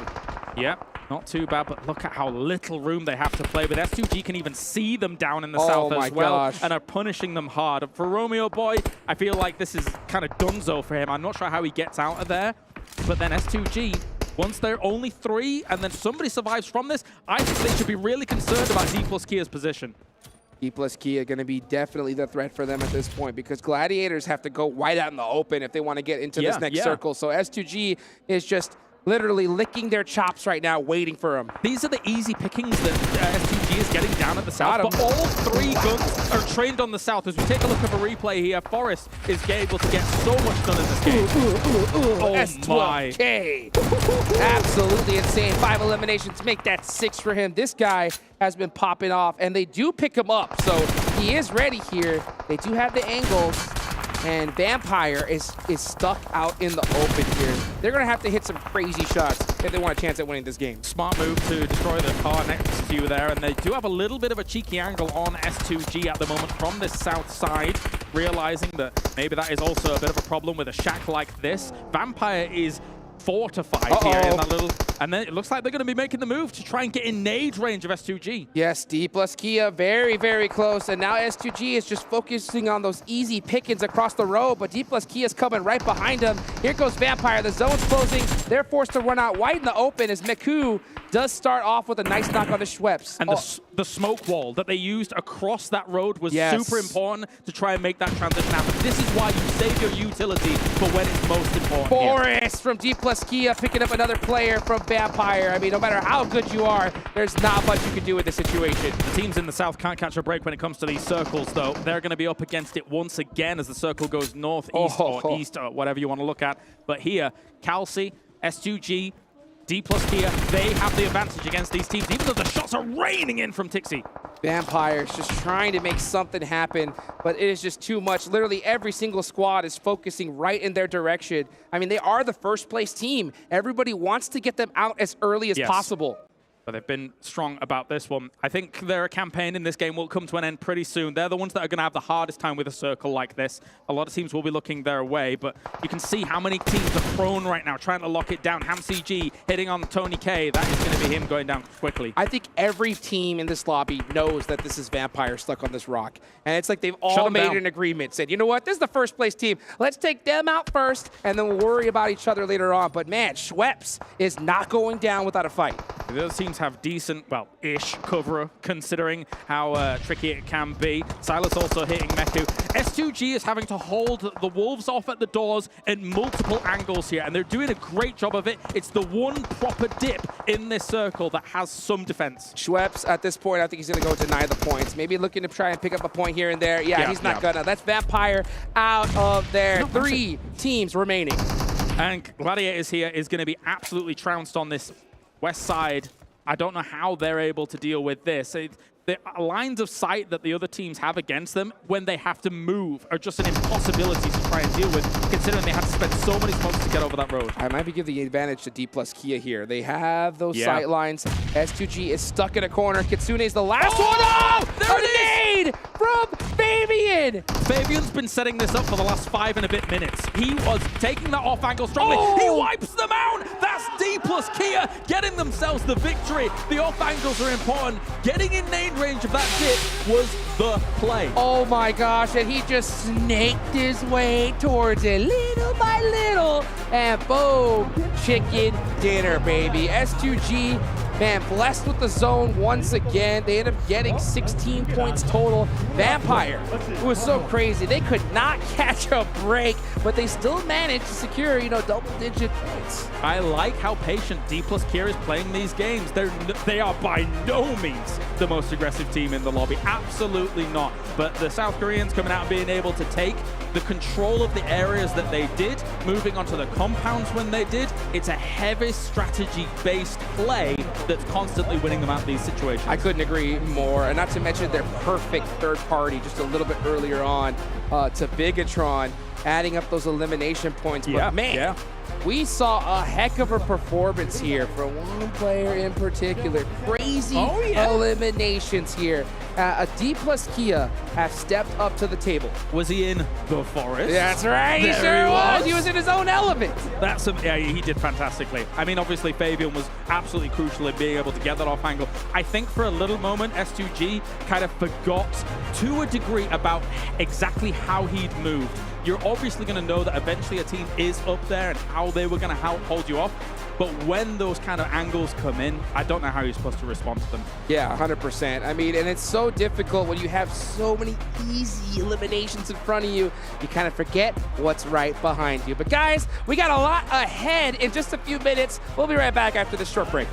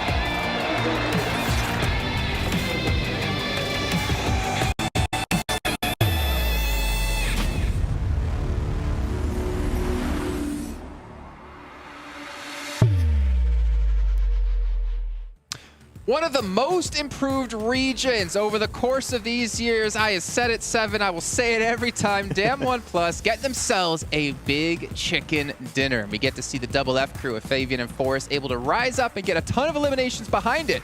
Welcome back here to the desk, everyone. I'm Jason Kaplan, joined by Maxman and 7 Worlds Gaming to break down that last game. And honestly, there were so many phenomenal decisions made by D+, especially third parties, that really set them up for success. So much to break down here, really. Fabian and Forrest were looking spectacular throughout the rest of this game. The moment they cleared Alpha7, I started thinking, what is going to be the next move for D+? And then there was so many situations that came up. Vampire pushing onto Gladiators. There was the fight between BTR and R8 in the Northern Edge. They saw that fight, instantly sent it, and the moment they clear that fight with Forrest on the SK12, there's very little competition north, and they can just start spreading and start controlling pretty much the rest of the lobby at that point. The timing where they actually decided to send it, and the mollies that they started throwing too, I thought it was perfect. All right, let's take a look at the match rankings so you get an idea of the points that the teams did get for themselves. D+, much needed points as well to push them into top 5, to push it back into getting into the main event. 23 points for them. See 16 for S2G, see 9 for Gladiators. Vampire Esports at 10. By the way, for Gladiators, this is what? Their 6th time out of 8 matches they've been able to get top 4.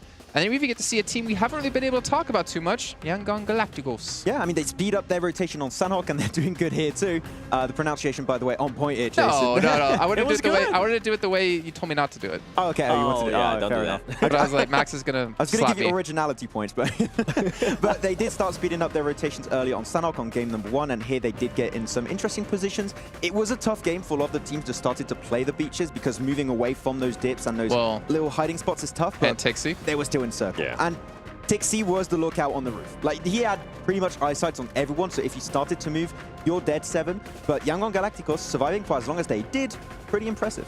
It is, and you know what? I actually want to touch base with Alpha7. I feel like they keep getting unlucky with the circles, and they haven't been able to readjust, and it comes down to just their rotations.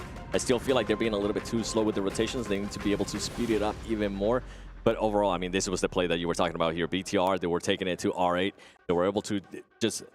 Right here is when they started pushing, and I'm talking about D+ here, and it was at the perfect time possible. If you push too early, BTR are going to be collapsing back onto you. You're going to potentially lose that fight because you're pushing into cars. If you come in too late, maybe the team has time to heal up, and you're also going to get eliminated. As you said, Seven, the timing was absolutely perfect. A few seconds off, it doesn't work out. And I feel like something that ended up helping out D+ here as well was that RA player, Ida, only had 21 bullets in his UMP.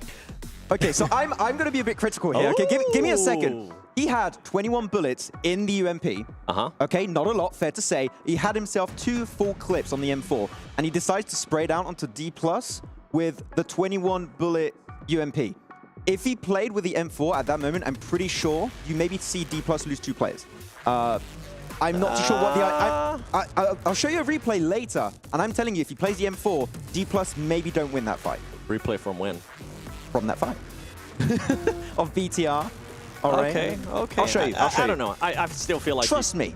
Hey, whatever you two do back in your hotel room is completely on you guys, okay? I don't need to hear about it. Let's take a look at D+'s player stats, though, here in this last match, because we got to talk about Fabian and Forrest yet again here. Forrest, 1,000 damage. Kalaris, I'm going to need a soundboard from you. I'm sure that came through our microphones because I'm pretty sure I heard it. A massive play out of him. And I mean, you see him get 8 eliminations. Obviously, a lot of them coming in when they did go for the third party. But Fabian, the nades to close out the game. Fantastic job. Yeah, I think Kalaris mentioned it during that game. He was trying to set himself up for that. And the moment he got close enough and he knew that STG would take 5 and some odd minutes. Yeah, exactly. To be accurate, the moment you get close enough and he knew that the entirety of STG were just so close to one another, 1 nade was going to be enough. He got 2 knocks on the nade. The execution is strong. The funny thing is that like we were talking about, oh, S2G position so good because they're in that little dip, right? They have protection from their backside. But what helped them get that far also was their downfall because it allowed Fabian to actually push up and get the nade in. Exactly. I mean, there were so many teams that could have potentially won that one at the end, but it's just down to the utility. We keep saying it many times. If you still have that utility in the late game, it can turn the tides. And in this situation, it did exactly that. To give S2G some credit, though, they did end up going for that risky play, and it ended up working out for them because they were able to survive so many teams shooting at them, and they were able to also use their vehicle to discover, which was great. Yeah, I mean, not many teams really know the kind of like terrain, the small little dips, and the fact that they knew that dip was there. They got there as early as they did. A few second delay maybe on that move, maybe doesn't quite work out. So yeah, S2G, good push, but nade's pretty strong. Yeah.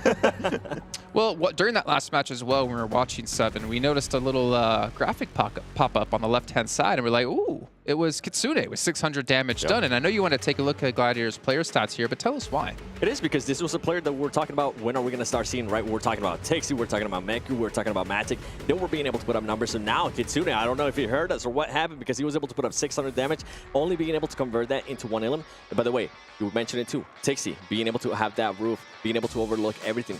I feel like that ended up working out for them. Although, you know what? I do have to play devil's advocate here because this team had the circle for a very, very long time. I feel like they did end up playing that right, but I just want to start seeing more out of them. I want to start seeing a little bit faster rotations, like when they had to push out. Even though they did have, even though they did have SGG looking at them, even though they did have to worry about Vampire Esports. I don't know. I still feel like they're leaving some to be desired. They're not quite there yet with the potential that they're capable of. I actually believe it was fast enough this game. I feel like the timing was pretty good. I feel like they went for the right positions at the right time.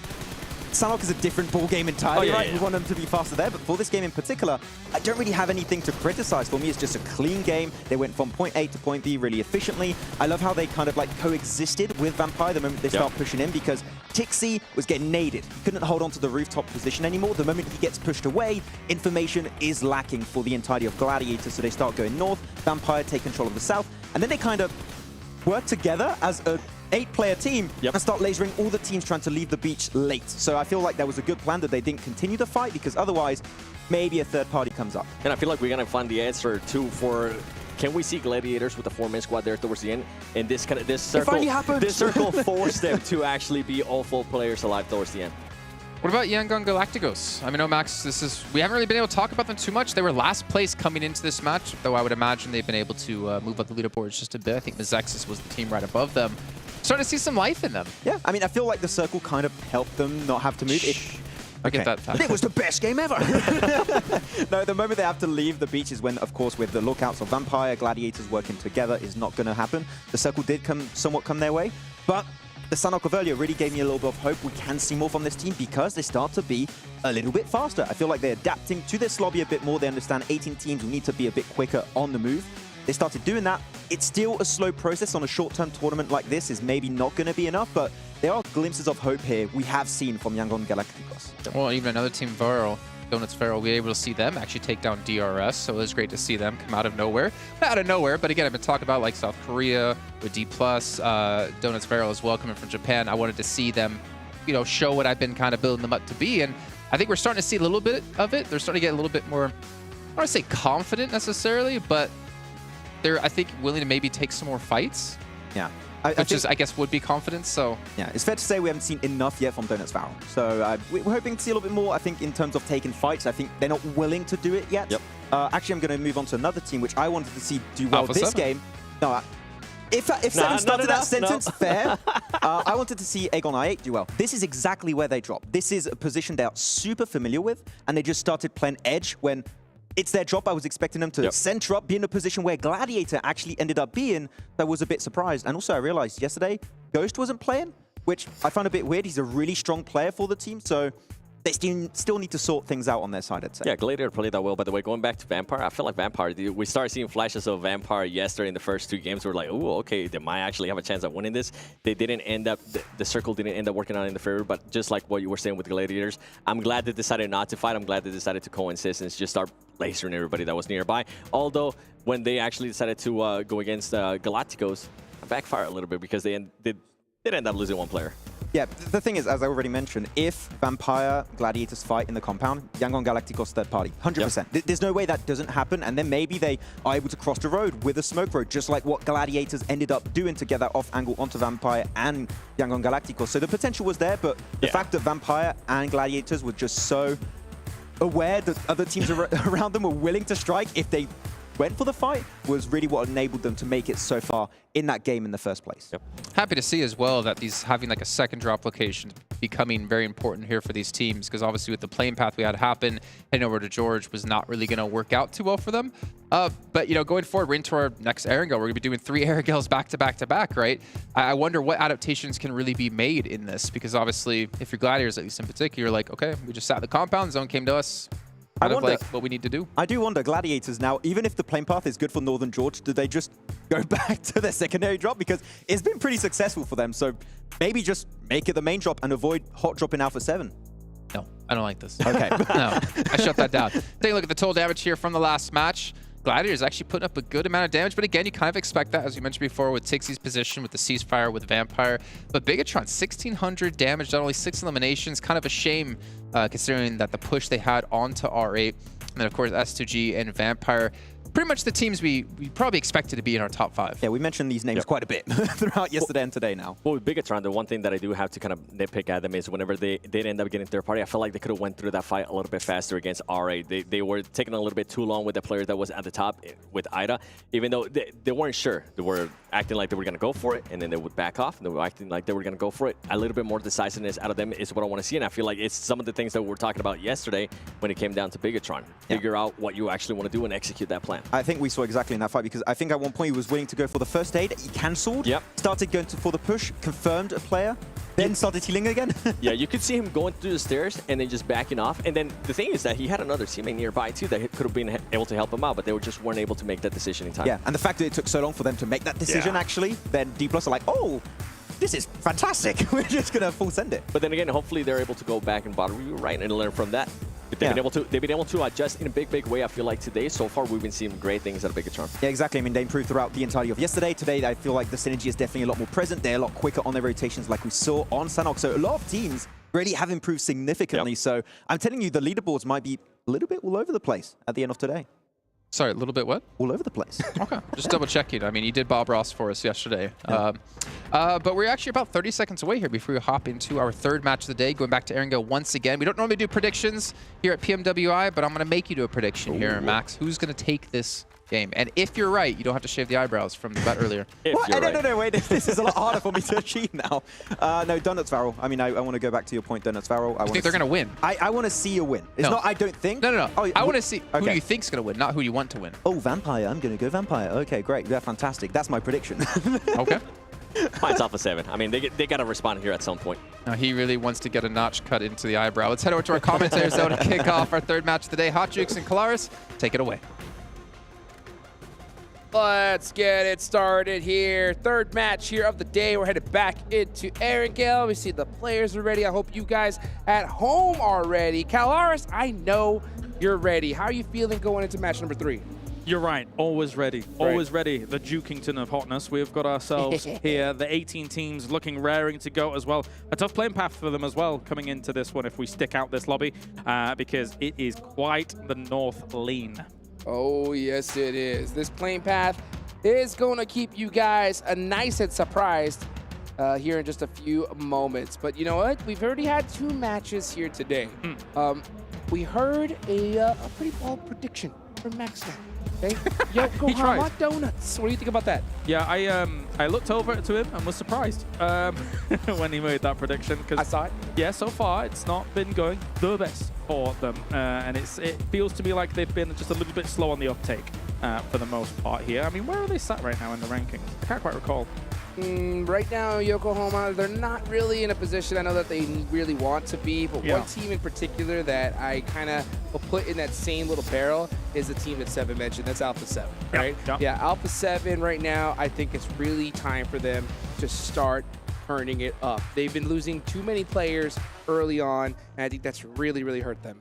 Yeah, I mean, when you've got situations where you're hoping that Korea is going to clutch on out, I don't know if that's going to be the winning strategy for you. In our previous Erangel, obviously, they lost Revo very early, or maybe that was Sandhawk, I can't quite recall. But regardless, I mean, they're losing people early, which is definitely not the winning formula that you want to be seeing on battlegrounds like this. Again, with the kind of level that this lobby is coming in at, and the fact that it's 18 teams compared to 16. So there are just more threats that exist throughout the battleground early on. Yeah, I mean, in that Sandhawk, they lost almost everybody early except for Carrillo, and Carrillo pulled off a crazy 1v3. I was hoping that would kind of turn them up, get them on fire, but then in the next match, they lost Carrillo early. So, I mean, it's kind of like a back and forth for them. But hey, back-to-back Erangels, you know, anything that they could have had holding the back should be over with, and they should turn it up now.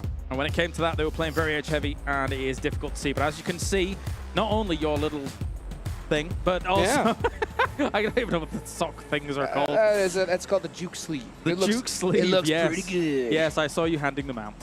We've got the plane, so let's get to it, Jukes. Let's get to it right here. This is a northern pain path right here. That's going to make things pretty interesting for these squads. Now, North George is still in effect. I'm wondering if Alpha7 decides to head in that direction, or they're trying to true Lepopka drop as well.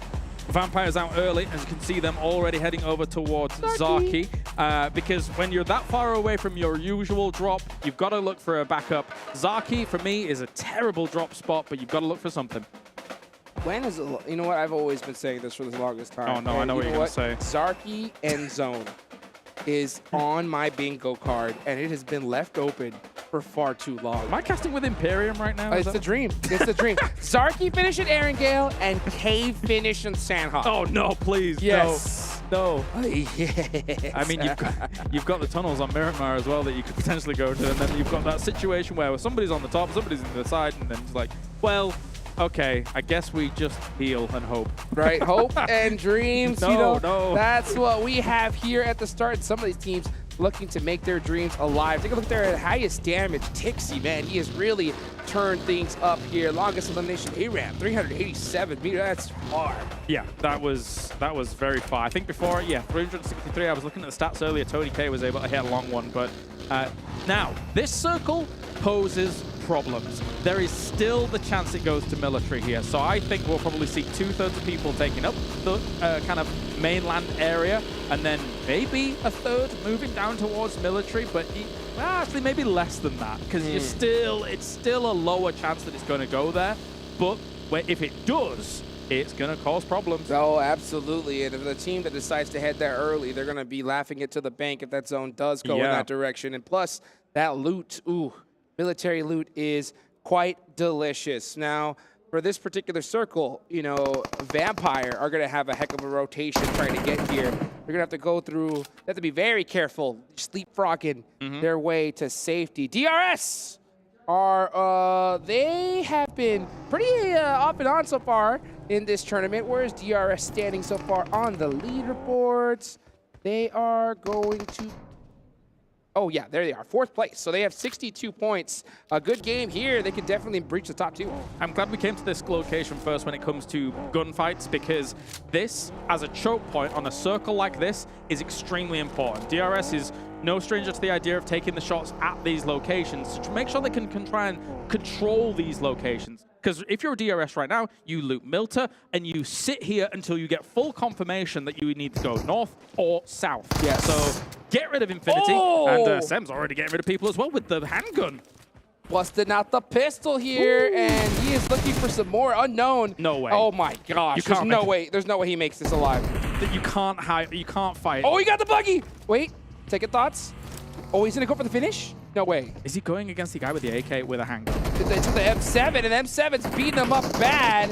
The rest of his team is coming, actually both sides of the squad. Here comes Kenny with a Bizone, trying to get some shots on the ARAM. Oh my gosh, unknown. Did he end up getting that knock after all? I believe he did. Yes, he did. And the first. Okay. Yeah, it was kind of back and forth there. It's close. That was a little while. Oh, Gladiators getting taken out by Mizexis. Inactive, getting a nice early elimination for him. Yeah, the barrel will do so much damage in that previous fight, but that was a kind of crazy situation. iKURD still trading off against Sem9, though. The reinforcements coming in, very, very important, very effective. See right now, Young Galacticos going to take the hill, trying to catch AGONxI8, slip it. Oh, wow, he actually hit some of those shots. Oh, what? Bison boys. Oh, that is how you do it there. And he's going to go ahead, secure that inland. Yes, get that point. And yeah, AGONxI8, they don't want none of this. They're going to take off. They got nothing, literally nothing. Not surprised. I mean, this location in general, it's not really going to be the highest of priorities, so you just want to get out of there with, unfortunately, your tail between your legs as you lose people and then try and fight another day. Going out this early, it's tough. It's not worth it. It's just pointless. Yeah, I agree. And you know what? This is kind of the result of that playing path. You know, there's such a northern playing path. You have so many teams hunting for vehicles, and not just the northern playing path, but also a southern circle. When you have such that stark difference, you got to go ahead and prioritize that zone. And you know, losing a player in the process is just, hey, the price you pay. Completely agreed. And actually, whilst we were on board here with Gladiators, AGONxI8 is moving and sending their 2 players down to military. They're basically making a gamble play here of, okay, yes, we're wounded already. If we take somewhere quickly on military and it does come down here, we have a slightly higher advantage compared to if we were just on the mainland and surrounded by teams. And we know it's possible. I mean, just in the last game, right, we saw hard shifts down south to Ferry Pier. So maybe I didn't expect it. Yeah, I didn't expect it either. So, I mean, scarier things and crazier things have happened. But I do like what you mentioned earlier, DRS holding that bridge, you know, to hedge their bets. That is something I want to see from them, but it looks like they decided to prioritize Milta. Still looting. You know, they've got time here, which is all important. As long as they kind of keep their ears open a little bit. I know you can do that. It's weird. So you can actually eventually see that. But replay on. Meku getting sprayed on down. These long-range Bison fights, man, they're hitting. They're hitting those right there. The Bizone coming out heavy here in the World Invitational Allstars Stage. Again, everybody, $1 million is on the line here, and it's crazy to say that that is just a drop in the bucket to how much money they're going to make, and not just a few days away, right? But also later in the year. I like the way you say it, Bison. The Bison. It's like how Max would say it, Le Bison. Le Bison. You know? Le Bison. Yes, I'll tell you what, man, that has been doing pretty good so far. You know what? It's the tried and true, and it's like that UMP where those shots are so far away They come out silent. They don't give those audio cues or indicators to the players. They don't know where they're coming from. And it's weird with that bullet delay, those bidon shots. If you just hit that little spray, boom, it's like instant knock. It feels like there's no recoil in it as well, which that's true. Also helps things out, I think. Yeah, I would agree. I would agree. It's pretty good, pretty good. But Vampire here going to be strolling on a long way. They have got a long way to go for these kinds of circles, and they're rocking up alongside Gladiators as well here. So top two teams against one another on the transition. As Gladiators has already lost one person, of course, against Mezexis. So they're not going to be wanting to take fights too early. Yeah, I'm going to be taking a look at Vampire's rotation. We're going to see that all the way up top. Vampire Esports. Oh my gosh, cashing Matic, and I think they got one of his tires. They might get it. Let's see if Schweppes goes for another one. It's smoking. It's on fire. And just like that, Matic out of there. You could see as he was holding the spray for as long as he did, you slowly lose control of it there. So, I mean, as much as some of those early shots hit, maybe like just a reset and try and go again.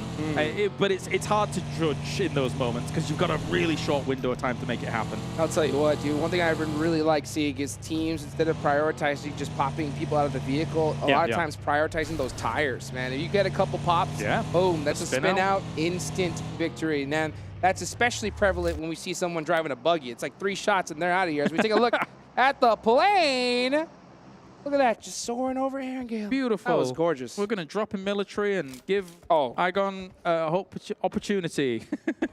Southern shift. Do it, Chaos, bring please. Bring it, come on, take it to the south. Well, you know what? Potato Hill's a lovely place as well. It is, it is. And D plus Kia is hanging out there. They won the last match. So they're very fortunate now here in this situation. Yeah, they're going to be rendezvousing quite quickly here, I think. And holding up Potato Hill, actually there's quite a lot of cover room that you need to hold on Potato Hill. So sometimes it can be a bit deceptively difficult, but you can see the great migration here from all of the teams trying to blast it towards the center of this one. Goodness gracious, so quick. The second that zone popped, they were in those vehicles and they were on the move. Falcon! Team Falcons, we have been waiting to see this squad pop off. I'll never forget that chicken dinner that they got yesterday. Man, this stadium erupted. Yeah. So I would be excited to see them have a great performance. And I know, yeah, like you mentioned, greatest team in the world. They are awesome. I want to see them do a little bit more. 51 points right now, but maybe they can, bump it up a little bit. Come on. Get it done, That's right, that's right. We'll see them, Falcons soar in just a little bit. Oh, beautiful. Yeah, just like that plane. Yes, just like the plane, which actually, where did it drop? Maybe it was a sign. Maybe it was a sign. Maybe. We'll see in just a few moments here. Just take a look at iKURD. iKURD in 14th place. iKURD's a really interesting team because I think when the play is really obvious, we could see them pop off in certain moments, but I see the little hesitations when they kind of get split decisions. Hopefully they can kind of clean that up here later in the tournament. We've not seen them had the easiest time when it comes to defending breaches, hitting them. We saw that at the start of the day with Sandhawk, and I think they just need to lock things down a little bit stronger to be able to get things going. I mean, the position that they've got right now, it's not bad. You can make some transitions from here. Sem9, though, might be looking to challenge them in a little bit, so we'll keep an eye on that. Yeah, what they were also going to keep an eye on is Vampire, looking to be the first team to break the 3-digit mark here, as they already have 92 points, 8 more to go, and they could definitely break it right here and right now. They did make it safely down into the circle. They are just on the side of school here. And man, that was not the easiest of rotations, considering that they came all the way up from Zarki. And eventually got themselves one of Gladiators. That's which true. Is very nice here as a scalp to take. Especially this. Crippling your second place team, right? Yeah, that's any way you can do that and then get yourself a bigger lead would be fantastic. But Galacticos kind of locked in position here against R8, and I think this fight eventually either needs to conclude or the teams need to move north or south from one another, because trying to move east from here before you finish this fight is almost impossible. See what R8 decides to do, and we're going to see B7 push the action here. Oh, Q Loki got really beat up in that position. Angle. Yeah, Romeo Boy with that really nice off angle. He's trying to buy some time for his squad so they can get this res, but it's going to look tough. It's going to be indeed. More throwables forwards here and move back as I get the smokes up to try and get the cover enough, but the spray into the smoke, delaying this cross as much as possible. He is behind the wall, so technically if he could get that, it'd be great. But now they find him in the smoke, shut him down. That's good from R8. Huge shot there for Prestige to be able to secure that elimination. That is going to be 2 right there for the side of R8. And AGONxI8 with a huge man disadvantage. Sek has to be really careful. You can see him playing it quiet, using that 3 peak, hopefully looking to even the score. With the circle shift as it is far to the east, those two teams in Pochinki now bullhorns locked with one another, finish that off and then make the rotates after. Meanwhile, we're on board here with Vampires as they're moving on through. Only one vehicle makes me scared. Where are they going to pitch up? I believe they spotted this player from AGONxI8 just out by himself. He tries to get the pre-nade off, but the easy spray, another easy elimination for Vampire. Yeah, the absolute blast towards this location, but shots are actually raining in against them. They got to be a bit careful about that. Our push? I mean, with their position right now, that's a nasty angle. And all them smokes, I mean, any team can push up on them, but I don't think Team Falcons really had that in them to make it. Yeah, you can see them playing it very, very scared. There's like knock-on effects here, right? You're in center of the circle, which is cool, yes, awesome. But because you came here with only one vehicle, it means that you don't have that much cover outside this shack. So if anybody gets in nade range, I think Ravenclaw's already moving for them, actually, to try and find an alternate position. Because if you're all in one shack, one nade, bam, you're dead. Yep, just like that. Done and dusted. Let's see, as R8 tries to make the rotation, Carrillo was waiting for him, switches to the DBS because he expected them to come right through him, but instead R8 saying, nah, we're going to go ahead and circumvent this and head on into the circle. Very nice. Move. We've got ahead of them as well. It's Galacticos here with only the 2 being able to blast through.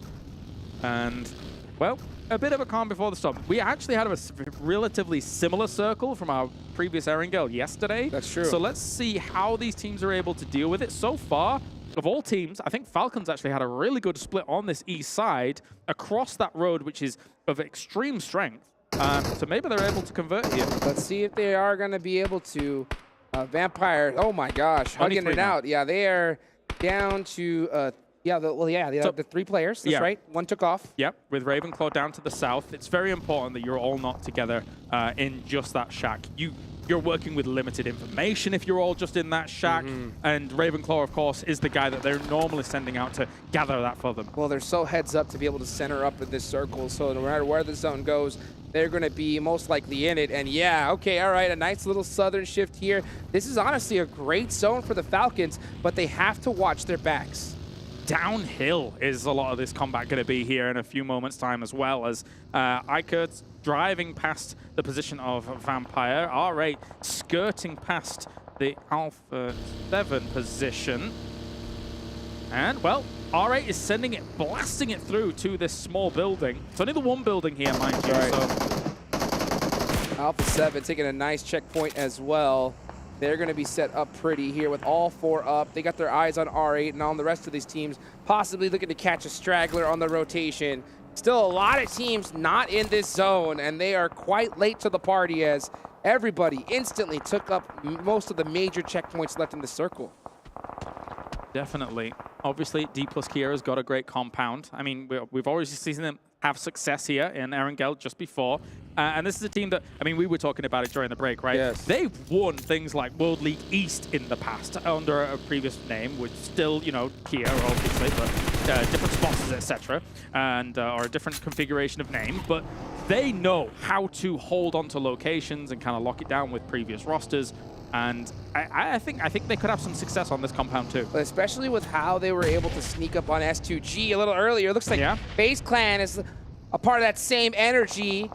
RayZ still alive here, looking to possibly get a nade off. Oh, okay. A nice drive-by. Got a little bit of information for him. RayZ has to pinpoint and hit this all, and it's right between them. Tries to go for it. Not successful. Malag will look across as well. Guys, this is a very, very slow-paced fight here. Actually, RayZ gets him. Got him with the nade here. Nice. Okay, opened it up. Here comes Aton Esports on the off angle. Yeah, Falcon realized that, you know what, this is third-party central. I am taking off from here, trying to group up with my squad. They only have one elimination, but like I mentioned, their backs was something they had to cover as the zone shifted. You got to get up together for a position like this, because eventually they're going to have to move off of this. Very likely they're going to have to move off of this road and downhill together against the positions that some of these teams are taking up. S2G still locked with FaZe. Silas losing, they lose Silas in the process, so they're down to 3 players. FaZe Clan do have 1 knocked. They do get the pick up on the Milag. And Ventores trying to get a nade off, but it is going to be Ones that gets it. MCG, this smoke's giving away kind of where he's going to be perched up at. And that nade just kind of able to get Calci, of all people, to start things off. What a Great shot! Good, take him down. Jeez. Okay, FaZe is kind of slowly falling apart here against S2G. They're focusing on too many different players. You can see as Milag was focusing right onto Kitsude, trying to pick up the easy point. Does he get it? He does. Okay, but the nade getting popped right onto him from HamZG. That's going to make things a little bit more difficult, but hey, they're still alive here. I'm telling you, FaZe got to be careful. Gladiators going down. Vampire's going to be very happy about that. A double spray coming in here to try and finish that off, but at the same time, a big push-up onto that, and it will be S2G going down thanks to the DBS. Yeah, but FaZe lose almost everybody in the process, so they did get some nice eliminations there, but they won the battle. The war, though, is going to be tough to beat. Yeah, they had to swing out too far right on that lip, on that plateau that they had as a position of strength. They got desperate about shutting down that fight, and then D plus Kia had the angle from the compound all the way to finish off a few of their members. So rough stuff. I think they depended too much on the util right there. I think at a certain point, you got to know you have the man advantage, take those shots. But and with so much on the line, it's hard to take those risks. Let's see what Team Falcons could do. Oh, nice long nades onto Sem9. These bounces are looking pretty good here. Let's see if T can hit the mark onto Tam. He's going to get the confirmation most likely here. Oh, barely misses it. But yeah, it's only a matter of time. I don't think they're going to be able to get the spreads off. Behind But he gets behind the tree. He gets behind the rock. Wow. Yeah. Only 1 health on him as well, so he has to back off from that fight. Here comes the reinforcing smokes to shut things down and also cover the vehicle, just because they need that later on for the transition. Beautiful smoke placement right there from Sem9. I don't know if they did see that. Oh, run over Alpha7 with the full send. This is how you do it right here. Here they come in hot onto R8. They do lose 1 player on the process. That's going to be Carrillo going down. Senatexa now here with Revo, gets the knock on a Prestige. Very nicely done here with the S12Ks as well as DBSs, just continuing to push on this situation here. Ragnarok on the west side going to try and solidify the position he's had with a few smokes to cover where he's going. It's all hell breaking loose here for now. Falcons on this northern side, shutting down these teams that are coming in from the high ground, because then that will leave their backs open so they can make transitions. Here come the Falcons here, 1 by 1. They're just taking each player out. Depp, SKR, he is in the deep business right now as the Falcons are right there next to him. Are they going to spot him out? I don't think he's going to take these shots. It's way too risky. If they don't, iKURD might. I mean, he is so sandwiched. It is very rough for him to try and make something happen here. But iKURD is moving ahead of him, trying to leapfrog forwards. And again, Vampire here, they're licking their lips, man. I mean, with Gladiators down, with D plus Kia in 3rd place, 60 points behind them. This is an opportunity for them to extend their lead even further. I'll tell you what, Vampire is so good at securing those center positions early on. It has been proven to be so fruitful. Here comes iKURD from the edge. What did you see? D plus Kia is moving up quite aggressively on the position towards Vampire there. It's Fabian very far up against that. I mean, as we're looking at these fights on the high ground, but I'm scared to see how D plus Kia is going to approach that against Vampire. I think we definitely want to see these teams take that northern side. They want that hill advantage, that's high ground. iKURD still in a battle with Team Falcons. It is going to be that 4v4, but Team Falcons with 5 eliminations, they are feeling themselves right now. They're starting to fire on all cylinders. Ultimately, unless you have a lot of smokes to your ability or a lot of cars to be able to just smash into that compound in the middle, I don't know if anybody on this northern side is going to come out victorious in this game in the end. It's difficult to make that transition down south, but as you can see, now Vampire is very aware that D plus Kia is pushed up against their position and is trying to dislodge them. It's going to be tough for them to get the finish and keep every player alive as that nade from Forrest. Oh my gosh, Forrest is having one heck of a day here. He is especially feeling himself after that last match. And he's down here is Ravenclaw. That's a lot of information. Oh my gosh. And a big angle gone for Vampire. Tony K is actually ripping iKURD apart. And they're gone down as well, thanks to the fact that Falcons was also firing in from the east side. So they got completely smushed. Yeah, they sure did. And speaking of smush, they have been smushed in that shack almost all game long. They still have all 3 players up. They have a smoke fortress here, but that will allow teams to get close to them.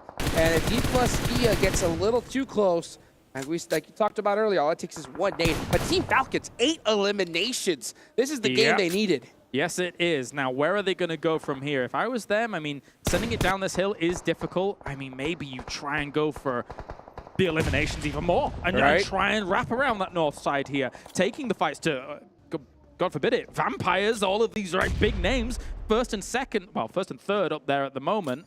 But Falcons is seeming hot. Oh, yes, they are. And they're in 6th place right now, looking to climb the leaderboards here with this game.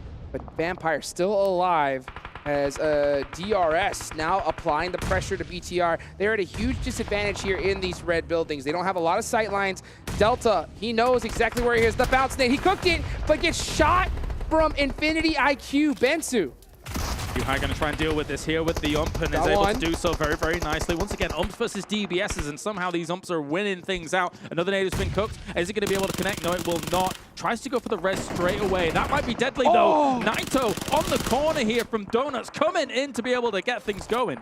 The angles are insane. Yeah. D+Kia picking up those knocks, making it hard. Here comes Team Falcons, full sending it right onto Aton Esports. They want this red building. It was the only major option they had if they wanted to get center of this circle, and now Aton gonna have to try and hold this off. Thankfully for them, Punching King is already down, but you can see Take actually looking for an angle to be able to get in here, rendezvous with his team, get a little bit of scouting information off with the boogie, going all the way around for Zohan, cooking the nade. Falcon Punch getting rezzed here outside, right outside this red building, looking to possibly use their man advantage. Aton Esports Milos has to get this knocks onto TQ to kind of help give him an advantage. He gets shot up big time, though. They're both hurt. Zohan getting knocked. It's not looking good for Aton. If they make this play work, it could be the winning move of the game. If they're able to wrestle this away from them, and they're going to be able to do it without casualties by the looks of things. Punching King's down once again. If they can get him on his feet, this could be the fort that they need. TQ with 6 eliminations by himself. Team Falcons are soaring. The plane was a sign, ladies and gentlemen, but it's not over yet. Here comes D+Kia with a huge battle against Vampire. Schweppes in the smoke, trying to get it done. Hits the lay down, but he is out of there. That is 8 so far for D+.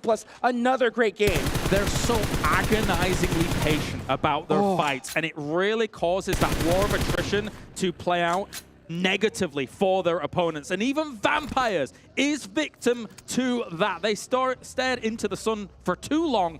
And D+Kia, man, they're looking great in the middle of day 2. They have the high ground as well. They are not inside this next zone, but they have all the information that they could possibly need to get down safely. And they have all 4 up with some vehicles. So they are definitely a threat. Peralta laying down outside of the zone all by himself, just looking to annoy some teams. But the question is, how are they going to play this circle, D+Kia? Of course, Falcons was up on this high ground as well. They realized you can't stay up there for as long as, you know, those teams that are kind of stalled things out can. So Fabian's going for a big wide wrap here. I don't know where he's going, though. Yeah, he's trying to secure that rock to try to get some intel. He's going to lose his buggy in the process, and most likely this game in that situation. So the other 3 are still alive. I think probably the push onto Falcons is the play. Maybe. Fabian was basically sent out as a feeler. Okay, I'm going to go here. I'm going to see who has lines of sight on us. Let's not commit everybody. Naruto doesn't burn out.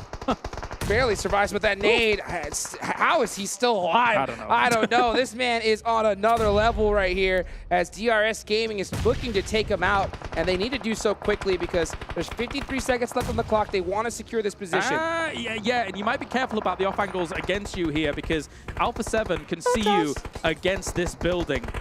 Molly does actually get caught by the fire. I think he should be able to heal through this to get things going.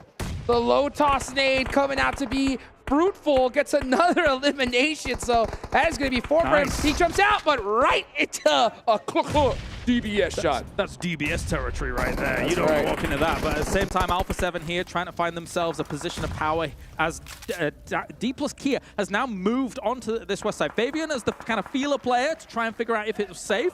Figured out, okay, actually we can make this location work as long as we've got some car cover against that east position. And the off angle from DRS takes out Alpha7. So now that's completely clear. That is huge for D plus Kia. 9 eliminations for them and 10 for Team Falcons. This is going to be a battle. Look at that shift. D plus Kia has been blessed with this, and it's going to force Falcons to move to the one remaining building that is north of them, and it's really not that big a building. This might be a D plus Kia double victory in 3 games. Oh, can you hear that? All I hear right now is the clicking of teeth onto nails. This stadium is at a standstill right now. They want Team Falcons to get this victory, but it's going to be difficult. It is literally D plus Kia's game to win, but DRS putting a lot of pressure onto them, and I'll tell you, Peralta with that off angle could make things that much more difficult for them. Up until that knock, did you know what I heard on the wind? What was that? The word "kamsamnida." As the Koreans here were very, very happy with how this circle's gone for them. But I mean, with a knock like that, it shows actually how vulnerable that location is. Again, if you don't have smokes, if you don't have that car fort fully set up and good to go, so they might be slowly expending their utility with those smokes slowly running out. Oh, but what they do have, the zone, and sometimes that is all you need is that and some 5.56 in your bag. How about a crate, too? That'll help out as well. It will. I wonder what weapon they got from that. But at the same time, big transition trying from AGONxI8 here. They actually saw him on the left-hand side of that smoke being able to move. I guess maybe the scope was actually blocking a little bit of that vision. That's right, and that is going to be a D plus Kia. The AWM comes into play right here at the end. So one shot, headshot. Could be coming up here in a second. Fabian with the crazy sprays. The buggy is still on fire. Wow, D plus Kia are getting picked apart. It was kind of important that Fabian stayed alive there because he is alone and he was their slight off angle compared to the other 3 members. Forrest is at the front, also knocked. Falcon has taken a perfect opportunity at moving out as quickly as they did to try and apply the pressure to their opponents. Oh, nice finish there from DRS. Nice steal. All the pressure is on D plus Kia. Everybody is looking at them. And meanwhile, okay, finally, Team Falcons look to the left. They take down Rules OG. That's going to leave 1 player up left for DRS. Team Falcons looking to take the dub. They moved out at just the right time. That's it was another brilliant stuff. All of the spray's going to come in here, try and deal with this. They have more angles than D plus Kia. This is going to be difficult for the South Koreans to be able to get on out of. Sprays through the smokes. 1 left. 1 player left. It's Forrest. The legend. There they are. Goes down. It's Team Falcons with the victory. The stadium erupts right here. Another chicken dinner for the Falcons. And shutting down a D plus Kia 2 victories in 3. There they are. The fans of Falcons looking great in this game. I said it whilst it was going on. The winning play, you had to crash that compound from the high ground. If you didn't do that, they don't get this victory. And they did it at the perfect time.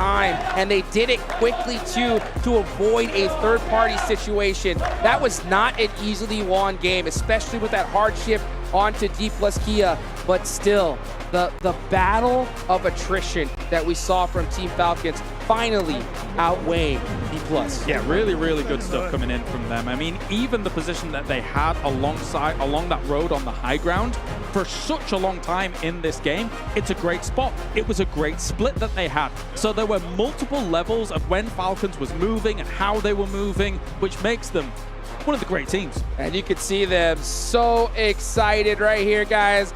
Do not go anywhere. We'll be right back after this break.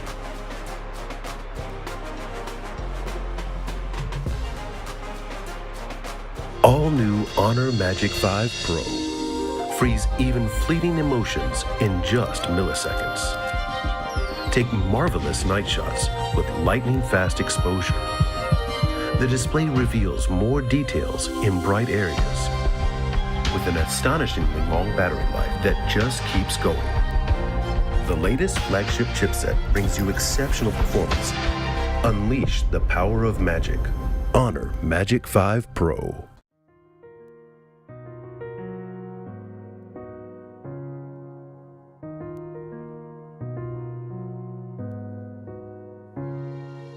الحياة لحن، ولأننا جزء من مقطوعة عظيمة تحركنا، تلمسنا، تصنع من لحظاتنا ذكريات بديعة. لأن الوجبة، التجربة، المغامرة، حياتك بعد جديد في هيلتون الرياض.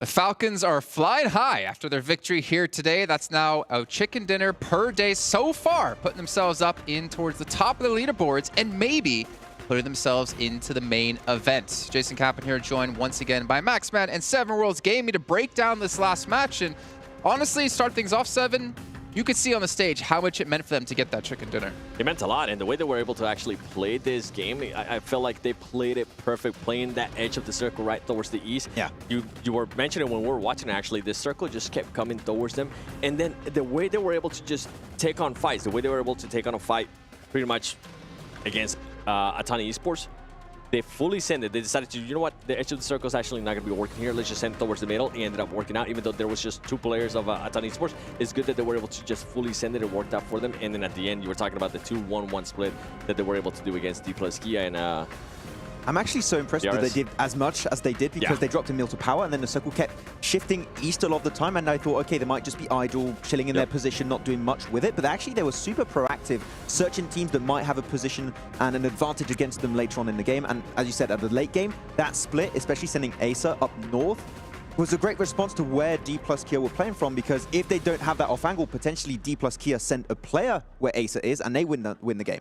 So the smoke rate, especially from D+Kia, was a good response, but unfortunately for them, not quite enough. But that's still a podium finish. So D+Kia still bringing some really heavy points in. The main thing for me was the switch up, right? Between going from edge of the circle to actually fully send it towards the middle. I feel like that's impressive for me. Okay. I agree. I concur as well. Let's take a look at the match rankings, though. See the points they got for themselves, but more importantly, for some other teams who might have snuck in there. A certain team in particular I'm thinking of, with Mazexis able to get themselves 5 points on the board. That one elimination coming the way up against Gladiators. But 24 points for Falcons, 17 for Kia, or for D+Kia, and DRS getting up there yet again here, Max. Yeah, so Gladiators actually changing their drop from Northern George into Severny, dropping onto Mazexis, losing Meku right away, understanding, okay, maybe we don't want to commit, we're going to leave. Because the plane path was not able to go to Fairy Pierce, so they had to like scramble with another game plan. Roll that back. Yeah, hold on a second. They normally drop George. Yeah. And in the green room, you said something to me in particular. I thought they were going to go to Fairy Pit. I thought they were going to make that their new main drop. I remember hearing someone say, would you rather drop with Alpha7 or would you rather drop against Mazexis? And I mean, that's true.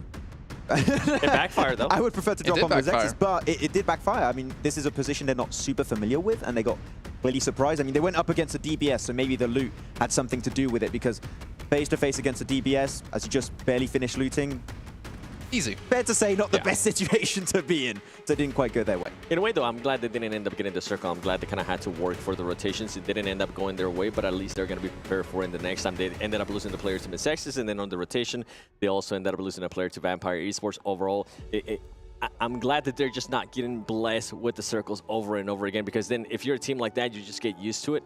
And then when you actually have to rotate, they don't know what to do. And talking about rotations, I actually enjoyed the rotations from Alpha7. I thought it was a little bit faster. They decided to just go down the southwest and break into the circle. The one thing I didn't like about Alpha7 was the full push that they ended up doing on R8. It cost them 2 players. I thought they could have done that a little bit more smoother. Yeah, I mean, unfortunately, in this kind of circle, there's not a lot of POIs. There's not a lot of strong positions, and a lot of them were already taken, so they had to go for the breach. They were forced to go for an aggressive play. If you don't do it, you're going to be in danger, so they sent it, and it didn't work out. All right, let's hop back to Team Falcons really quickly and take a look at their player stats, because I think it's going to be interesting to see everything up for. As I keep hitting the wrong button on my little box down here. But you know what? We see Teak at 1,300 damage. You know, Axer, for me, I'm actually still so happy to see him around, considering back in the day he was on Kanina Power, right? And then eventually came onto this team. And Teak as well, just really helping carry his team through. I guess that's where the ooh came from. Pretty much did there. But TQ is mostly the fragger. Ace is the one getting the off angle for the team. M6 is like the survivalist in a sense. If there's a solo player alive, it's always going to be 6. But yeah, TQ and Ace have been able to set up the team so many times in this game, and I want to see more of it, because as you said, a chicken dinner already, Jason, yesterday, another one happening today. Currently they're in a position where they could very comfortably be in the top 6, remain in the top 6 at the end of today, and make it into the main tournament. I mean, we saw it from the audience. They're really pushing for it. Yeah, well, I was actually going to say, we actually do have an interview on stage with Banks, with the player coming in from Team Falcons. Let's head down to there and hear what they have to say. Welcome back to the main stage, where I am joined by TQ of Team Falcons. What an incredible performance that was coming out of that map. You know what, I have to ask you, how does your day-to-day so far compare to day one? We play today fix more individual game, and they play full focus. سألنا اللاعب كيف مقارنة المباراة عن اليوم الأول في اليوم الثاني. قال أن لعبنا بشكل أفضل ولعبنا وركزنا حتى برضو في المباراة، وفعلا قدروا يحققون التشيكن دينر في هذه المباراة. TQ, I want to ask you about your drop zone. So when you first, dive onto the map, how busy is it, or do you have time to play slow? We play match 2 very slow. Play edge zone, push. Next zone, push, and winner chicken. سألنا اللاعبنا كيف كانت الدروبس حتى برضو او نزولهم من الطياره وايش الاماكن حتى برضو اللي ياخذونها، هل يروحون يطبون برضو في الاماكن اللي تكون فيها زحمه، لكن قال انه يلعبونها فعلا بشكل ذكي اكثر، وحتى برضو انهم يحاولون يضغطون فيها الخصوم، وهذا اللي شفناه منهم. فعلا لعب مثالي قدموه لنا فريق فالكونز. And TQ, before I let you go, I just wanted to ask, how does it feel competing here on the main stage? Is it scary? Are you nervous? Yes, inshallah number one. Fair enough. سألنا اللاعب انه كيف شعورك وانت هنا في المباراة؟ هل تحس بالتوتر تلعب ضد الجمهور وعلى الستيج؟ وقال انه باذن الله راح يكون فيها في المركز الاول، فالف مبروك لفريق فالكونز تحقيقهم اللقب. اعزائي المشاهدين، اعزائي الحضور، اعطونا تحية لفريق فالكونز على الفوز. Thank you so much for joining us here on the main stage. I really appreciate you trying to, do this interview in English. It's been absolutely fantastic, I promise you. Back to the studio. والحين اعزائي المشاهدين راح ننتقل الى الاستديو التحليلي بعدين نرجع لكم بالمباراة اللي بعدها. All right, good to hear from him. You can see he's not nervous to do interviews in English. I wish all of our players weren't so nervous to do interviews in English, because we would love to be able to talk to players much more than we've been able to. What's up, Seven? I love the way that he was able to break that down. You know what? Just play edge of the circle and then push, and then chicken dinner. Yeah, he took our entire death segment and just cut it down to just a few seconds, pretty much. Which, hey, that's a good game plan. Meanwhile, we're over here like, yeah, they just decided to wait it out, and then they decided to push into Aton Esports, and then a 2-2 split. And then just push. From now on, just push. Yes. Chicken dinner. It's a great, effective strat. I love it. Want to see more of it. Do you though, Max? Yes. I can't push. No, what? I get pushed. No, I asked you, do you want to see more of it? Oh yeah, I want to see more of it. Good. So do I. I want to see that, definitely. But obviously this game, I mean, it is like the halfway point here of our day, but more importantly, it's the halfway point of All-Stars, which means you only have, well, half of 18 is 9. I'm happy you didn't ask me. I really struggled on that one, which means we're running out of time here for some of these teams to break through in the top 6. We legitimately need to start talking about teams in the top 6 and any sort of bubble that's being created, and which teams can still look to strike and gain ground there. But before we get into that, let's actually take a look, I believe, at D+'s team stats here as well, their player stats, because again, another match back-to-back, they've had a really good result. They're starting to really pick up some steam here, and they're really proving to be a formidable force. And the most important part about this for me is they came back after day 1 and they didn't falter. Like, they've just been playing at the same kind of level that we saw at the end of the first day. Yeah, and mostly what I'm happy about is that they've proven themselves on the map outside of Miramar. I wanted to see Erangel, can they bring the results? They've done it back-to-back right now, so they've got that consistency factor going for them. And especially this Game 7, they've barely moved, I would say, from the central position. They sent it on phase 1, and then they stayed there for like 5-6 phases in a row, and they just kept lasering down teams around them. Of course, they had to be a bit careful because they were not able to loot up teams they took down, so they had to make sure that they were just not throwing everything out of the window right away, but they made the most out of that position, and then they just sent it at the end to try and get the win, but Ace's angle once again was just way too strong. The thing that you mentioned, though, we weren't really have to nitpick at them because they were actually being aggressive, even though the circle kept coming towards them. So that's what we want to see out of that team. And something that you mentioned as well, too. The big question mark for them was going to be, can they actually start performing in Erangel? Back-to-back good performances. I can't wait to see what this next one's going to be. And then going into Miramar, I'm hoping that we see some of the flashes of what we saw yesterday, and they're going to put themselves in a great position to strike for that first place. Well, upside for them is there is one more Erangel to come today, and it's right after the last 2 we just had. But let's actually take a look here at our 2 top-performing teams here, and a quick little head-to-head to kind of give us a comparison of how they did respectively. And, you know, 2,400 damage is good, but 3,100 damage is better. And that's a big number. I think that's maybe the most damage we've had in a match yet. One of the most, yeah. Is it the most? I think it is the most. We got there was one where I was hoping that it was going to be 3,000, and then you price right me, and then you said 2,800. Got him! But it did work out. But some teams got close, but Falcons with a game like that. The push-push strat working out pretty decently, but damage taken by D+ Kia, of course, a little bit lower because they were just bunkering down on that one compound and didn't really have too many threats around them. Also because that compound is hard to push, it's on top of a hill. So if you start pushing, you're going to be seen from really far away. You're going to get shot at. Nades are very easy to connect, so we'll have to see. Yep. Then you'd have to be running up that hill to... Yeah. No? Yes, no. Okay. From which artist? I don't know. I mean, that was a little bit of an inside joke that I guess just didn't make it here onto air. I was expecting you to help me out on that one. Yeah, running up that hill. Okay. I forgot the rest, actually. Weird. That's fine. That's fine. We don't need to hear it anyways, Max. So, again, halfway point. You know what team we haven't seen, really? Vampire. The thing is, they made a big splash yesterday, and I feel like they've kind of just been sleeping in that cave. Did they have that 2-2 split that I feel like kind of backfired? Yeah, actually. They ended up losing a player, and then after that, they just completely disappear. I thought they were going to be a little bit stronger if they regrouped themselves, but they decided to hold that 2-2 split for way too long. I haven't seen any real big changes from them. Of course, that 2-2 split is maybe a bit of an outlier, but is that all the other teams that we've already mentioned today, like Yangon Galacticos, Infinity iQ, you're seeing faster rotations from Alpha7 slowly, BTR2, like so many teams have been significantly changing, adapting from yesterday to now today, that I don't think is like Vampire getting worse, is the lobby becoming so much stronger over the course of 24 hours, and it's tough to keep up with 17 other teams making changes. Just looking at Senhawk alone, they were slower to rotate, but I think that was because of a certain team, right? Yeah, I mean, they were the first yesterday on Senhawk to rotate across the bridge. This game, they were third. 2 other teams were actually ahead of them on that rotation, especially Yangon Galacticos. So it was tough to make the catch-up, because once you start being a little bit slower than other teams, you can't really pick the compound you're initially aiming for. You can't start gatekeeping, zoning teams away, and it's just falling apart. Once again, not because they're doing poor plays, it's still really good, but teams are so much faster on the move. Yeah, I think I have to agree with that. The teams are just starting to readjust with what they saw that they were able to do yesterday. I mean, in Vampire Esports, they have been able to put themselves in great situations. Going back to the first Erigo, right? Remember, they were coexisting with GG, and that worked out great until they actually ended up fighting. It didn't work out so great for them, but I feel like you're saying everybody else is starting to step it up in a big, big way. Well, really quickly, while we have some time, because I'm hearing the next match is almost ready to go, why don't we take a look at Vampire yesterday versus Vampire today in their stats and get an idea of how things have been going. I mean, we're only halfway through the day, but that still is, well, that's not half the amount of damage they did.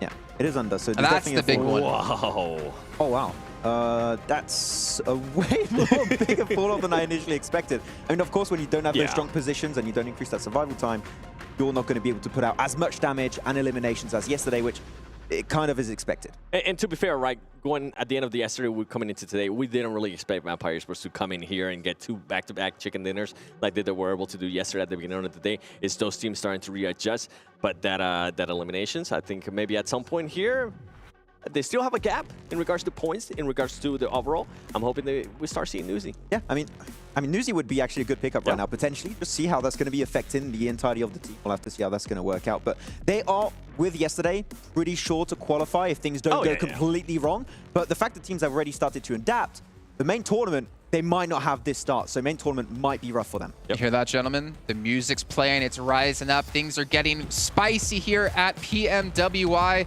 We have our 4th match of the day coming your way. It's going to be our final Erangel of the day. We got some brand new commentators to come in. We got Jenna and Blink to kick us off.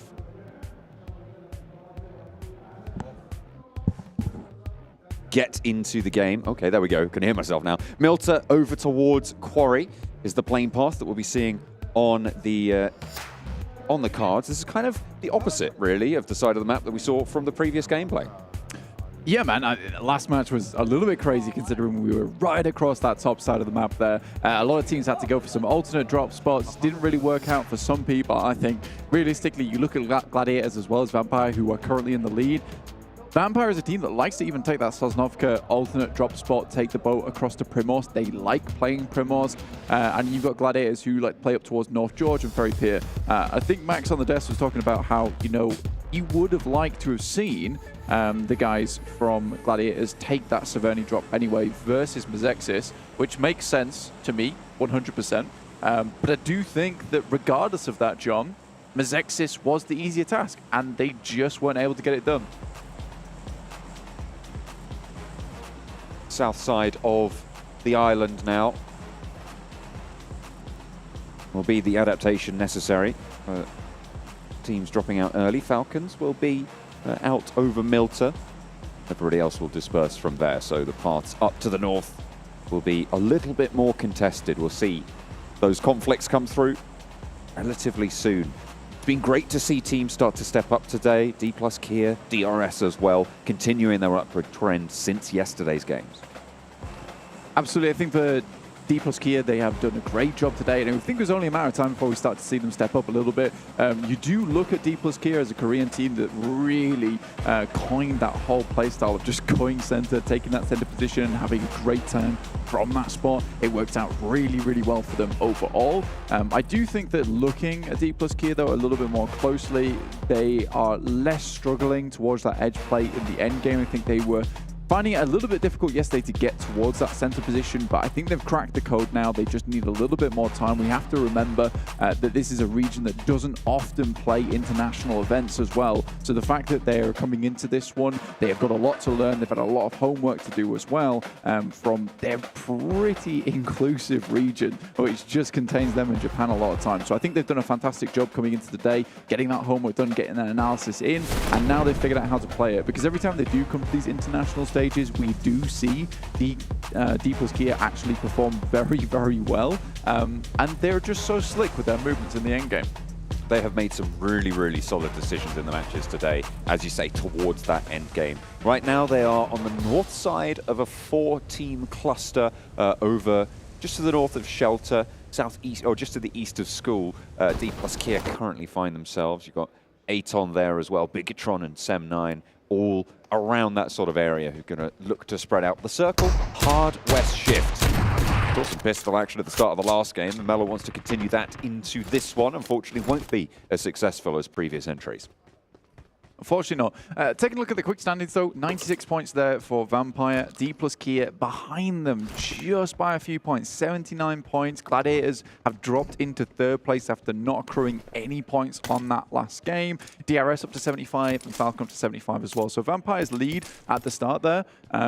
They've actually been able to catch up to them now. So for Vampire, yes, they were able to get a good performance on yesterday, and I think they did a great job yesterday. We can't underestimate how strong that performance yesterday was. So I think coming in today, it's only natural they have a little bit of a fall-off in terms of performance. We're still waiting for that massive resurgence of play coming from Vampires, but they're consistently making it towards that top 10. I think they've got a lot of good finishes. Gladiators, on the other hand, they're just struggling towards that final push. A lot of times we see them make some very good decisions, hold it down. They're all about that control a lot of times, but unfortunately, they are having the same problem that DRS were having yesterday, which is just not enough aggression. They need to be shooting at more people. They need to be taking these shots, taking these engagements, and having more presence, because you can have all the control you want in terms of information, but what they don't have at the moment is that firepower, which DRS have fixed now today. They've had some really good games. They're less passive. They're more confident to take these fights once they find their way in, because they are very slippery at the moment, able to find their way in all over the place of the map, which is just showing a great sense of macro from this side. It's something that we were expecting coming into this tournament, is that the whole lobby has a lot more power. It is so stacked across the board, right? So you're seeing these teams that are just able to swing from absolutely any region and play out those corners very, very well. That's exactly what we've seen from those up steps, those upticks in performance. Great to see. I'm looking at the map right now, and I know that Kalaris is unhappy that he's not on this game, because iKURD have gone for one of his favorite drops on Erangel. It's the split West Coast drop going through, and they're going to be playing in a circle that favors them as well. Yeah, it's a great drop at the beginning of the game. Kalaris would say, you know, there's a lot of compounds here that people just tend to ignore. It's not exactly trash loot either, John. You can get some really good stuff from this location. There's vehicles over here too. So it's a good place to start out, especially if you're lacking in any decent position at the start of the game to drop into. So I think for iKURD, they're very happy with this situation. They get the circle on their side too. Vampire can definitely play a strong game from this position. They were gifted their spot down towards Primorsk. They're currently on that 2-2 split between Primorsk as well as Quarry. So this is going to work out well for them. The two guys up front, Schweppes and Ravenclaw, very much known for their scouting capability. I think Ravenclaw hits some of the longest shots on this team. So the fact that he's up front, you know, using his elvish eyes to his advantage is great news. Silas caught, maybe unsuspecting that iKURD are playing in this area of the map. Lose a player, Silas down, and that is a pretty good spot now for iKURD to force S2G to be part of their buffer that they can establish towards those Gatka fields. One of the main vulnerabilities of these positions is, of course, people crashing into you as you have that split drop. But if you have more teams out to your east, it's almost like an early warning system, right? You hear those teams move past and shots start to pop off. It's very obvious that teams are coming your way. It's really nice as well, considering it's a fielded area to that eastern side. Many teams, as we all know, will be just full sending it across the fields in the vehicles, trying to get those tires spinning, because you do not want to be out in those fields for very long, let alone running across them. By the time you start to get blisters on your feet, you've probably already been shot at and taken down out of the game. So for iKURD, yeah, this works out really well. I do think that there is something to be said about S2G's play there and their play for the remainder of today, which needs to be fixed up, because what we've seen so far is just quite lazy scouting coming out from this team. Some pretty questionable movements in terms of rotations. We've seen them double back on themselves after getting shot at, only to get one player popped out of the vehicle. So I'm not really not sure what's going on S2G's side of things, but something needs to change. Gladiators trying to move past Yokohama Donuts. Wheels just about surviving. Somehow the buggies don't spin out, and the Gladiators managed to get past to the tree line on the south side, just north of Ferry Pier. They'll be happy with their position here in this compound. Fairly solid in terms of sight lines that can control around them, as well as options to move through in the future.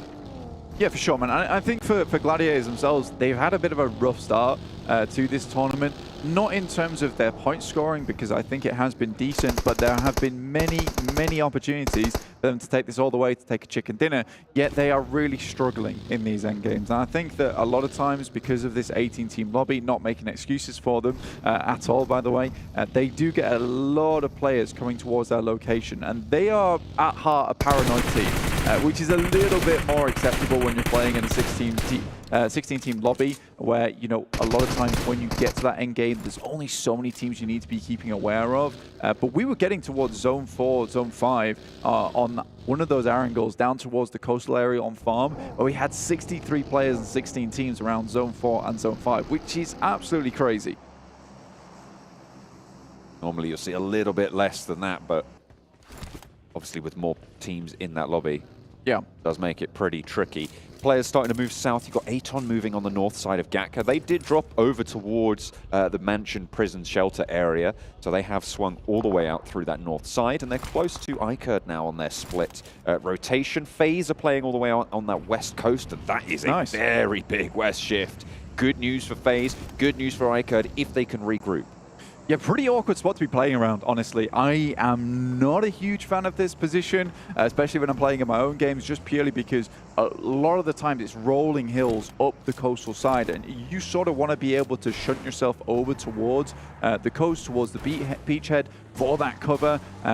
But there is going to be several fights taking place on the line on this coast, where these rolling hills will eliminate sightlines. And so it's just going to be third party after third party as each team concludes one and will be on to another. It's very difficult to play in, and it takes some real brains to be able to control that area, as well as a lot of force behind you too, which certainly some of these teams currently have. Everyone is grouping up very quickly as we already head into Stage 2. AGONxI8 having to fend off the roll-up for SEM9, and it's going quite well, but unfortunately they've already lost two. Depp is down, took the dip there, but Romeo traded off for it. Just cute Loki left standing at the top of the hill to face off against two.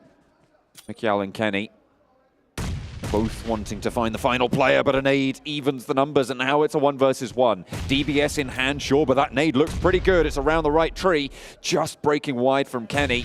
Means that he will dodge the majority of that damage there. Sends another one going a little bit longer that time. Didn't cook that nade too long, but cute Loki yet to really find the value for it. A lot of damage poured into Mikial to stay alive. Looks for the res, can't quite tap it on fully, and there we go. The spray and the knock. Waiting for the heal, and a really nice 1-2 tap there from cute Loki to keep AGONxI8 in the running. Yeah, the one smoke comes down and Loki wraps the illusion, rounds the eyes of his opponents, and they just can't see where he's coming from. Really, really well played there. The initial nade into the ducking and dodging behind that smoke to make it happen will keep his team nice and healthy, which was quite a terrifying situation. But already a lot of action pumped out at the start of the gates here.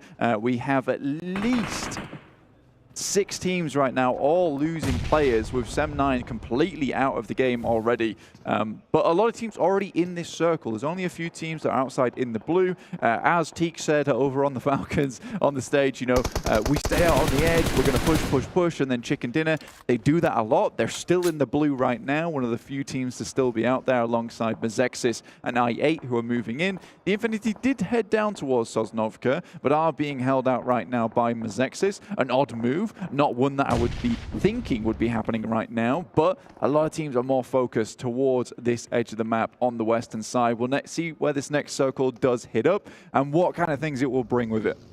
Quarry as well is such a major factor in exacerbating the issues of linearizing this western coast, right? Because it forces teams coming in from the southeast quadrant of this circle to go underneath it or to try and send right into the side. Most teams are going to look to go south. You could see Gladiators have done so. AGONxI8 are looking to do that as well.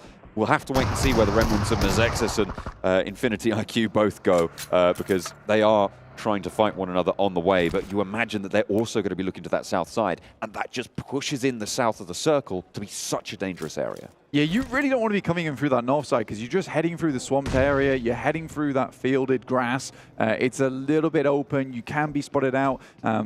D plus Kia, though, were in a fairly close spot, so they've been instantly headed up towards these compounds that iKURD have actually held control over earlier on.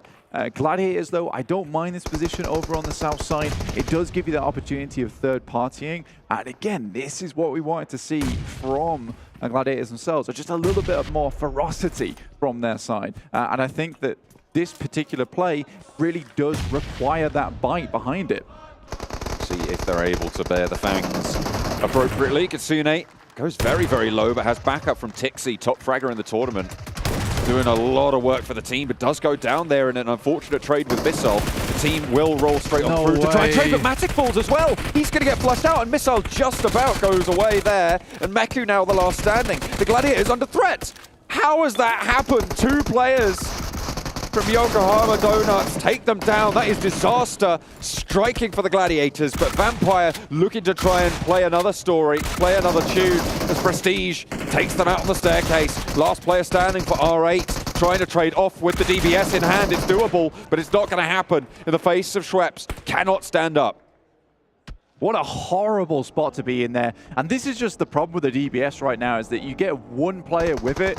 A lot of these situations where the 1v4s just weren't possible have now been opened up. So the DBS, problematic in that sense. If you're going up against it with an M4, it looked like Vampire were trying to institute there because they are playing off in an area where they really would like to get some long sight lines. So you can understand why they would go for the double ARs. It is interesting. So I think for them, going up against that DBS, not ideal because they're going to have to pump the bullets in, whereas just one shot from that DBS will take you down. So a little bit difficult. I'm glad they didn't face one by one. They all went down the stairs together, made sure that they were able to refrag off the back of one another. So yes, they lost a player, but it was salvaged in the end. 3 players, not ideal, but it'll do. Apparently it's enough to take down the Gladiators, though. As we saw just then, it was 3v4 coming through from the Yokohama Donuts Varel squad. And that's just not something you can afford to happen. That's where we saw 1v1s being given, right? That's exactly what you said Vampire didn't do. We saw Gladiators go for instead. They tried to go for these players. Tixi went out a little bit too early. The instant refrag wasn't there. They didn't have those sightlines to control. They pushed around, stepped in, and great performance by Missile, to be sure, but you can't be giving them those opportunities. And they go down for it. Yeah, it's a real sloppy start. There's no smokes. There's just the surprise factor coming through. And I think for Gladiators there, they realize that this play is a pretty desperate one at that point in time. They just want to get into the circle, get into the zone where they can start to play out, get some scouting done, realize where the players are in front of them, because you know with this circle, you want to be as close to the action as possible so you can start to have a little bit of influence around the lobby. Already, though, we got BTR coming up towards D plus Kia, see if they can keep going on their streak, and from behind the door, Forest will take down one, looks for another. Call him the lumberjack. The Forest taking everyone down.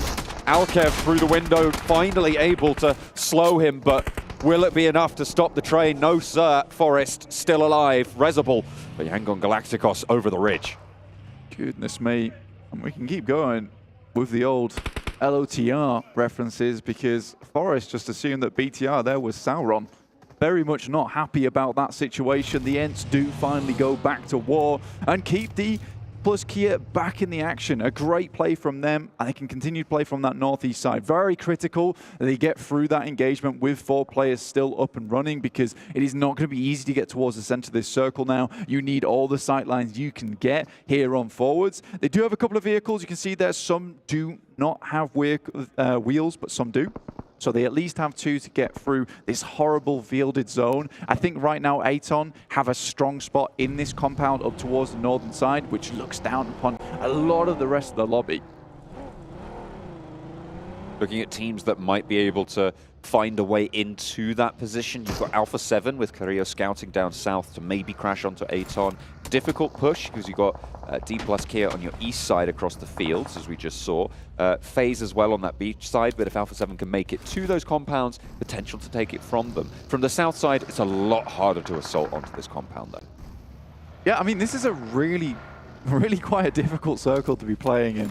I think if we're taking stock around the area, obviously you have the roadside over on the east, which does cut a lot of this up. FaZe currently playing over towards the hillside itself on the northwest. Obviously, this isn't going to give them the best route into the circle, but it's certainly going to give them a position to take shots towards people who are already in the circle, in which case they can immediately fly in, take up that position, and that's probably what they're looking for, because they have excellent sight lines going forward.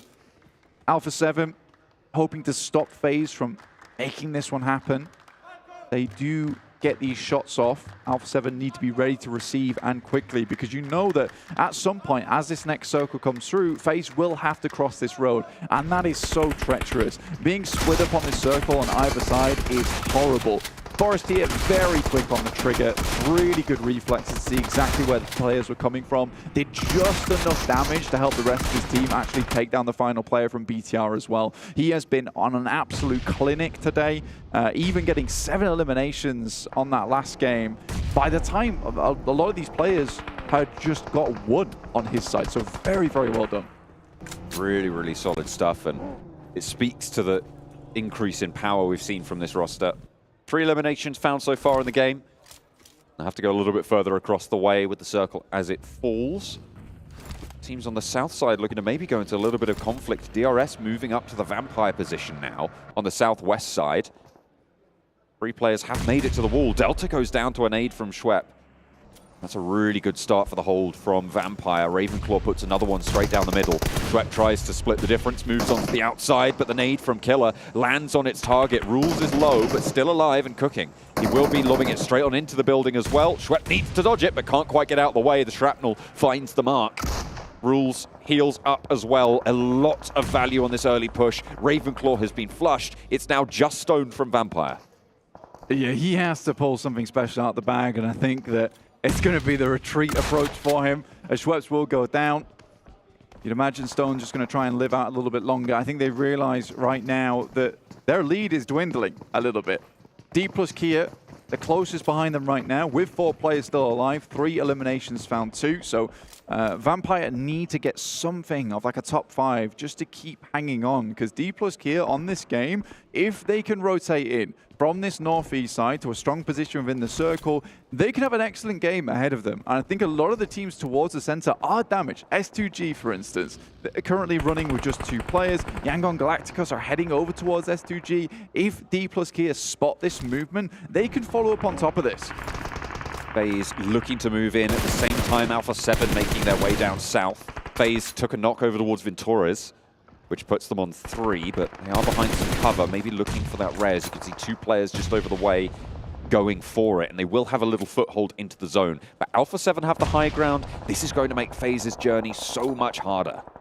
Yeah, I mean, Alpha7 made the 100% correct decision. I think they knew exactly where FaZe were playing. FaZe were hoping that they maybe would peak and they could find one of these shots through, start tossing these very similar smokes, and then quickly just send on over. But Alpha7, very patient, waited for the next circle, but in come D plus Kia, and already that's 1 player run straight down. Carrillo has to go big now. With the DBS, can he make anything land? No, he can't. That's 2 players. Revo's down in the meantime as well. 3 players, all 4 of Alpha7 melted in the face of D plus Kia. A nade sent back over the top, but this is FaZe's chance. 2 players down, so they are severely diminished. No one going down for FaZe, and they can roll over these hills. Aton do not chime into the fight either. Fabian taken out with that nade. 4 players still, 4 FaZe, into the vehicles they go. Guardian Angel comes through for FaZe and opens up the path through. I think that for D plus Kia, that's got to be an assumption that's made, right, where you wonder, why is this team holding here? Why are they not further down? And that road crossing is very, very difficult. And you saw the speed at which D+Kia removed Alpha7. FaZe were a little slow getting across that road, but it didn't matter. By the time you get into that position and you're trying to recover, the nades are already over the top. So I think D+Kia could have maybe slowed things down just slightly before FaZe had to pour over the top. Great initial push, great damage, and great elimination over towards Alpha7, but the foresight just not there. FaZe are absolutely demolishing the iKURD peak there to try and keep the Falcons alive, which they desperately need. Two of them are down on the floor. Another smoke, I think that was launched forwards with the DBS through the smoke. That is such a dangerous sound to be playing with no hard cover. The rock, though, is there. He will be able to hide behind it, but not for long. Turns the corner, does the job. One player from iKURD remains. DRS down towards the southwest side.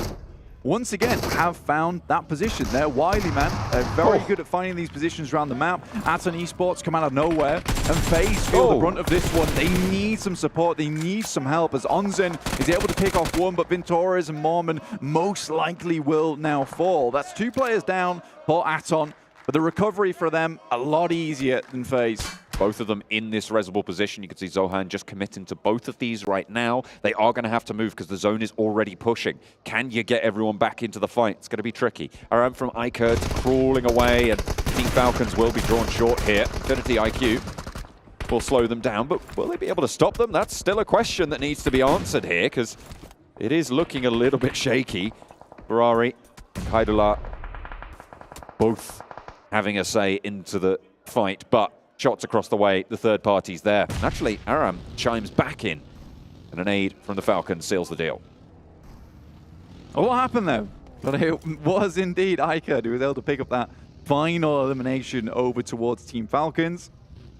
Aton, they're on the high ground currently. Romeo Boy comes up, and Zohan has absolutely no idea. He needs to go to confused.com and sort something out, because goodness me, he was in a different world. Looking for some sort of payout there, but it's not really going to be too easy to make that claim. Southwest side, DRS, 4 players alive towards the top of the tables as well. We spoke about how D+Kia were pretty close to the Vampire totals, but DRS, they are also knocking on the door there. 2 eliminations already, all 4 of their players alive, looking fairly healthy, have the compound, and the circle has shifted their way 3 times in a row now. DRS, very happy with this position. Very happy they're able to take that engagement with Vampire as well. Considering Vampire had this spot in the first place, you know, this was such a crucial fight that they had to take versus them. Really good grenades, very good hold from outside the building. Realistically, Vampire had a lot of space to play with. And again, it's a little bit of that greed sometimes that we see from Vampire, where they just like to play very fast into these engagements and have fun with it. Unfortunately, it comes back to bite them here. Stoned is, though, laddering up. Already in towards 6 teams remaining, a top 5 position for Stone. He'll be very happy with that one. On top of the fact that they've got 4 eliminations, you know, that is still going to extend their lead and give them time today to extend it even more. The teams cowering behind the ridge line with the blue zone pushing them, eating each other alive now. AGONxI8, Infinity IQ, both going very low, but it's Infinity IQ who stay alive and try and keep themselves together here, but with only 2 players, you've got to wonder how much further can they go, because they're going to have to break across this ridge. They will have to cross the road to get to the next circle.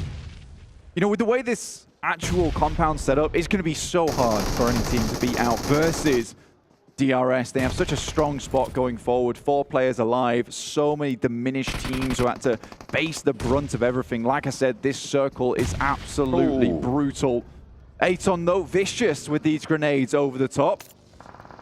Infinity IQ as well, managed to pop a sniper shot. I think there was an M24 landing into the back of S2G. Not ideal. They will fall fully. Stone now under pressure from DRS and will fall in the face of it. A nade in through the window. Delta picks up the point, and DRS now have got the tower to overlook towards everything else here.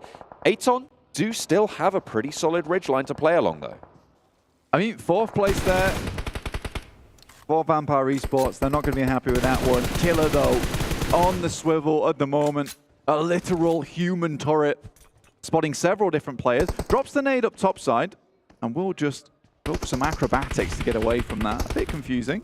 Does let it go off. Now looks over towards Ferrari. Will get the shots in. He drops the deck, but you are visible as anything. With the building high ground position, it's just impossible to get across there unscathed. They'll find out about that. One player remaining for Infinity IQ. 9 eliminations for this East Side team roster. Yeah. This is really good results. I mean, it's from really 10th in the table at the start of the game. Yeah, it's really nice to see the dichotomy between DRS as well and Gladiators and the fixes that they've made since yesterday. Really good execution towards these end games. They know exactly what they want to do. They know that this circle is difficult, so they do have to be a bit more passive in this game. Bensu goes down, and for Aton, it's all over, because coming out over this ridge is like wearing a high-vis jacket, and DRS are ready to zone in. Oh, he's seen one. He's leaning out the window. They're going hell for leather, all or nothing, and Delta runs it down for the last. DRS swell the battlefield, take home a big chicken dinner. And that is going to put them fairly close to Vampire's mark. I think that's not back-to-backs, but 2 double chicken dinners for 2 teams today. Really awesome stuff coming through from DRS. The Nepali fans at home have to be proud of these guys. They have done fantastically well for their country here in All-Stars.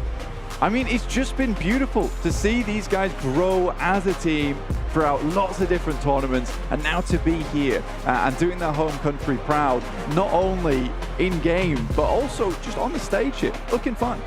Yeah, absolutely. They are pretty happy with that performance from that last game. They fought off against Vampire, ostensibly the best team in the tournament currently. Crazy. And with that points total, I wonder if they've managed to overtake. I think Vampire were just a little bit too far ahead as it stands. With the points, they were able to get that game as well, surviving so late as they did. Yeah, 4th place. But still very good for Stone there. DRS will definitely be looking good for 2nd. Yeah, 100%. They were not far behind whatsoever, John, so that kind of point scoring will definitely bump them up the leaderboard. I don't know how far, maybe even a 1st place if they're lucky, but we'll see. Well, we'll see what more they can pull out today, because so far it has been a great performance from DRS, from D+ Kia as well. Both of these 2 teams performing so well, but it is DRS, the Nepali team, to take the chicken dinner on the final Erangel today.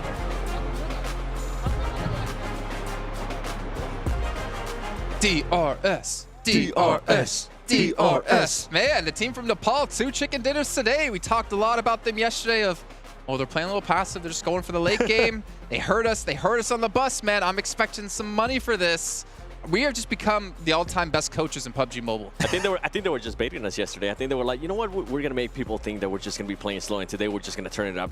They were like, fully. Oh, DRS, not a threat. Day 2, oh, they are. They're a real mega threat, I can tell you that much. Maybe a bit salty over not securing himself the championship in PMGC Grand Finals. Like, we want to win an international event, and it might be happening right here with improvements like this at the rate they're currently playing. Like, they're not scared to go for fights anymore. They're not. And they're just such a massive threat. I would be scared to go in a 4v4 against them. And the way they are taking those fights, the way they are covering their angles too, so far it's impressive what they're being able to do. Hey, maybe we can set it up, a 4v4, the talent versus DRS. No, I'm going to stop you right now. I don't want to do it. You might get it. No, it's not going to happen. Don't believe in me for that, okay? That is one thing that's never going to happen. 7 I started to that hot jukes. You. And Kalaris on the bench. Yeah. No, actually, maybe we'll change it up. Maybe we'll do like all 7 of us versus 4 of them. I see you play games before, Probably Jason. not going to be enough. I think you do good. You did decent. Say it with a straight face, 7. He can't. Well, they're not seeing you on camera to do it anyways. I don't want Jason on my team. Last time we played, you rolled over me with a car. I tried to. You tried. It was against you. It was against you. Yeah. And I tried. Oh, no, I did try to hit you, actually. Never mind. I remember that now. Actually, it was last year at PMWI. I tried to run you over. But obviously, DRS, like, this has been a big turnaround for them so far in... Well, not even necessarily a turnaround. They weren't doing bad yesterday. But they basically took what they did yesterday and improved on it. So let's actually take a look, if we can, really quickly. Before we... Actually, no, we'll see match results first. How about we see that first? Then we'll talk about DRS a little bit more. Because I kind of wanted to compare their stats yesterday versus today. But here we go. Match rankings coming your way here and see how many points they got, but as well as the other teams. 18 points. So not one of their biggest elim games, but still, it's chicken dinner. It's still 18 points, and that gets them 18 points closer to being into the main event. Yeah, and a lot of teams closing that gap against Vampire Esports. It's still 8 points, right? They're still making sure they're going to be in the top 6 at the end of the event. That's fine, but there's a lot of teams that are closing that gap and they're aiming for that $125 secure after the All-Stars. And that's the thing, right, with Vampire Esports. They were able to do so well yesterday, and they were able to pretty much perform the way that they needed to start off day one. That here, even though they are not getting those chicken dinners, even though that they're not being the most fragging team when it goes to games, they're doing just the right amount. Remember, Sir Tanning told us 10 points per game. Yeah. So far, I mean, if we average it out, they definitely exactly. That. The average is definitely over 10 points. I think it's fair to say, yeah. I don't trust you doing that calculation. Me neither, actually. Now I think about it, not sure. All right, so let's take a look then at DRS yesterday up against today. Because I'm imagining they're going to have, I mean, they have relatively the same points that they're going to actually probably even more, right, with 2 chicken dinners. But I think what we're really looking for is a difference between eliminations and damage yesterday to today, because that is something they've massively been able to step up. And that's something I was kind of criticizing them for, I think, quite a bit yesterday, of saying, like, great, you can get to late game, but if you can't get the eliminations to back it up, you don't have that sweet, sweet marriage between the two, they're not going to be a CCT. Well, you know what? I have to eat my words. They've proven they could be a CCT here today. I mean, as you said, they were able to make it to the late game, but when they made it to that point, it's like, what's next? And it seems like they didn't really have the will to go aggressive, but they're able to do it right now. And I really, as you said, Jason, I want to see the elims and the damage that they were able to get here. So let's see. They're already pretty much tied up. There's still 2 matches left to come, right? So that's what makes it even more impressive. Yeah, almost tied up, and they still got 2 full-on matches to go here. 7 and damage. Okay, that's the money maker right there. That's right here. I mean, even 34 elims? What?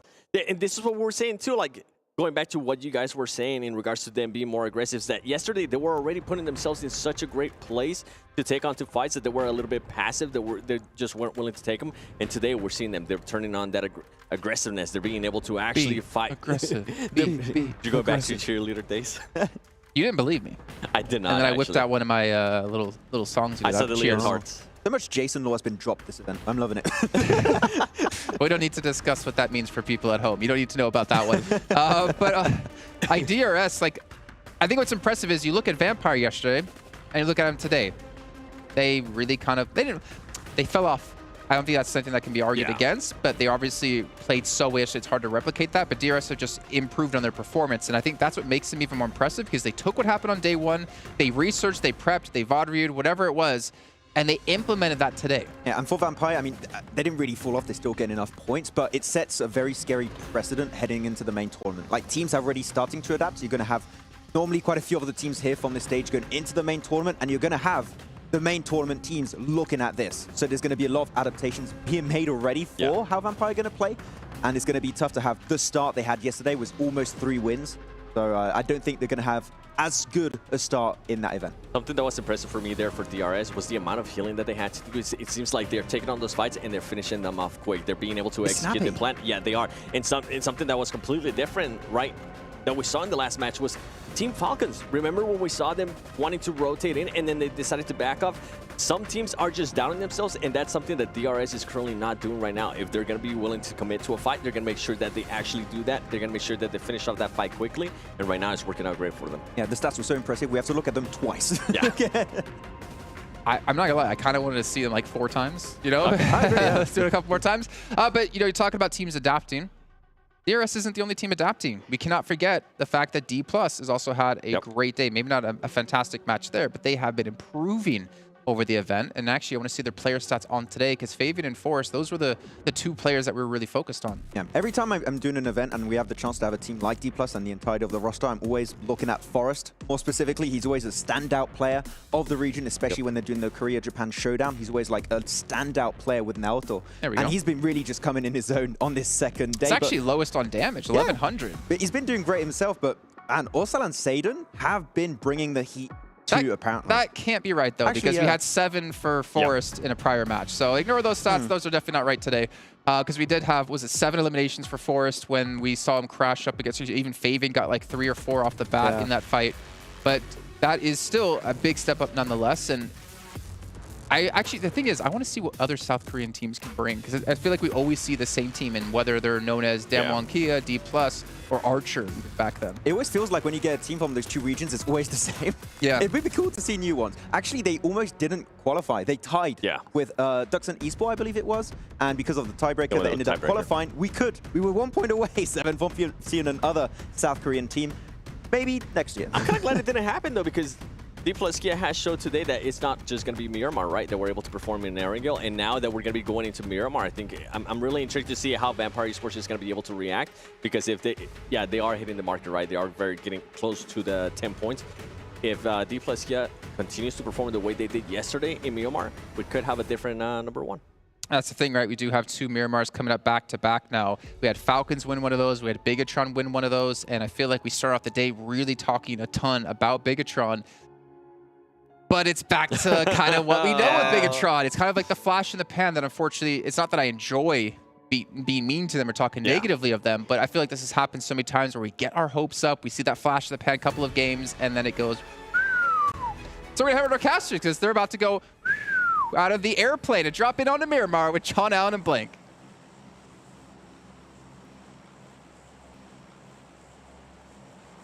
Yep, well, I mean, we're hopefully not going to be dropping out of the plane too fast. I mean, we're not going to be hitting the ground like that, but hopefully we'll be staying alive, as will most of these other teams. Certainly one of them will be staying alive the longest. Someone's got to. Absolutely. Someone's got to stay towards that top side. Because otherwise that whole plan's going down. It's got to make the return trip too for dropping those crates. True. These guys on the plane, they've got a tough job. Shout out to the plane pilots. Yeah, I mean, shout out to the pilots. Shout out to the players. All right. But yes, all these players will also have a tough time in these games going forward. Finishing off with double Miramar to cap off our day. Obviously, we've done all of our angles so far already. A really difficult circle, that last one, over on our last match. DRS, again, though, I think that when it comes to this team, even when it is a difficult circle like that, you're still seeing this really smart level of play coming through for them. They're very cognizant of where these areas are in the map that have just these little gaps in between the teams where they can inject themselves, find a very decent position, and now they're not even afraid to take these fights. They've gained a lot of confidence over the past few days, which is fantastic to see. Well, past couple of days at this point in time. But they've gained a lot of confidence here in the All-Stars tournament, and I think that's allowing them to take these fights that they wouldn't necessarily take before, where they'd find a gap that wasn't exactly ideal, but this time around, they're just taking the fight, getting an ideal compound, playing from there, and that was a really strong position on the map. It was great that the circle came over towards them in the end, but even then, they were one of the few teams that still had a compound to play in that had still some area going up towards the circle. DRS up to 93 points now, second place. Vampire 104, so 11 points separate them at this early stage of the tournament. That is very closable. I say early, over halfway through. At this stage in the tournament, it is definitely a closable gap. We've seen it done in less than a game. So we'll see what more challenges they can throw towards the top of those tables. Either way, we said Vampire looked pretty good to qualify as top 6 over the course of their performance from yesterday and the start of today. Even though it hasn't been as strong as it was yesterday, Vampire's still looking very solid to get one of those qualification spots. I would now say that DRS in a similar spot when it comes to the probability that they'll be seen in that top 6 and make their way to the final stages. I'll swing over towards the Infinity. Ferrari goes down quite quickly there. So the Infinity will be playing on with 3 members going forward. That's playing path did force a lot of these teams off towards that eastern side. Our circle did head over towards Monte Nuevo and El Pozo that way. So again, for Gladiators, we just saw them on our screens. A team that would really like to get some points this time around. I think if they can end the day with maybe a 10-point average over the next 2 games, they'll be very pleased with that one. Sem9 also rocking up over towards Alpha7. Revo down, star player on the side immediately. There's smokes down. They're getting their boy back up because he is certainly important to the livelihood of this squad. A very, very key part of the roster right now, and Alpha7 need all the strength they can get, to be fair, because they have been, I think, underperforming their expectation, almost certainly. This was a team that people were predicting to win over on the main stage, and right now they are middle of the tables overall. They're in 9th place. It's not the team that we wanted to see. No, not at all. 50 points currently, sat in 9th place, so 3 points away from qualifying if they could, because they already are in that main tournament. They've already qualified for it. You know, you could be that one guy that says, oh, they're just reserving their energy for the main tournament. But I think that the way we've seen Alpha7 play in the past, it's quite effortless the way they take control of a lot of these maps. So I'm not sure what's going on here, but there's certainly something that needs fixing a little bit. And I think for the guys on Alpha7, they'll be looking into that rigorously. You know that the coach over there is looking to see what's going wrong after so much success. You come over here, which is arguably, I would say, a little bit of an easier lobby, right? We do have some teams within here that I think that Alpha7 should absolutely trounce, but they're just not. So I can no longer have that kind of say into these games. Matic sending off once again. This guy's got into a fair few fights so far of a couple of teams. Had to drink a little bit of an energy drink to get himself back up to full, and then takes another engagement with the guys from Alpha7, who are just harassing them time and time again. North George now heading up towards La Cobradilla. He's sent that information back, and the rest of Gladiators starting to group up just a little bit. The Gladiators making their way down a little bit further, hopefully, to regroup. Tixie's still very isolated as it stands, about a kilometer away, which means that any push onto his position basically is on his own at this stage. So a little regroup in the near future, you'd imagine, but not really pressing right now. No one looking to try and take that position. On the northeast side, the Gladiators went down to them last game on an unfortunate set of trades, 1v1s, and giving a little bit too much on their push. Yokohama Donuts, the team that took them down last time, moving in through Torre Ahmada and potentially moving parallel to the Gladiators. Yeah, the play was certainly sloppy, right? I think that's the best way to describe it. It didn't feel like Gladiators. A lot of times Gladiators win out on fights just by setup alone. I don't think, and I will continue to say this, I don't think that they have the best gun skill in a lot of lobbies internationally. I think what they really reveled on was that macro side of things. They were very good at controlling where their rotations were going to be, which third parties they wanted to take, and which were going to be inefficient to their game plan. That's what Gladiators were very good at. So when you see a setup to an engagement like that, which is just essentially tossing the vehicles at the building, and then praying that you win the fight out mechanically, just does not make sense to me. And again, Gladiators are one of these teams that really does want to qualify through in that top 6. It's important to them.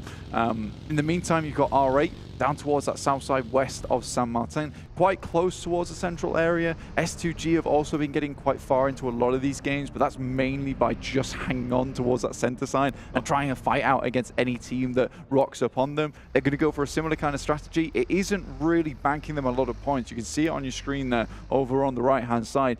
48, so they're really in that middle pack at the moment. He's really having trouble here. Oh my goodness, Ali finally able to get out of the ditch in the party bus. I think that was about a 17-point turn, but in the end, the axles cooperate, and he just abandons it anyway. Doesn't need it anymore. It's given him enough trouble. That is unfortunate. He probably could have just ran there in the first place, picked up that vehicle and got on his merry way. So again, he kept him safe though. You know, if there was any praying eyes, that party bus is a veritable shield in a lot of situations. Infinity, we saw them lose a player earlier on, John. Down to just 3 now. Not ideal. Here are our pilots back again to drop off some goods. Where will they gift those level 3 augments to teams' arsenals? Circle just about to pop as well, as we're sitting on the west side of Miramar. 2 teams out the southeast side, D+, Kia and Aton as well, playing over near Puerto Paraíso and on that south edge. Oof. The biggest shrink that we see on Miramar, this zone 2 shrink, goes over towards Monte Nuevo and cuts Ladriera with a slice of the pie too. Yeah, really kind of an awkward circle for these teams because it's not fully down towards that Ladriera side. So taking advantage of these high grounds is a little bit more dangerous for some of these teams. You can see Falcons heading over that way to begin with.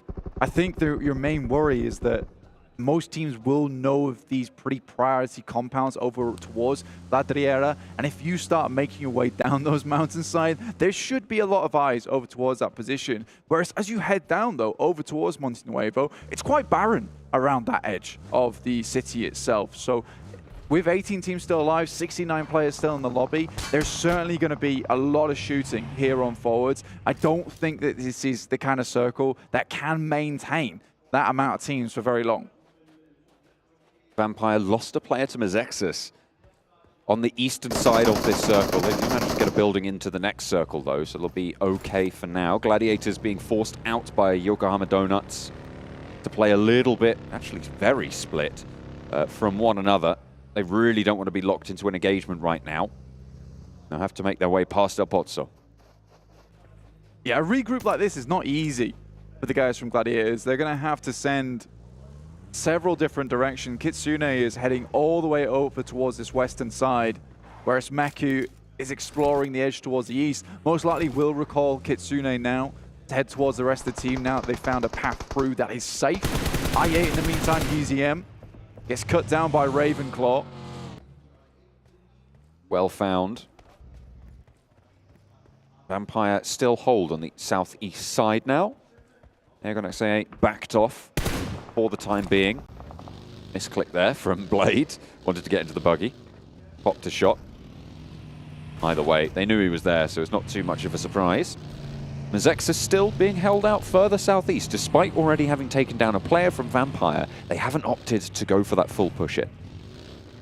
Yeah, obviously Vampire losing a player like this isn't ideal, and I think that Vampire most likely will switch into a more elimination-focused game for themselves now. It won't necessarily mean they're getting a high placement like Stone went for last game, but I think that they do need to start picking up some eliminations because the 3 players on this southeast edge, it's quite awkward terrain to head up towards this northeast side anyway, northwest side anyway. So I think for Vampire, yeah, try and take up this position, which is very, very strong within the map. We see a lot of times teams picking up this spot just because of the high ground it offers you up towards that top side. It's got great little spots you can take shots towards teams, potentially pick up a knock here and there, maybe elimination, because getting further than this for Vampires will be tough.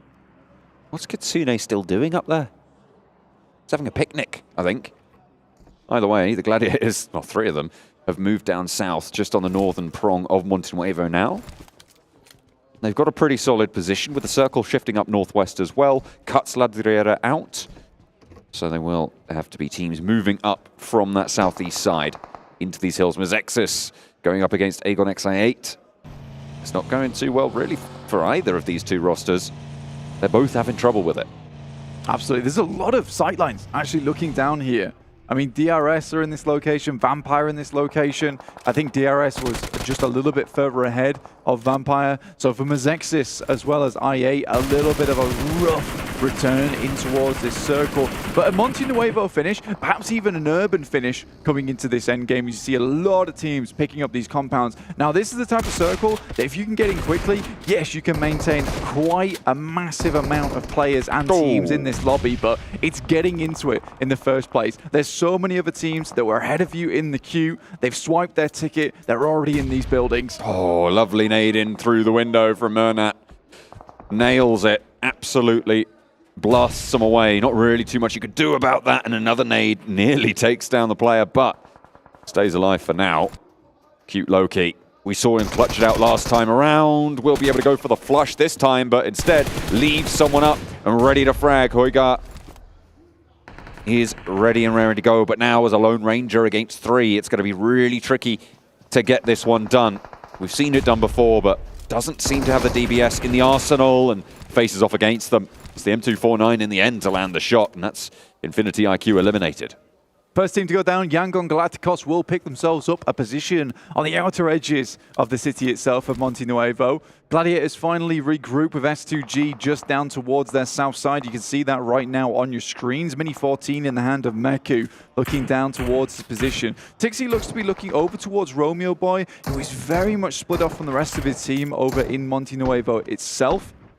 So hoping to regroup soon. For Gladiators, a difficult rotation in. Equally for Yokohama, they're up towards that north side. They'll have to push down through these fields, through these roaded areas. Alpha7 also would like to get in. But we have so many teams already in that center area. BTR, R8. You have Yangon Galacticos, Sem9 over towards that northern edge. Aton are trying to get in, but DRS, keeping things cool and cozy over towards the eastern side. Falcons with the home team support. Playing with 4 players on that southwest side along the road. A tricky route in towards Monte Nuevo on that crossroads. Trying to make their presence felt, but they have to shift up north. This is good news for Yokohama Donuts, for Gladiators, for Alpha7, because all of these teams on the south gonna cut each other down to size and make them bite-sized for these teams up there. Massively. If you are Team Falcons, Aton, iKURD, Vampire, you know, a lot of these teams in Monte Nuevo, they won't be leaving anytime soon. They would much rather clear up the mess that is this southern side, massive players, as opposed to leaving. So you're already seeing FaZe, BTR all taking shots out. Surprisingly, King's able to take a shot backwards over towards BTR themselves. And I think D plus Kia have actually rocked up on their position and looking to dismount them from Monte Nuevo. A really nice push in. Satan, Fabian, and Forrest are all in already. BTR close to D plus Kia, not the safest of positions. But we've seen great things from both of these rosters. Nades up through the window. It's a 3 versus 3 on the western point of Monte Nuevo. Ryzen trying to maneuver on the outside. A nade in through the window from Yuhai, but backed off by some bullets from across the buildings. Zayden wants to answer, but neither team wants to pull the trigger fully on this fight. And to be fair, you probably don't want to in terms of that overall strategy. You're in the next circle anyway. Losing players now is just bad. It's just a bad time for your route out of this circle, route out of this urban environment. Yeah, for a lot of these teams, they'd rather group up now and play that teamwork to get rid of a lot of these teams over towards that southern side of the map. D plus Kia, they've been allowed in. They're renting the room now from BTR at this point in time. It is interesting to see Ryzen in, and it's even more interesting to see Lapar out because he was so good yesterday and today as well. So I'm interested to see why exactly they have pulled Lapar out for Ryzen. It might just because it's the role change, so you're taking a fragger out for a fragger to maintain the stability of the team with the roles that they have within. So I think that could definitely be the reason behind it. But again, it's great to see Ryzen back on the international stage now. Lovely to see him here. Vampire looking to make their way in. They actually did a decent job. They cleaned up a lot of IA. They will have to flip around the side now, but unbeknownst to them, DRS are up towards their northern edge, but they've just started to make a move outwards over the road. This is a dangerous push. Tony K with Stoned in tow. Going across open ground, but they're fairly confident in it. Nearly takes a tumble, but they're up to the rock. This is, I mean, it's very exposed, but nobody is looking this way right now. They're all on the other side of the road and they're preoccupied. DRS certainly is, as SEM9 rolls up into the thick of it. Kenny has the DBS. This is dangerous territory, but finally gets caught up in the tires of the buggy. 2 players down for DRS. They're currently resable, but you imagine that's going to get taken away from them very, very quickly. Tam gets across and pops a nade back in. Killer falls down to a nade. The res going to be enacted for DRS, and they haven't gone for the flushes yet. If SEM Kenny does not get picked up there by teammate, he has the backup instead. Moving on through, wants to try and keep the pressure up and deny these reses. Tam goes for the flush, but there's a shot from across the way, and now Delta can start to cook this nade. Mikiel is low. It pops it out through the vehicle and pops it as well with the flashbang. Delta taken down to half HP, and 2 players on the inside, 1 player active on the out. DRS looking to try and stay alive now with 2. It's a difficult task, but it is a team that is up to it. 2 players now. DRS played some real good shenanigans in this fight. Killer with an excellent pre-fire over towards these players from SEM9. He has another nade as well. Has to back off as shots come through from Alpha7. Will place another one around the side. Somehow, Mikiel is still alive inside this container. Goodness me. Gets away with it as well, and those nades are not going to touch him whatsoever, and Killer seems to think that if he just keeps tossing them, he's going to get them in, but Mikiel right now is completely safe. And that's 6 grenades down. I don't think there's any cheeky little terrain bumps there that can bank it off and get it into the dumpster, into the skip. But still, DRS cut down, cut in half. As the circle keeps the urban environment into the fight and actually makes the fields to the north of Monte Nuevo, the open ground, a little bit more treacherous and forces these teams to the north to have the problems of their own. Yeah, if you're a team towards that northern side, you do technically have a little bit of an advantage because you're more maneuverable than those teams down towards the south side. The issue for these guys is that you really have to just stay on the edge of this circle now, because you start to get a little bit too close to this open area. The teams from the south, that is not team fight.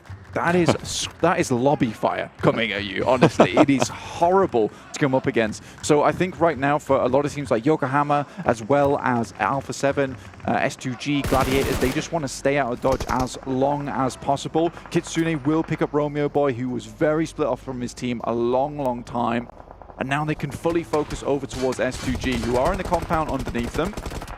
Mafioso trying to put nades downhill, and a lot of damage felt. There's the knock finally. Ali taken low, and Mafioso still with the happy feet on the mountaintop. Ali very, very low. Gets the heal off. Nade being cooked. Taken down very quickly again. Unknown is there on the off angle. Mafioso just can't catch a break. Cannot peek this ridgeline. Yeah, like I said, that lobby fire is coming in clutch. Look at all those players off in the distance, all wielding those 3Xs, those 4Xs, taking shots their way. Even Team Falcons have to expend as many smokes as possible. In the meantime, Gladiators are somewhat safe because they are just hiding behind S2G, but at some point they will either have to push over towards Yokohama's position or over towards S2G. Mafioso isolated now, wanted to deal with iKURD, drop down and regroup with the rest of the roster for Alpha7, but at this stage, they have been severed. That supply line is not there anymore. Cut off by Falcons. What more can you do? Drop down, I guess, just go for the fight. That's going to work out. First aid, is it going to be in time? Just misses it, unfortunately. It was just too slow. Can you crawl on through there? He might be able to get to the zone. Center Texer wants to move out, but if you can get through, good, but no, cut down, out in the blue. That is really unfortunate for Alpha7, losing Mafioso there. Yeah, it's a difficult push for him versus iKURD. They had to really speed up that engagement between them and iKURD, but Team Falcons obviously had oversight. And speaking of Team Falcons, what a wonderful run from them. I mean, maintaining 4 players from that side of the map on the southern side versus a lot of these teams that have had sightlines towards them. Really good use of utility and smokes, getting those vehicles through and finding those positions that they can play in.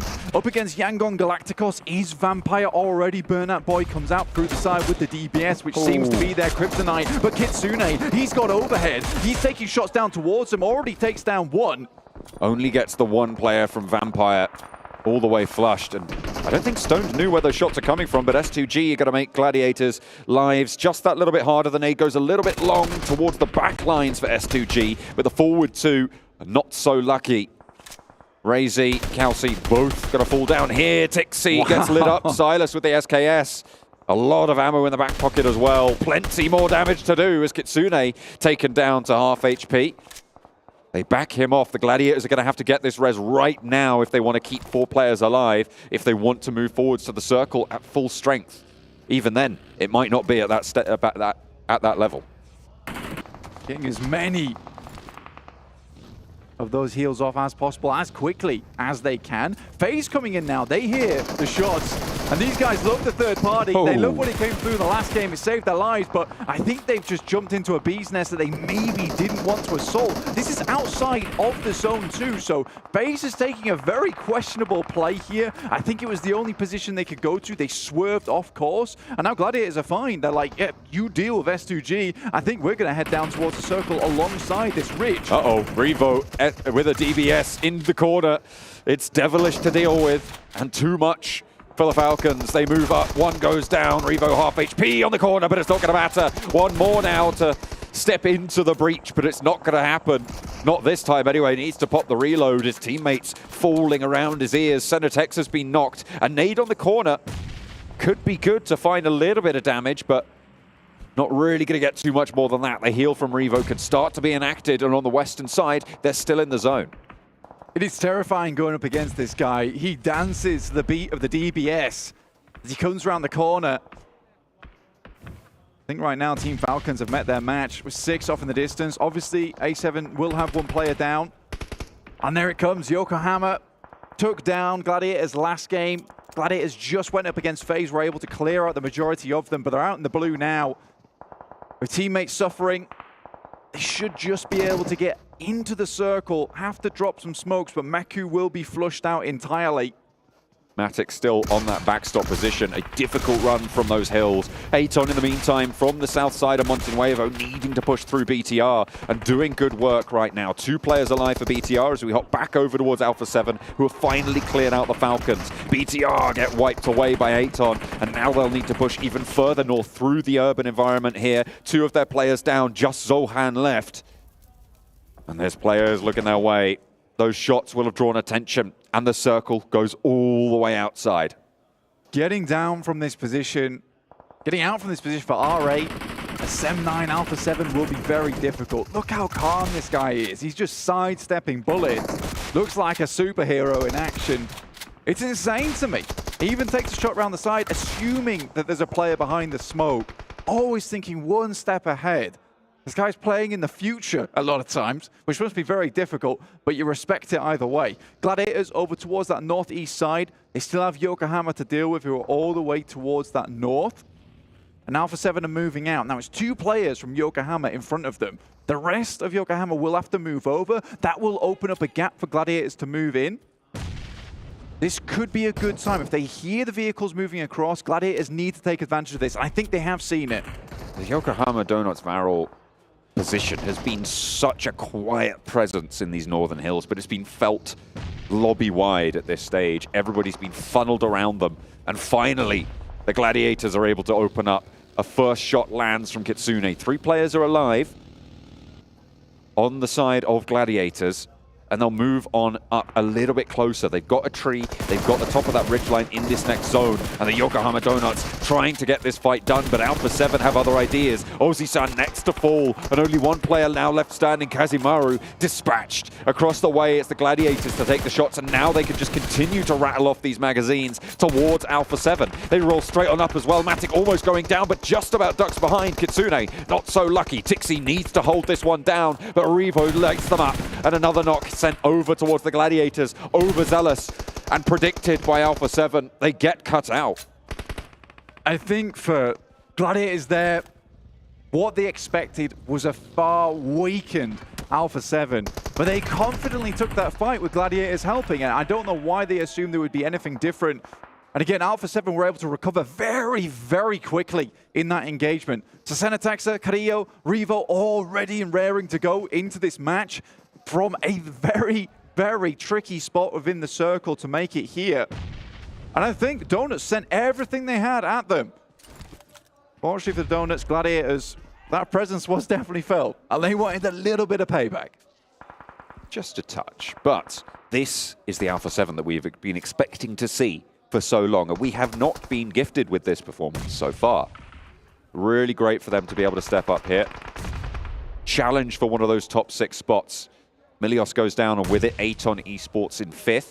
12 eliminations now racked up by Alpha7, with 4 more on the cards, a maximum point scoring on the game of 26, should they be able to pick up all 4 of these points. And they're going to go for it, because Tixi, next on the cards, has got the auto shotgun, steps out wide. Carrillo lands that spray, but it's Senatexa to be able to shut it down with the DBS. Alpha7 pick up the first of potentially 4. Vampire may be next on the menu. Stylish play as well.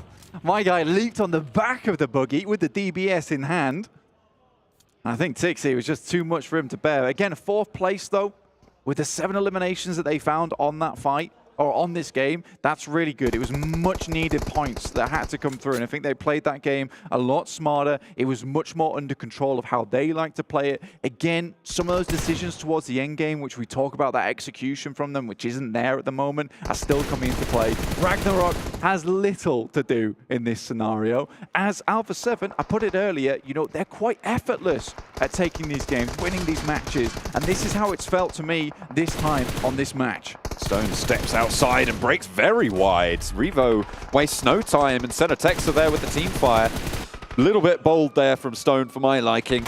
And Alpha7 will capitalize. He sees Revo moving in. God. But what can you do? There is so little that you have in your back pocket, in your arsenal, and Revo will clean it up. The janitor of the lobbies. And that is all the points going their way. Alpha7 perform at the standard we expected. 25 points. And a blinder of a chicken dinner blank. I mean, the fact that he was the only guy to stand up is fair play. He has been the only guy to stand up on this team so far this tournament, and it's nice to see the rest of his team rally around him, finally. It's much needed because Alpha7 have been on a streak where Revo has been carrying them through a lot of these matches so far, and Carrillo starts to do better. Senatexa starts to play a little bit better in this match, and that's all you really need in these final moments, is some of your teammates to start stepping up with you. And I think Revo, the fact that he's kept this consistency for a lot of these games is definitely what the team has needed in terms of that confidence, because if he can do it, you can certainly play like they did in the finals of Brazil. Consistency, though, is still the question in my mind. Alpha7, this is what we've wanted from you. How much more can you continue to give this performance, right? Because you need, if you want to be playing up there, sure, you've already qualified to the main stage after the All-Stars, but if you want to have a chance at claiming the lion's share of these prize pools, you need to be performing like this consistently. Certainly more than they have done so far. So this is an excellent first step, but the staircase still stands in front of them. Can they summit it? Can they make it up towards the top? I mean, they're still quite a fair few points behind. This is a good start for them, and it bodes well for the main tournament as well. And I mean, there's still one more match today on Miramar where they have just found some good success. I think the Yokohama Donuts did pretty well, all things considered. I think they had a very good control over that northern side. There was a few other teams in there, particularly Vampires. Second place, another second place for them. And I think that we're switching back over towards that Vampire play style of you can't catch me. You simply cannot catch me, because they continually put up these points every single game, and it's difficult to catch up to a team who is so consistently good. Yes, they might not be perfection like yesterday, but they're still doing decent. Certainly still putting in that shift, and that's what I wanted to see, as I said, from Alpha7, consistency. We'll see how consistent all of these teams can be in their bid for the top 6 spots, but Alpha7 have just entered the chat.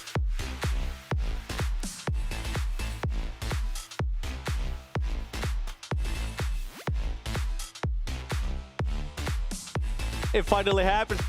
It took a lot longer than I expected, but do Brazil! They finally get the win. Does this mean that you're kind of lining your eyebrow? That's what. Wait. Was it a you? Hey, no. Wait. No. Hold up a second. What's going on here? You don't remember the start of the show? Uh-huh. So you got all, I know you get all excited seeing Alpha7 win, but you forgot you got to cut. He put in a little box in his brain and just put it on the side. This never happened. I didn't think it was actually We happened. literally got a VOD we can go back on, okay? But Alpha7 though. Yep. I think that was Mafioso was the lowest fragger of the team. We saw Carrillo stuff up. We got Revo in there as well. We got Senna too. Like Alpha7, you know, I don't want it to be a flash in the pan, but it is a start for them, and we know what they can do with momentum. It is, and this is something Max and I were talking about too, watching that game, is that hopefully they are going to be able to start carrying this momentum, and maybe this is the win that they needed. It kind of sucks, right, that it happened second to last game on day 2, but I'm glad it finally happened. But you know, I mean, you covered Alpha7 for so long, right, Seven? And at this point, you know that there's that tipping point in every single international event where they start to do better, and then they just start to build that consistency game after game after game, and I think it's going to continue. And sometimes for a team, all it really takes is one player. I truly believe that one player is Revo, that's just been able to hype up the team in some ways, keep the team alive a little bit longer, and hyped up the whole squad. And now the team as a whole is doing so much better than what we had yesterday. I'm kind of actually disagree with you. Really? I don't think it's Revo. I think it's actually Carrillo. I think that he's been able to put up good performances. I feel like Revo today, especially at the start of the day, he kind of slowed down a little bit more, and Carrillo was actually able to kind of keep this squad alive in a way that give him momentum. And this is a player that they can rally behind, right? With Carrillo being such a veteran, being such a big name, and we know that he can frag out. It's good to see that he's finally starting to put up those numbers. You know, Alpha7 to me are like the epitome of a team where any single player could be the star player on any given match. The problem they've had with is like getting that consistency, mostly under Carrillo's belt, to be consistently, or not consistently be able to do that, but to be able to do that as often as they need to. It feels like when they need someone to step up, he's not the one to necessarily do it over the course of the last couple of seasons. But let's take a look here at their stats, because this is going to be important, as we do see Revo is going to be top on damage. Carrillo's not going to be quite there, but he's going to be around 700 mark, same with Senna. But the elims, I think, is what was really the important part of this. It's actually really interesting because every time we're on the POV of Revo in a game, I don't even have to read Revo's name to know it's him. I just look at the DBS skin and I'm like, oh, that's Revo. that's the Revo playstyle we're expecting to see. But Revo's still having some good moments. But Gadio, as you said, been stepping up. Like every player as an individual has been able to fill in some moments when they had to. And something that I've seen more out of Korea is that he does end up playing by himself a lot, and I think they're finally starting to utilize that by being able to put him in a certain place where he can get those off angles on the other teams, and I think we got a chance to see that there in Miramar. Something I do want to go back to because in a way I do have to agree with you. Revo has been able to get the biggest clutch ups for his team. He has been able to get those big pop-up moments. So I can see where you're going there with Revo. Yeah, I mean, every player is a star player, as you said, right? So yeah, but you know, I think you said something to me earlier on, Seven. I don't think we were on air at the time, that you feel like Korea tries too hard sometimes. He tries too hard to make like a fancy play where he doesn't necessarily need to. And maybe that's just like channeling back to like the Loop squad where he kind of would be the player to make things happen, and he has to maybe realize that I don't need to do that. I just need to do my job and we're going to win games. Yeah, and at times I feel like he's still just getting used to his role. As I mentioned, I keep seeing him alone more and more and more, and sometimes they send him the scout. And for the longest time, before Revo became the player that he was and all the other players were able to back him up, I was like, why are you sending your star player to be the scout? Why are you putting him, why are you exposing him to be able to do that? He's always in danger, you don't want to do that, and I feel like he's now maybe starting to fall into that too. And I think we kind of have to get into the mentality of the team. They already qualified for main event. Yeah. If they had not qualified for the main event, I feel like we would be seeing a completely different Alpha7. So I think it is starting to play into their mind that they don't have to try as hard, even though there is a lot of money on the line. Yeah, I mean, looking back on this game in particular, I was going through the entire last 3 to 4 circles thinking, okay, this is a Donuts Barrel win every single day of the week. There's no way they lose this. And at one point, they regroup. Alpha7 is pushing uphill across the road without any information on where Donuts Barrel actually are and completely obliterate Donuts Barrel. And even Gladiators come in as backup, destroy Gladiators, and instantly start splitting, taking control. Like, the insane synergy this team has when they're just closely packed playing together is mental, and I want to see it continue. That to me is the strength of Brazil. Like every single time I saw, like I still say, I know it was like years ago, loops in my head, just they were like a shark in water smelling a drop of blood. Once they figure out that there's blood in the water, they attack and they swarm all over you. And then once loops kind of like dissipated, I didn't really see any team live up to that. But that's like, to me, the strength of Brazil is that they have the ability to win in these fights so quickly, so cleanly, and catch you completely off guard. Yeah, there's so many fights in this game they should not have won. And I think it's rare to see gunplay make the difference at that kind of extent. But it happened 3 times in a row, which, without losing too many players, only Mafioso, which is insane in my mind. And with Alpha7 before this match, I can't really think of any other times where Alpha7 has been able to be that aggressor when they are actually in a good position. It's usually leading the charge. It's usually them being the aggressor, but they're actually just trying to break into a compound because they have nothing to work with. But now when they had the actual area, when they had that actual positioning, they were able to do wonders with it. What was it? Aggressivity? Aggressivity. Now in French. It's an English word, I promise. Check the dictionary. No, but say it in French. Agressivité. I like Le that Bison. Le Bison et le Guitoun. Yeah. Let's take a look at the match rankings in this last one. See how many points Alpha7 got, and of course some other teams out there, because it's going to be very important considering we're past the halfway point of the event. We're getting close to determining which teams will get through. But more importantly, we're getting more of an idea of who will make it through. As you can see, 25 big points here for Alpha7. Vampire getting themselves 13, but also R8. You know what? They've been a little bit under the radar today. They've had a couple of good finishes. Only 6 points, but still, the team who was, I believe, close to last place is going to be able to move up the leaderboards. Yeah, I think we're still going to have some decent changes at the end of today compared to what we had at the start of the day, though. On the second page here, I'm still a bit sad I'm not seeing the presence from Infinity IQ I wanted after the end of yesterday. I'm not just seeing those big macro splits where they regroup, and it's just not happening to the extent we really wanted to see. So, I mean, let's be honest, right? I feel like FaZe Clan we could call out, S2G we can call out here, and Infinity IQ, obviously, as you mentioned before, even, not Falcons necessarily because they have 6, but there are a couple of teams who just aren't living up to what we expected. And this, the worst part about this is, this isn't even the difficult part of the event yet. I mean, yeah, it's not easy. Trust me, I'm not saying it is. But you're playing against teams who didn't necessarily finish even close to top 5 in the respective PMPLs. Then you're going into an event, if you make it, where teams did win their PMPLs or the regionals and stuff like that, right? So this is going to be only harder from there on. And teams like, unfortunately, S2G, one-hit wonder? Everything. Yeah. Is it the one-hit wonder? I mean, after PMGC, yeah. I mean, I was told normally, okay, there's no issue. There's literally no issues for SGG entering this event compared to spring season in Turkey. There's no more excuses. Like, we need to see them perform, and unfortunately, it's just not happened. What other excuse are they going to come up with now? You know, that's why I kind of end up putting it. By the way, you were talking about R8. I say their fingers are sweating, but no, the stage is nice and cool. No, Max's forehead isn't there. I can't see. It's too bright. I'm just kidding. By the way, you were talking about R8. Another team that has actually been performing pretty well in the last 2 matches has actually been Aton Esports. This is a team that's been able to get some good points that they need, and I'm hoping it continues that way. I know, talking with Chaco yesterday, I think he was finally able to find the actual place where he needed to go. He found his place, yeah. But he's been able to perform pretty well for his team. I think he ended up with that, not this past game, but the one before that, he ended up with like 6 elims, which is it's a good confidence booster, not just for the team, but definitely for himself. Seeing how many teams were in Montenuevo this game, I think there was like 6, 7 teams, which is an insane amount to have on phase. What was it, phase 4, I think, at that stage? Phase 4, phase 5. You had 6, 7 teams in one compound, and they survived until like the last 2, 3 teams, I believe, which is not easy to do, so impressive from Aton. Okay, well, as we are getting close towards the end of the day here, let's take a look and a quick catch up with our overall rankings, get an idea of who's in first place currently. But again, I'm focused on those top 6 placings. Vampire, they're still holding on, but to see DRS get into second, Gladiators, I mean, they have so many more limbs than they do have placements, but then again, so do D plus Kia, which is kind of a surprise to me. Yeah, and we've been teasing this the entire event. Is Alpha7, if they're in top 6, 7th position team does make into the event. Right now, BTR, if we stopped at this moment, would be making it into the main tournament. Yeah, and I was talking about Aton. Look at the jump they've been able to do now in 11th place. By the way, if it wouldn't have been for that last win that Alpha7 had, it was going to look pretty bad for them. So I'm glad that they're finally able to get that spark up. Can they actually continue on with that momentum? Yeah. And that's the thing about some of these teams, right? With Alpha7, all it takes is just 1 win out of them, because we know that they're going to, if they do end up getting a win, they can definitely back it up with those eliminations. And I think that's something that's a big thing for them. True. Though we saw the second page there. I have to bring it up. Donuts Varel. I mean, Max, we even said it during that last match too. Okay. We saw, you said this should be an easy win for them. I did. And then they threw. It was an easy throw. They should have won it, and they even fully regrouped versus Alpha7. That's across the road. They had the visibility. They had everything going their way. Yeah.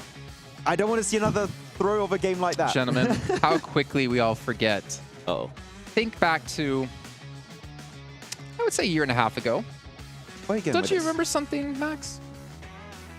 There's a lot of things to remember. There was this little thing that I remember seeing, like, was it RRQ Athena? They would send you messages. Some other teams out there saying, Max, don't predict us because of the Maxman curse. Wait, is it? No. It's not the curse. No, could it be? Is it? Could it be? Is it? No. What was that team? I'm going to close my Instagram. Actually, he did say Vampires was going to end up getting a win. So far, they haven't gotten a win. You have cursed them, Max.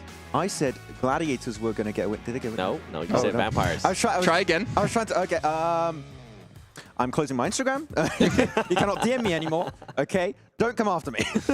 I'll check out your threads, don't worry. Oh, nice. Oh, gosh. With Vampire Esports, though, since we have the ability to look at their 2 different days of play, let's actually dive into their their stats, their team stats yesterday up against today here. And I believe 7, you actually want to dive into this to kind of look at what's been really going wrong with Vampire. I mean, obviously, not going to have as many limbs, not going to have as many damage, but it's more about the quantity and the difference between the 2 that's really going to stand out. Yeah, I mean, we see it on the damage right away, yesterday. Even though we do still have 1 game left to play, you can see the big difference, and this is the main one. I think that I wanted to see 45 elims yesterday to 22 today. That is a massive, massive difference, and I think we really haven't seen the likes of Tony K. I actually expected him to have a much, much better performance coming into today. They really haven't been able to get that firepower behind them. We haven't really seen those fraggers, but the thing that has been working out for them is they've been getting those placement points. Yeah, exactly. I mean, we kind of talked about it earlier, right, Seven, in the green room. It feels like Vampire Esports kind of went in survival mode. Like, okay, we got a lot of points already. If we just get decent points with like decent averages, 8, 9, 10 points every single game, which is what they're trying to do, it should be enough to qualify, but it sets a scary precedent heading into the main tournament that they should normally qualify already. Yeah, I think you actually brought up a really good point, right? Maybe I'm just being too harsh to them in my own head because they had a great day 1, right? Winning 2 chicken dinners off the bat. They're still first place. They're still looking like they're going to qualify. Do they really need to push extra hard over these next days? Because it's not a sprint right now. It's a marathon for them, knowing that they're going to make it into the event, or at least, well, I'm not the Jason Curse. They're most likely going to make it into the event. they don't need to like push extra hard. They don't need to actually like push themselves like that because they realize, well, we still have the main tournament coming up. It's only going to get harder. Maybe they're focusing on trying out a couple of things, which is why we could go back to the idea of bring Newsy in. If you're already feeling comfortable, bring him in, get him some reps in before we get to the main event, because you have no idea if you're realistically going to need to use him.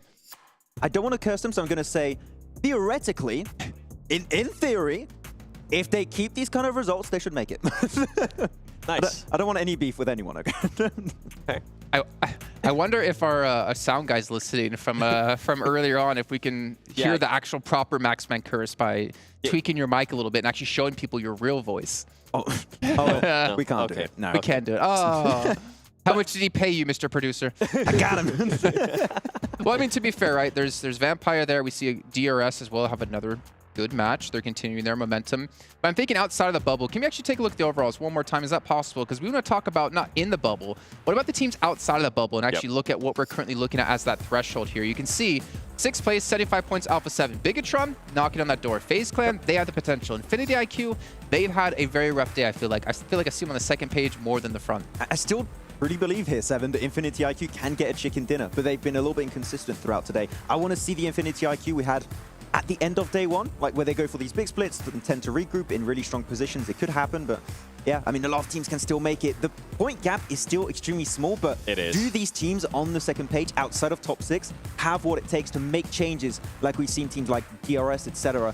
make today? I mean, if we really had to pick a team, right, the team that everybody would have to go with, especially from this space right here, would have to be S2G. Just because of PMGC winners, we would expect them to be being able to get to the main event. After so far, so far they really haven't been able to do anything. PMWI confirmed harder than PMGC? This is All-Stars, though. This is All-Stars, though. Yeah. I mean, I would say PMGC is harder because this year, last year you had 50 teams to try and qualify, and that was rough. Yeah, but they had to be popular to get here. That could be harder. That could be harder, to be fair. I remember my high school. Wasn't fun. There was some shady strats going on to try and make it in. Like, teams were like getting all their contacts in, so if you made it in, fair enough. Everyone saw you in a leotard and was like, I'm not going to talk about my frosted tips that I used to have back then. Ladies and gentlemen, we're going to head to a short break here while we do fix some couple of technical issues that we are having. But I promise you, as soon as possible, we'll be getting back here to get into our final match of the day. We'll see you guys shortly. You have frosted tips? What?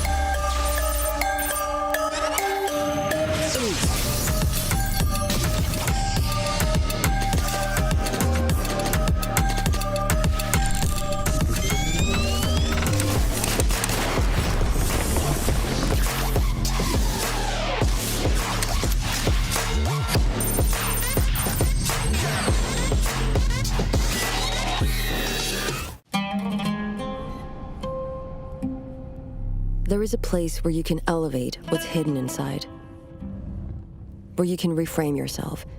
Sonomi means the new you. The you can step into. Because when we know who we really are, we become unstoppable.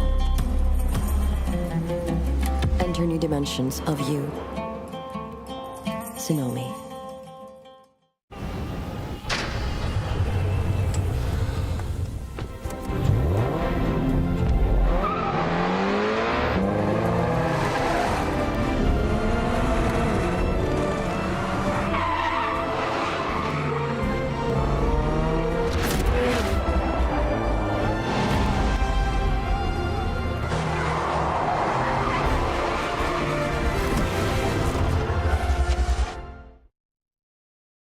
All new Honor Magic 5 Pro. Freeze even fleeting emotions in just milliseconds. Take marvelous night shots with lightning-fast exposure. The display reveals more details in bright areas with an astonishingly long battery life that just keeps going. The latest flagship chipset brings you exceptional performance Unleash the power of magic. Honor Magic 5 Pro.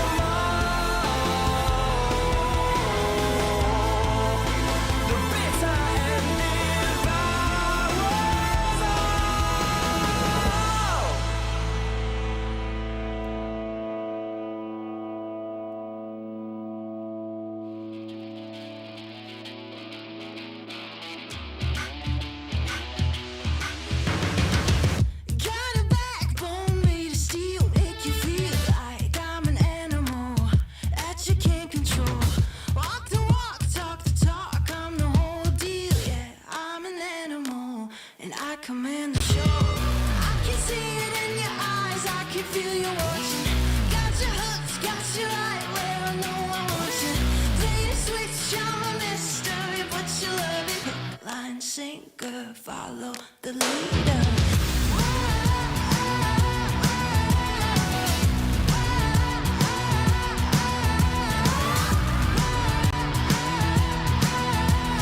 Hook, line, sinker, follow the leader. Bring you right there to the edge, make you sweat like you can never take the heat, but it's never too hot for me. I walk the walk, talk the talk, you know I'll never stop, cause I'm an animal, I'll just laugh it off. I can see it in your eyes, I can feel you watching. Got your hooks, got you right where I know I want you. Play the switch, I'm a mystery, but you love it. Hook, line, sinker, follow the leader.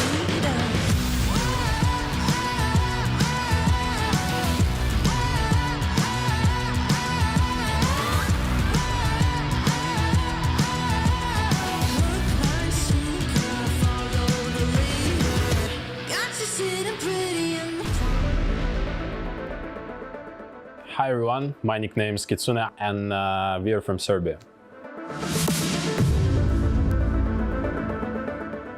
Yeah, I'm very excited to be here, especially that last time I was in Riyadh, I won the tournament here. It's a LAN tournament, so of course it brings like warm like memories from here.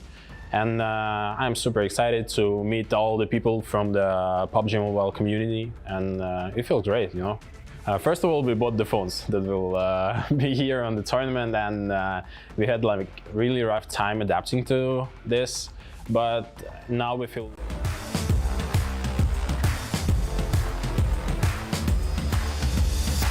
Well, thank you for that, Kitsune. I'm sorry I had to cut you short, but we have got Miramar on the cards, which is very exciting. The last game of the day, match number 12 here at the PMWI Allstars. My name is John Allen. With me for the last game of the day is Blank. We're ready to go back to the desert. There we are. Horrible playing path, by the way. Awful.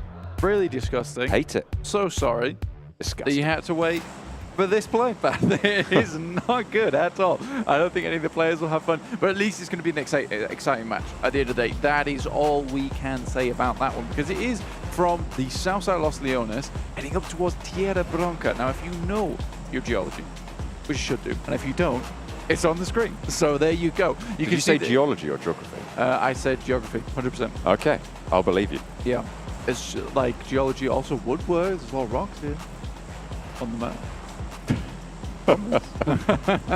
I'll tell you who does know his geology. It's Stone from Vampire. He's been cracking a lot of rocks on skulls this time around. One of the highest frags in the tournament. That is true. As have Vampire in general. Yeah, they have been doing very, very well. I think today is a difficult metric to kind of just get a good idea of what Vampire's doing, honestly. I think that yesterday is just such a firecracker of a start of a tournament for any kind of team. Vampire starting the day with 2 chicken dinners in a row. It's very hard to follow up on that type of thing, man. And I think for them to get into today and then put up a pretty stellar performance, like you're on around about, I think it's 55 per day points for them right now. 55 points per day, I would say, is pretty decent. Just under 11-point average, which is realistically what you want to see. 10-point average, sorry. Yeah, no, it's pretty tricky to keep that sort of a pace up, especially with that readjusted point system that we've had coming into 2023. Vampire absolutely out in front, very, very close to that 10-point average. In fact, after currently, this game, yeah. Yeah, currently they are over that 10-point yes, average, yeah. which is nice, like you were saying. So, can they keep that up? 120 would be the mark, so 3 points, and they can keep that 10-point average going.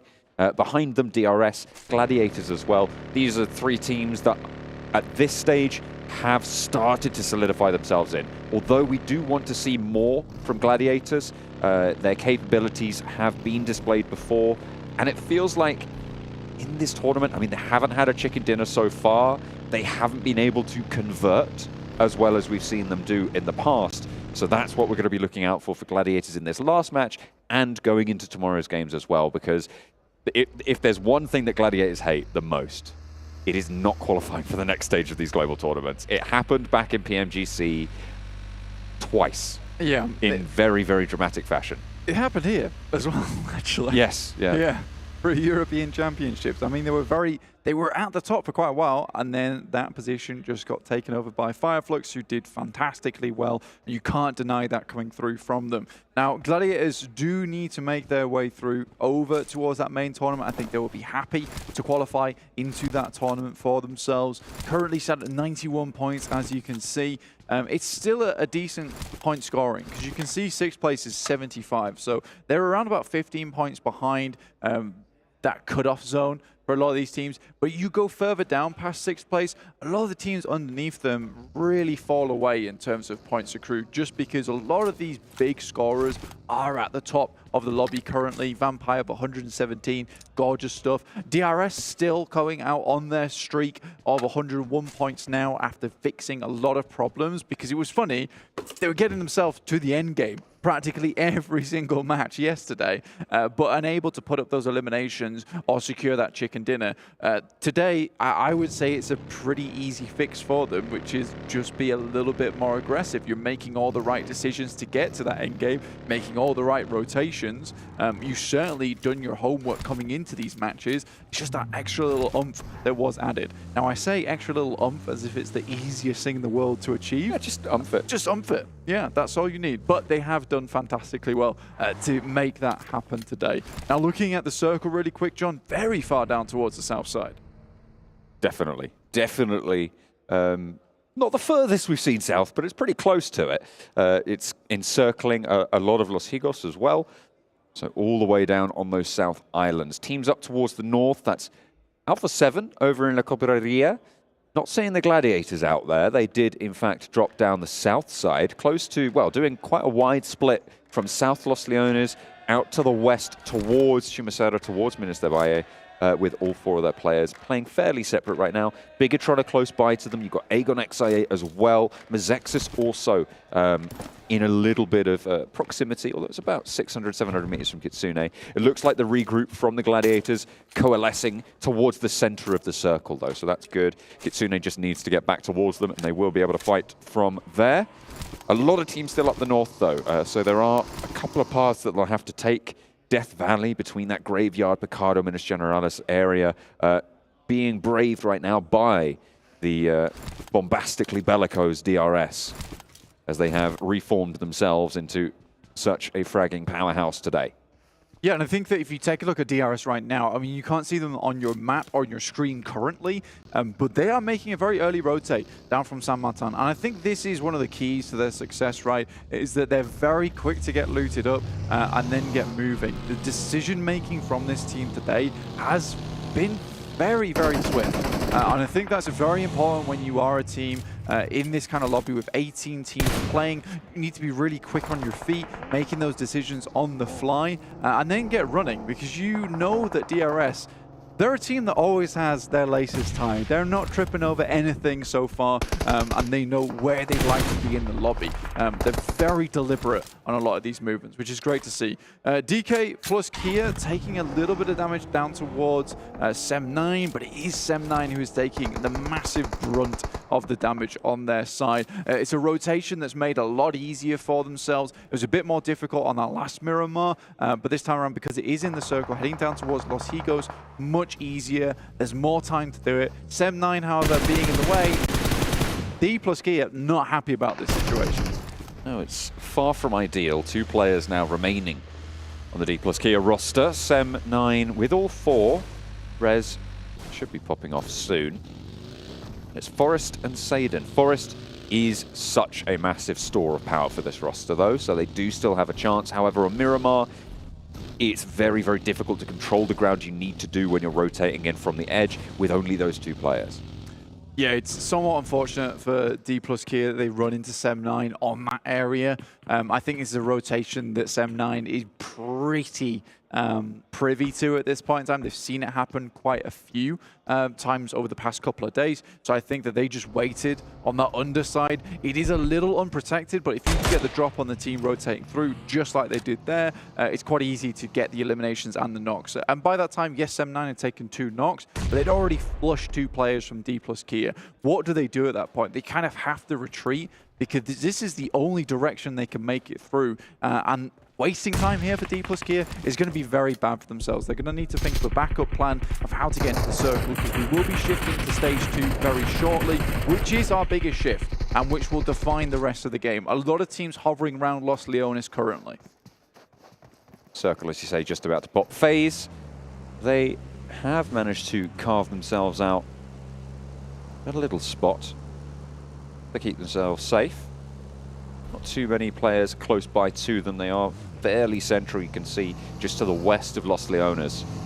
And the circle does shrink. This shrink, it is, as we said, the largest shrink that you see actually across the whole of PUBG MOBILE Esports, this Phase 2 Miramar circle. But as it stands, this really isn't as impactful as a lot of the other shrinks could have been here, Blank. This eats into where the majority of teams would have been stationed anyway.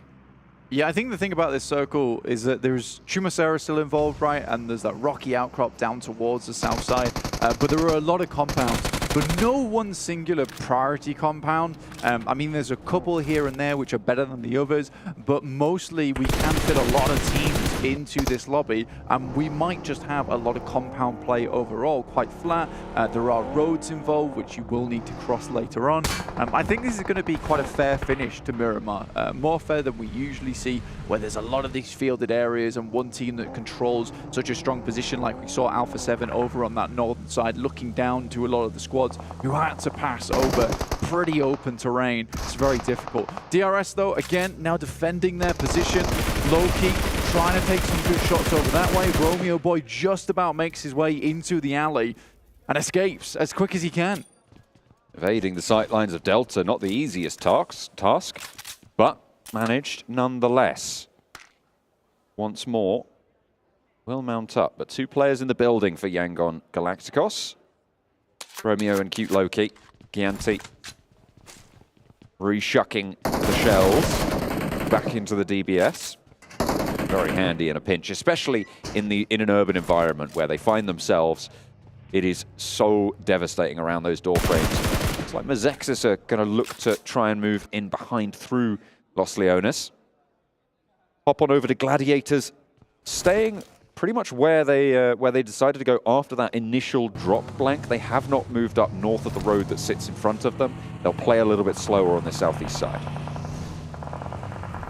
Sem9 still down towards the south, as you said. Gladiators off towards their northeast side. Vampire also making their way through from Los Leones on the outer edges on that slope that moves down over towards Chumacera.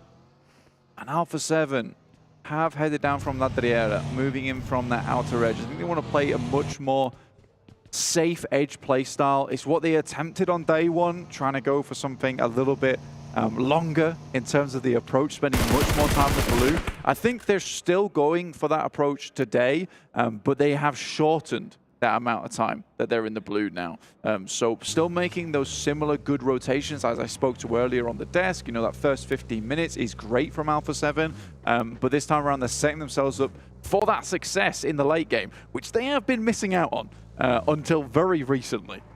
Circle pops, it heads over towards Los Leones still, so it keeps a lot of those teams who are worrying that they'd have to find their way out, gives them a little bit more time to plan those routes should they need to leave, which is most likely to happen in these next few circles. On that eastern side, FaZe still very much in there. A 2-2 split for Yokohama Donuts Varel. We'll see if they have a little bit better luck this time around. They had taken such an extremely good spot in that last game. Set up camp, started all singing around the campfire, playing those songs, and they were having a great time. Then they went for the 2-2 split. They left the campfire behind. It was no longer cozy. And at that point in time, I think they were trying to control way too much area, and I think they realized that by the time that 2 of their players got assaulted by the 3 from Alpha7. And I think in that situation, Gladiators just disappeared from their heads. Right? They just no longer existed. They completely forgot, went over to deal with Alpha7, and Gladiators go for a very, very good backstab. And again, you have a similar situation where Gladiators are like, Alpha7 no longer exists in our heads. And race on over for the loot, in which case they do get taken down. So some sloppy play here and there, but I think overall Gladiators had played quite a fantastic match last game from what was a pretty rough position on their side of the match, pinched between Yokohama Donuts as well as S2G. So it was quite interesting to see them play out. And I was a little bit more confident in their approach until they just sent it. And they still got a decent point record on that last game either way, so not the end of the world, but it would be good to see the Gladiators get a chicken dinner. No, just a mini apocalypse, really, at this point in time. It would be good to see them get at least one chicken dinner during the All-Star Stage for the Gladiators. It would be. Now, one team that I cannot look down upon is Team Falcons. They're doing really, really well. I think they've made some pretty hard rotations into the line of fire of a lot of strong teams, but they just push through it a lot of times. I think that, yes, they don't have extremely good team fighting capability, but it's good enough, and they have set themselves up for some really good fights in the past, very good utility usage, I would say, and their terrain control is more often than not quite decent. Now, could we get against Alpha7 off the back of that momentum? I would say that they were looking pretty downtrodden over the past couple of days, but now look a lot stronger. Mafioso does fall, though, on a very aggressive push. Revo able to make the numbers go their way. Senatexa looking to get the res. Should be able to pick him up here, but unknown from iKURD has the off angle. The circle shifts out to that northwest side, which means that this move forward for Alpha7 is going to be a little bit easier. And Blank, you named them. You said they were doing well, and you did it to them. Falcons fall in the face of Alpha7. I think they're giving it all they've got, Captain, by the end of the day. And I think it's okay to go down here at 18th place. I think they've done very well over the past 2 days, especially on those latter parts of yesterday, to bump up their scorings. Because currently in 5th place, 85 points, I would say that that is not bad whatsoever for Team Falcons. They were not looking great at the start of the day yesterday, and they have really picked things up. Something proper. Very much making the crowd proud. We're all supporting them here at the arena. Alpha7, though, did take some nasty shots coming their way. And S2G, they certainly need to step something up. The desk we're talking about, it's not what we expected. There's no more excuses on the line. Not that I would say a medical injury was an excuse, to be honest. But I think this is where they can start to show us all that homework, how it's paid off coming up to this event. All this time they've had to watch these teams. You'd hope that they'd have a very, very good final day. Because right now, I would say in 10th place, 48 points, it is becoming very difficult to breach into that top 6. Gladiators trying to deal with Sem9 now. Matic forwards. Kitsune a little bit further behind. The rest of them stationed even further back. Tixi and Meku playing backstop on the 2-2 small split here as they regroup up. Playing 3 together now. Tixi still out on that off angle. Depp If he puts the nade right, it could be disaster for Gladiators. That looks pretty on target, a little bit to the right maybe, but the damage could go through. We're waiting for it to pop, and a lot of damage sent over to the Gladiators' health bars. You can see that on the tower on the right-hand side of your screen. But they have regrouped and they have survived. They'll need to move further north, but they are under the watchful eyes of FaZe Clan. FaZe are constantly in the wings of a lot of these fights, and we've seen before that they're not afraid to send out in towards the outside edge of the zone to take these fights. They are just sitting pretty up on top this side. I think that maybe Gladiators can feel a little bit safer knowing that there is a loot crate up there, potentially teams. Meku steps out, will get knocked. This is not looking good whatsoever. 2 players down. And FaZe are going to pick up all the points as Tixi tries to steal some of them away. 2 eliminations found, but Tixi didn't manage to get any of those done. Kitsune and Tixi, 2 players now alive for Gladiators, and they still need to make the break for it. Kitsune leaves his teammate in the dust and straight into the sightlines of Bigetron as well. Not safe by any stretch, but could just about make it to cover. FaZe Clan, in the meantime, going to have to regroup back up north towards Mormon and figure out their path forwards. Center of the circle now as we hop on over to the rest of the lobby. You've got Infinity IQ, and once again, Yokohama Donuts Barrel playing that wide 2-2 split. They've maintained that pressure. Vampire Esports taking their fight against Yangon Galacticos. Schwepp's already finding a little bit of damage here. This is the engagement between i8 earlier on. A really good run up. Kenny, sir, has been very, very good today. And that is not easy to pull off, and he makes it look fairly easy up until the point that FaZe were able to get involved, who have been quite the vulturous team, I would say. There are a lot of times just waiting for these engagements and picking up the pieces afterwards. Wouldn't say it's the most honourable play style, but it's certainly getting them points. All Pixum and Grubbly, their play today. But if it works, and you can't say fairer than points on the table. AGONxI8 under pressure from DRS as they swing out to the shots in the shack. IQ wanting to stay alive, but Blade not so lucky. Ghost finds the needle threaded right through his ear. And Tony K leaves Delta to pick up the point. Killer opening up with the vehicle explosions as well. And that is going to be a whole load of points actually going through for Delta and DRS. I mean, Vampire could have been on around about 9 eliminations so far. They've had a very good start to their game, waiting for these teams to move out from Los Leones, which is something that was going to happen eventually. They knew that these buildings up here can hold 1 or 2 teams. Huge. Nice nade there coming through from Unknown off the top side. Now Alpha7 with 2 players should struggle to take this engagement versus iKURD. Revo is there though, the star of the show for this Alpha7 roster. And remember, what we wanted to see from Alpha7 was to be able to maintain the pace that they'd set for themselves in the last game. Revo leaves Center Texer as bait on the back of the buggy. Does manage to get through for his trouble, sure, and will get ahead of the game for iKURD, but facing off against 4, you're going to need to get out of there pretty fast. Heads down the hill, already taken a shot, takes another as well. The buggy is not moving quickly. With the tire out, the speed is not reached fast. And Revo, 2 first aids, needs to find some cover because iKURD will be hot on his heels. Yeah, once again, Lone Ranger vibes for Revo. It's a sad day for this lad. I mean, he has just been on his lonesome quite frequently in these games.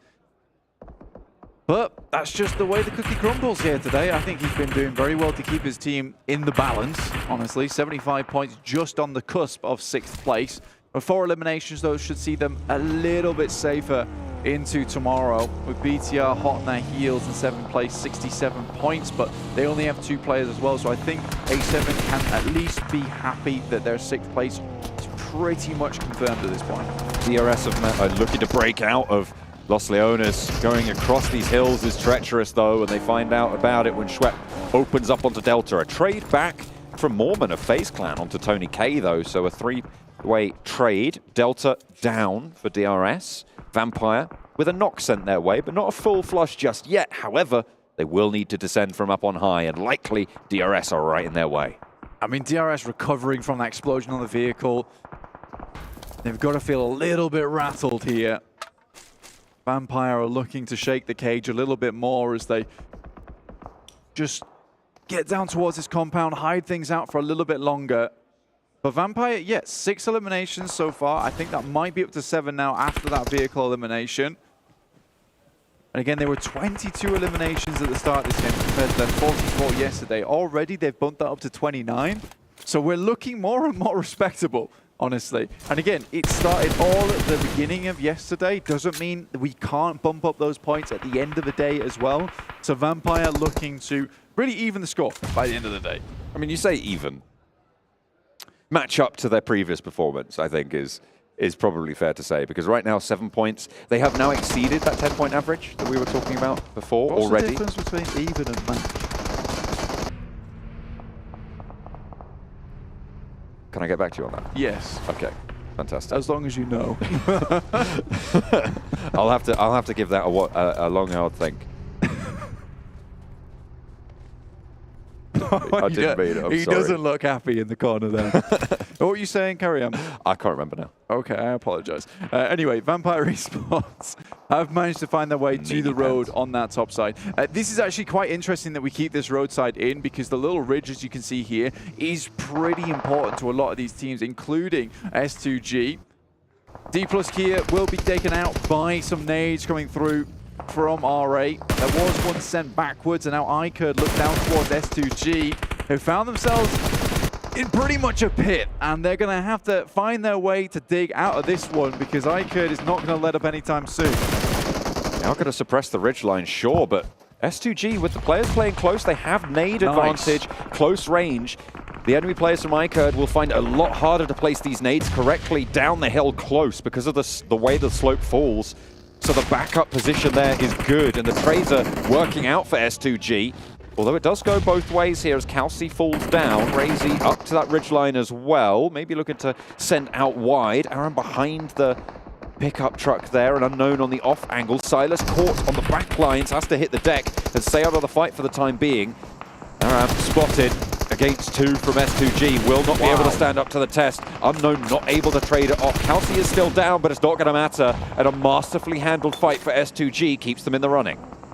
It is incredible to see that kind of stuff come through from S2G, because you just get these glimpses of the PMGC champion sometimes, and you just wonder what has gone wrong. In the meantime, Carry Boy trying to make things right as Yokohama attempt to assault his position on this side of the map. Ragnarok has to step off to that backside. There is one not gone through. Carry Boy really hanging on to this nade for dear life. Ragnarok as well, cooking one up. Carry close and in danger to the Yokohama Donuts Barrel squad. This is the team that has held quietly on both Miramars so far today and really not been able to convert on the previous one. So let's take a look at how they're going to do here, because they're only facing off against 2 from R8. And Missile down again here. Ozzy-san trying to hide on the inside. Kazimaru, a sneaky little off angle and might prove pivotal in the fights to come. A nade towards the back, but it's not going to find any value. Naoto on the top floor as well. Ragnarok repositions, breaches the corner now. Kazimaru doesn't spot it. Into the fire, thinks better of it. Sends out wide, vaulting through the window, sees the player now. Kazimaru needs to get this knock if he wants to keep his team in it, but goes down instead. Finally, there's a trade, and they are not going to let this one slip away. They are desperate to cling on. And now just Carry on the inside. Goodness me. Ragnarok got the jump scare of his life as one of the players from Yokohama just jumped on his back as he attempted vault through the window. Trying to drag him out to speak with the rest of his friends. That is terrifying stuff. I can imagine he did definitely regret that one. In the meantime, Carry Boy keeps pulling the pin on that grenade like a stress ball. S2G starting to move through on the western side. Mormon behind the vehicle. Not going to be answered with a knock there. They're looking for the flushes, and S2G pick up more now. 5 eliminations so far on the game, but FaZe Clan still have threats in the hills. Mela with the Groza, with the DBS. This is a difficult player to get rid of, but with the number of barrels pointed your way, it's going to be all the harder. Finally, they're able to dispatch it. Hamzy G, the only casualty, and there's cover for the res. Once again, we see this coming through from FaZe Clans. They absolutely melt when it comes to just a one-on-one fair fight between 2 teams. They are very much looking for these third parties all over the place, and it's definitely getting them points. And If that's the way they want to make that money, absolutely fine. I would love to see them to really try and take some more of these opportunistic plays in these fights. Yokohama spinning in the vehicle mid-air, though. Seems to have worked out pretty well, because S2G got completely spun for 6. Goodness me. How on earth do you make that work? I've no idea. I've no idea how that happened. But either way, S2G get flipped on. And that is absolutely insane. Who does that? I am astonished by what I've just seen. Who does that? I mean, they were pulling some serious Gs in that moment. That's absolutely fine. They were pulling S2Gs. They were pulling S2Gs, maybe even S5Gs in that situation. Wow, wow, wow. An incredible play coming through from the Donuts. I think they knew they needed to take that space. They heard the engagement between them and FaZe Clan, immediately jumped on it. Maybe not the jump that they were hoping for, but it certainly worked as the DBS pointed out the window. Goes full 360. Nothing personal, kid. Teleports behind you. Yeah, 100%. I mean, who expects a backflipping vehicle to just go over the top? But anyway, we're going to tune back into these 3 full 4 rosters as DRS does finally get dispatched here. Infinity IQ, 4 eliminations so far in the game. Vampire Esports riding strong with 9 on the southeast side, as well as Yokohama Donuts Varel, who are playing pretty spectacularly after that last engagement. 6 on the game. It's good stuff. And I think Max on the desk really wanted to see Yokohama actually pick themselves up a chicken dinner. They've been securing themselves some good positions here on Miramar quite a few times, but Tony K stands up, will completely confirm that elimination over towards Missile. Now, 10 eliminations, there is a potential of another 7 on this match, I believe. If I'm not incorrect, which I'm not. So 17 eliminations total are available now for the Vampires. And I think if they can pull that out the bag, they will have massively extended their league here. And tomorrow's going to be really difficult for any team to try and secure first place. Point was stolen away there by Infinity IQ, so that brings it down to 60.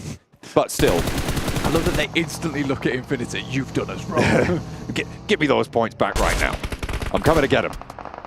Ravenclaw actually backed off the ridgeline, though. Vampire, for now, seem to have a controlling position, but if Yokohama Donuts Barrel can move through the ground here, they might be able to stay alive with 2, but Ravenclaw has the angle. Ozisan goes down. Can the point be claimed this time, though? Or will Infinity IQ pinch it away? No.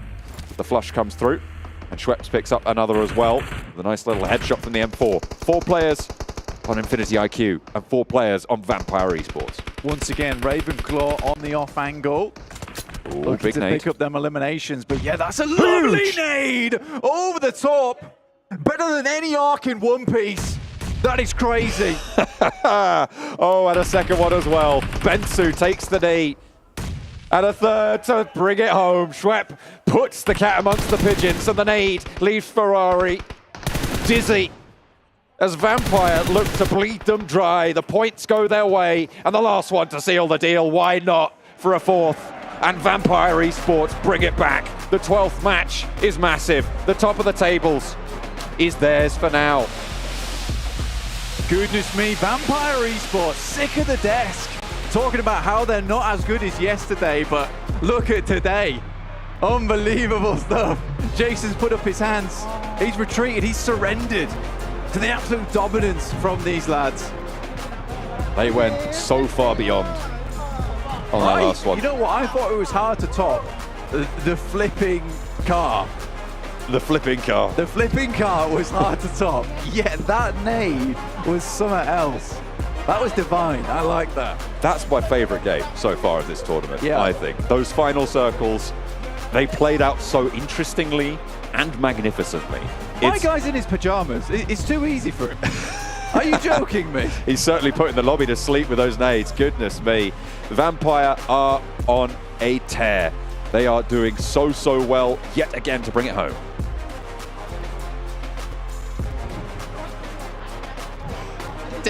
Yeah, bring it home they did. I was just hoping you guys at home could actually figure out what I was saying before I said it, because I know you guys are watching these games intensely. Vampire taking home the chicken dinner, but you know what's the most important thing about that? It's not them winning. Well, technically it's them winning. That's pretty important. Hold up a second. Maxman not having a curse. Actually, whoa, yeah. Curse is broken. I mean, the curse didn't exist. We weren't sure. I don't think so. I mean, Donuts Viral did good, so I'll appreciate that. No. No. You have to do it too. You stop that right now, sir. It's not happening. You have to do the Alpha7 thing. But you Alpha7 won, Yeah, and you're I'm like, doing it. You're doing it too. Are you doing the right side or the left? Okay, let's go. Nice. Done. The contract has been sealed. Now, today. Jason, remember how you were talking about Vampire? I know, I was waiting for them to cut to a wide shot of us actually there. If they could do that real quick, that'd be good. Come to the dark side. I'm not getting anything cut on my hair, okay? He's going to do like the middle line. I've got a girlfriend at home that I want to keep, okay? And that's why I have a beard, and that's why my hair's cut, you know. Oh, okay. Vampire, like, honestly, a fantastic match of them. We were watching, I remember hearing Hotjukes and Kalaris say, like, just Vampire, they just seem to always get eliminations. They always seem to be on the board, even if they go out relatively early, which for them isn't that early. They're still getting a ton of elims, and they're still showing, like, yeah, we're still a top team. We're just maybe not trying as hard as maybe we were on day one. It's hard to say through gameplay, but it felt like they were angry. They were like, they saw Compound from a distance. They knew a team was there, like, gonna breach it. We're gonna send it. And they just full send it. So you know what it was? You do that again? They're gonna full send it. They're gonna go for it. Calm down, John Allen. You know what it was, though? They saw that. You wish. Out of pocket, Seven. What are you doing there? They saw that last segment, Sir Tenny was like, they were saying that we can't frag out. Yeah. Release them. And Sir Tenny's like, I wish I'd leave my 2 Rolexes back at home where I'd be like this. You see this? Where do you think these came from, son? Take a look at some of the highlights here from this match. And yeah, I mean, we do see Japan as well start to rise up here with Donuts Viral. And we've been kind of wondering, when are they going to show up? And not a bad time to do so. Obviously, the final match of the day. But now that means they have to replicate it tomorrow. And to continue to replicate it tomorrow if they want to break into top 6. I was a bit scared in the first Miramar today when they took that fight versus Alpha7. I feel like they shouldn't have lost it. So it kind of made me rethink if they were able to take these head-to-head fights. And now they could do it. They had a really good fight versus R8 in particular, 7. We saw in the compound across the road up north of those later circle changes. So they can still fight, which is great, but when you have Vampire to start initiating the splits, and that initial nade from Tony K was mental, it just pretty much seals the deal at that point. To be fair, though, for Donuts Viral, that is back-to-back matches where they are able to kind of outlast a lot more than they were able to before. It just comes down to not throwing. Yeah, as we saw. It feels like they were actually doing a lot more than the previous game. The previous game is more like circle. Here they actually fought for that position. They were being a little bit more reach the late game. Exactly. Yeah. All right, let's take a look at the match rankings to get an idea, again, of the points that the teams did get, because it sets them up perfectly going into tomorrow with just 6 matches left to go. You can see 12 out of 18. Vampire, 26 points. I think what's important, though, besides the fact we talk about Donuts Viral, is Infinity IQ, man. They have had, I'd say, a rough day. They were around like 57 points. They were getting towards the bottom of our first page. And honestly, this is much needed 11 points to help shoot them back up into reach. They are in reach of top 6 after that game, fully. Like, tomorrow they can make it happen. Of course, they need to try and follow it up with more results. It could happen, but not going to be too easy. So, though, on the second page, Alpha7 not able to get themselves a follow-up after that strong, aggressive performance, but that's fine. Lay into him. Come on, Max. Lay into him. I'm in reach of 7, okay? I don't want to get in drama here. Don't look at me like that. I'm like a little chihuahua. What? Okay. What? You just call yourself small. I am short. To be fair, you do talk a lot. You do bark sometimes, like a yappy dog. Makes sense. I'm down. I'm not speed. Anyways, go on. Okay, well, again, 6 matches left to go here for these teams going into tomorrow. Now the question comes yet again. We saw some teams improve from yesterday to today. Will we continue to see teams, or other teams maybe even improve going into the final day? But also I could ask this, like, if you're one of the teams down towards the very bottom of the leaderboards, you're fighting for prize money, right? Yeah. Realistically, you're not going to hop into top 6, but this makes you a little bit unhinged and makes you a little bit more deadly for those teams around that bubble who are trying to break into top 6. Yeah, the thing is, a lot of the teams at the bottom, even though they had maybe a bad day 1, day 2, are still in reach of the top 6, but they need to have a really good day. So they're just going to send everything they have to. I feel like we've done this on PMPL so many times. Like, yeah, they still have a chance. I mean, mathematically, well, math's never been your strong suit. I should not say that. Yeah. You can say it, but yeah. But technically, they could make it, right? So they're going to go back and say, okay, there's no other way for us to qualify in top 6 unless we have the biggest day ever. So they're just going to be like, okay, we're going to start breaching teams, maybe hot dropping, even though that very rarely happens at this level, and just try our best to get the best day possible here. I kind of want to see the overalls, though, to be able to see which one of those teams can actually have even a you, chance. You will be granted. Right 143, 33-point lead here for Vampire, considering I've been a little harsh on them today, but 60 placement points, 83 eliminations, 110 for DRS, Gladiator at 94, D+ at 89, Falcons at 85, Alpha7 at 79. So they, well, technically FaZe Clan, again, would be qualified because Alpha7 is in our top 6, and Alpha7 are already qualified to the main event. And I think this is what you were talking about, Max. Teams like S2G, right? Teams like Vero, especially after those last 2 games, they've been able to just push themselves up in a big way. They would just need to come in hot tomorrow. And by hot, I mean being able to win a match and also back it up with a lot of villains. I thought you were going to say coming in hot like what's outside. Because it is hot outside. It's like 43, 44 degrees Celsius. And that's like 110 in Fahrenheit for the people watching in India. Oh, what? Stop using Fahrenheit, okay? I don't understand those numbers. It's too complicated. So I'm going to challenge actually production here. You know, we've been griping on Vampire a little bit today, a lot today. Yeah. Some of us more than others. Whoa. We've looked at yesterday versus today a couple of times. Let's look at it for a third and final time here. Vampire yesterday versus Vampire today. I think there was like a 3,000 damage difference. There was like 20 30 elimination less as well. I'm curious if that gap has closed quite a bit, and they're actually really close to their results from yesterday. I don't remember what they ended off point-wise at the end of day 1. It was a lot of points. I think they finished at like 140 odd now, right? And yesterday, I think they're around like the 70 marker. It might have been. They basically put up the same amount of points today as they did yesterday almost, which is even more impressive considering they only got the 1 chicken dinner, and yesterday they had the 2 right back to back. I think they were like close to a 15-point average throughout yesterday. So they were definitely really high, but yeah, they've been able to get some good results. That's the thing we were hinting at, right? They weren't able to get those chicken dinners like they were able to get yesterday, but we're still backing it up, even with just little elims here and there and some good placement points. Well, you know what? Luckily for us, we also had some other teams step up, like your Alpha7, 7's favorite team, and we do luckily have an interview on the stage with Barney to talk to them and see how they've done, of course, over the course of these 2 days. I'm joined by Pedrinho of Alpha7, and I'm also joined by Victor, who's going to help translate for us. Pedrinho, I just wanted to ask you, from yesterday to today, what have you changed, and did it make a big impact during day 2? Ele quer saber o que mudou de ontem para hoje para ter impacto tão grande na jogabilidade.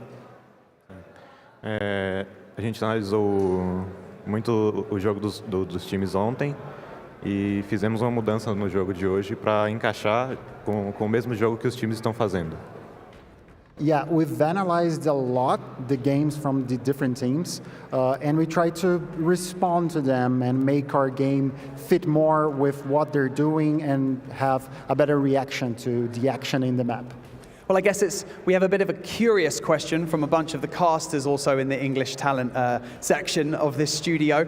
They just want to know, which team has caused or given you the most trouble over the past 2 days of competition? Who have been like the toughest?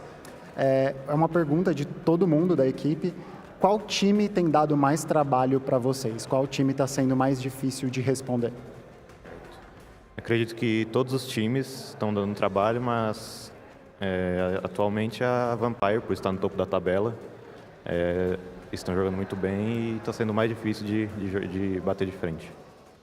Yeah, I believe that every team is a tough team in this championship, but definitely Vampire. That's why they're at the top of the game. That's why they're doing so well, and it's been really hard to respond to that. Well, you also incorporated Senna back into the roster this year. I just want to know, has that changed any of the play style coming into large competitions like this? Have you shifted a lot? Vocês retornaram com o Senab para a line, né? E como isso mudou a maneira como vocês jogam? A volta do Senab foi muito importante, ele tem uma sinergia muito grande com o Carrilho e com os outros companheiros do time. E ele sabe jogar na sombra do Carrilho, não deixar o Carrilho morrer e fazer a função dele. E isso impactou muito na nossa line e é o que faltava para a gente voltar a conquistar os títulos. Yeah, definitely his comeback to the team has helped us a lot. That's why we've won 2 tournaments this year already. He can be Carrilho's shadow, which is very important for us, as well as playing different roles when needed. And his impact was huge, and that's why we're here today. Well, you're actually the only team who's already qualified for the main tournament later in this week. So we just want to ask, has that changed your approach to the All-Star Stage, or you're still out to win it? Bom, vocês são o único time que já está qualificado para o torneio principal. E como isso muda a maneira como a Alpha7 joga? Isso afeta de alguma maneira a maneira como vocês estão lidando com os jogos atualmente? A gente está jogando essa fase mais estudando os outros times, ficar de olho nos times que vão passar para a próxima fase para já saber o que eles vão fazer no main tournament.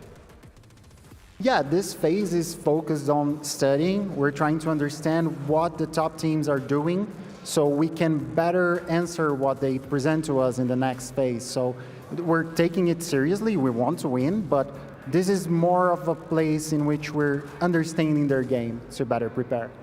Gathering intel. I love to hear it. Well, thank you so much for joining me here on the main stage, and we wish you the best of luck going into the final day of competition on the All-Stars stage tomorrow. Thank you so much.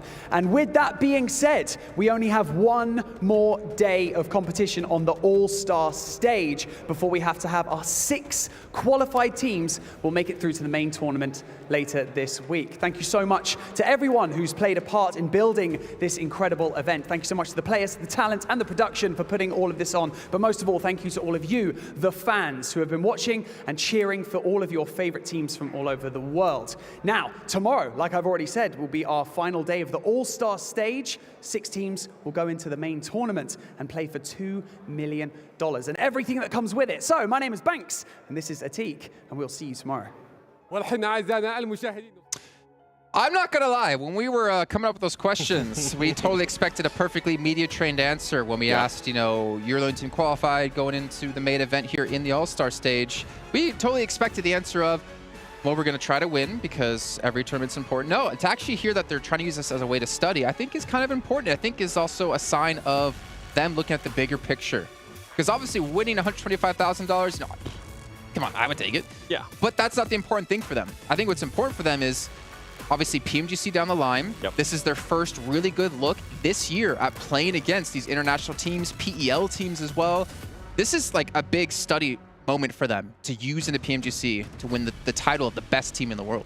It is, but I think the main thing too that they need to worry about is that it's only going to be 6 teams from All-Stars that are going to be moving to the main event. They need to watch out because there's going to be 10 strong, and I mean very, very strong, as we've been hinting at, teams coming into main event, and that's what they need to be careful for. So if you're going to be trying out new stuff, if you're going to be studying, I feel like this is the perfect time. And we kind of have seen that right from Alpha7. I expected them to come in earlier today and actually start putting up a statement like how they usually do. They are a second-day team. They weren't able to do that until the very end, as they were able to get a chicken dinner in the first Miramar that we were able to play. So maybe tomorrow we'll start seeing a bit more of an Alpha7 actually wanting to push for that first place and that money. Yeah, potentially that's going to be happening. But it's good to see that they are in fact studying, because the thing is, these teams that qualify in the top 6, except for Alpha7, because they're already making it up there, right, 100% sure, is that they are also getting researched by the teams in the main tournament. And they have no chance to actually train those matches and be able to have that outlook on the teams actually playing these 3 days of All-Stars. So the fact they're already trying to look ahead is a really good thing to keep in mind, because they won't have a lot of time between All-Stars and main tournament because you have no break time. Yeah, I think actually they're not even in a position to set the pace. I think the teams who are already in the main event will be setting the pace, and Alpha7 have to be focusing on the team to adapt to the style that's being brought to them, to the meta that's being brought to them in that main tournament. So they have to be quick to study, they have to be quick to learn if they want to be able to win. I mean, if they're going to be talking about adaptive, if they're going to be talking about actually studying, I need to see a much better rotations out of them tomorrow. I feel like something that's been hindering throughout 2 days now, especially when they don't get favorable circles. They are still way too slow in rotating. They need to improve on that. Yeah, the synergy is on point. I feel like the fragging power is currently 100% present. If they can just speed things up a little bit and get to POIs a little bit quicker, I feel like that would be the Alpha7 we wanted to see at the start of the event, and took it just a little bit of time, but they would be to the point we needed to see them be. Okay, well, gentlemen, let's go ahead and end things off there and start to look towards now the end of the show here to get ready for what's coming up next. Now, we do have our Colonel's Choice brought to you by KFC here, and I'm curious if you guys have any prediction of what it might be. I do, yeah. Okay. I'm supposed to give it now, okay. Well, if you say yeah, I have a prediction. Yes, I do, yeah. Forest. I think Forest is my go-to for it. This isn't MVP, Max. Oh. It's a Colonel's Choice. This is a play. Oh, a play, okay. Of the day. Carrillo. Carrillo's a good one. 3v1, come on. Yeah, I mean, you can't not beat that on Trifecta. It has to be that. You already locked in your choice, of Forest. Didn't give any context to what play it was, so let's see if he's going to get lucky here. What is our Colonel's Choice here of the day, of day 2 of PMWI? Let's throw it up on the screen. Let's see. Yes. Yeah. I mean, there was nothing that was able to top this too, especially with the ticker marking him right, like you were saying. He was pressured. He had to be able to perform and then being able to throw that molly as well. Yeah, that's why you keep mollies on Sanhok. I mean, you just zone an entire building with one single molly. It's going to make it so much easier. You're forced to push out and didn't even push out at the end because the damage was too high. Yep. See, I don't even think necessarily that was, I mean, that I think for me was the play of the game, but it wasn't the play that was the important thing for me. It was seeing Carrillo back to like old school Carrillo, right? Seeing what we knew he could do. And if you give him that chance, he can take it and he can make an amazing play happen. Nobody there to help you. You're just solo against a full team. You just need to take it on. Yeah. Hopefully it's a confidence booster for him. I mean, it was a confidence booster, I feel like, because we started seeing a little bit more of a performance out of him today. Yeah, I mean, big confidence boost, hopefully. I mean, he's been doing really good throughout today, so I just want to see that continue and transition into tomorrow. But Alpha7, I would say, are back to that point, and keep saying it, Alpha7 are a very momentum-based team, so it's just going to be hopefully bleeding also in the main tournament after that. Yeah. Okay. Well, now it is time that I know. Forrest. I'm pretty sure I know what he's going to predict. It's the save of the day, Max. Oh, okay. Jeez, he's jumping. No, I'm just kidding. It's the MVP brought to you by Kitty, the Kitty MVP of the day. You're going with Forrest? Yes. Who are you going with, 7? Can't make up my mind. Somebody from DRS. There's been a few, actually. Gianti, Delta, Killer. Yeah, could be. Oh, Killer. Thank you. You literally just helped him. Let's see, who is our MVP of the day here? No! Yeah! No! So Max is 0 for 2. It's okay, Max. It's okay. Shut up. I mean, really, it's not just Killer. The entire team has been doing extremely well, but almost reaching 3 average eliminations throughout today. Clearly, complete night and day from day 1 to day 2. And I want to see that continue, of course. That's what we're hoping to see for all the teams that have improved today. But DRS showing us why they were the 2nd best team in the world back in the PMGC Grand Finals of 2022. 23-minute survival time as well, and the 3 average eliminations per match. Like, they basically took what they did yesterday with surviving a long time, and they added in the eliminations. Yeah, we're talking about Alpha7 with momentum. I kind of want to see DRS continue that momentum into tomorrow, because if they can continue to perform well and improve every single day, that is going to be a scary team going into a main event. I truly believe, and this is maybe me jumping the gun a little bit on DRS, but I feel like if they make it in the main tournament, which seems likely with what we've seen so far, they have what it takes maybe to go up against the big teams in the main tournament. Like that playstyle is just that good from them. I thought you were going to predict them to be top 3 main event. I mean, they've done it in PMGC. What do you want me to tell you? I mean, they've done it in PMGC. Max. S2G won PMGC, and they're not even in top 7. They're not even on the front page. That's a special case. You know, I feel like I'm not going to make you predict anymore, Max. I feel like you're just going to dig yourself a hole even more. So instead of actually asking our predictions for this, we're just going to take a look at our save of the day, brought to you by Dr. Suleiman Al-Habib, and see what was able to go down as I save Max. So maybe I'm a little bit of a guardian angel here. No? No. Not adding anything to that. Okay, that's cool. Let's take a look. See what it's going to be. Alpha7 again? Oh, after he pushed on Falcons, yes. This was a great play, though. Yeah, it was Falcons that came after this one. Oh, it's just Wait, no. Oh. He rushed him in the smoke. What a play. Hey, it was before crucial. that. It was before that. Wouldn't get a chance to see that. To be honest, if they don't get the res there, they don't win the fight against Falcons, don't win the fight against Donors Varels, they don't win the game. Pretty important. Yep. Yeah. Dr. Suleiman Al-Habib safe. What a bro. Yeah. Well, if I'm not mistaken, 7, funny enough, you did ATV riding here last year, which won't be a ride of the day. Don't worry, because that was not a good ride of the day. And I don't know which hospital you went to, but did it happen to be that one? It actually was, and it was really, really nice. The staff was awesome to me. But I'm just going to disappear as I get flashbacks of me just falling off an ATV. It was a sad moment. Yeah. He's actually not disappearing. He's just stepping off his box, just to let you guys know. Oh, yeah, I can come back up now. Oh, man. It sucks being tall, because, like, I'm not on a box. You know, normally when I work desks, I have to actually sit because I'm too tall. But we got boxes here. We got boxes on boxes on boxes. We're not going to talk about how many he's got under him, but he's got until you see how tall I'm going to be tomorrow. Just every day getting taller and taller and taller. Every Alpha7 win, an extra box comes in. I like that. Yeah, that's cool. Man. Yeah. All right, well, we do have one more today, and this I'm also not going to challenge you on. Forrest, no, okay. It actually could be. That's the funny thing. Okay. The one I'm not going to have you predict on could be it. Okay. You ready? Yeah. I mean, what are you going for? So it's going to be our ride of the day presented by Abdul Latif Jamil Motors. And I'm actually curious what it's going to be because we did have a couple of ride buys that were fantastic, a couple of runovers as well. Let's take a look at what it's going to be today. I don't know which team it's going to be, though. I remember one that stands out. But I don't want to predict it because I don't want to be wrong. We had DRS that did one. I was thinking about DRS. The thing is that too. I don't know who was controlling the car, so I think it's that. It has to be DRS. Oh, BTR. Bigetron. We didn't even get a chance to actually see this. I don't remember. No. Oh, what? Okay. Oh my gosh. The fadeaway. in the car. That's We got more than one. Oh, we got multiple. So maybe we should clarify. It's the rides of the day, I guess. Rides of the day. Ooh. That's the one I was thinking of. GG's. And that one. And that one. Oh. Where's the DRS ones? It's going to happen. No way. Oh gosh. That boy had no chance. That was the full push on from them. That one. Oh my that last one right there won it for me. You know, to be fair, I think going forward, maybe at some point, we should actually give extra points for runovers. And You know, you get 1 points. point per elimination, maybe get 2 points per runover. Just drop the weapon. How about style points? 3 points for a pan. Oh. You know how many teams would actually try to go for it? Especially at the end, like 4v1? That would have been fun. Oh, we have seen a pan before. I think it was last year, wasn't it? I can't remember. I think it was the only last one year. I remember, we had a finish that happened ages ago. I think it was in Indonesia. Yep. And it was a pan finish. You just threw it out random and it actually hit somebody? Yeah, got him. Is that the sound it made? Yeah, bonk. That's pretty accurate. Yeah. You didn't see this, but I don't know. Maybe you did see it. It's not quite a pan, but we can see what kind of sound it makes. Maybe it's going to make a French sound. Stone Cold Steve Austin. I think it would be pretty accurate to the sound, actually, yeah.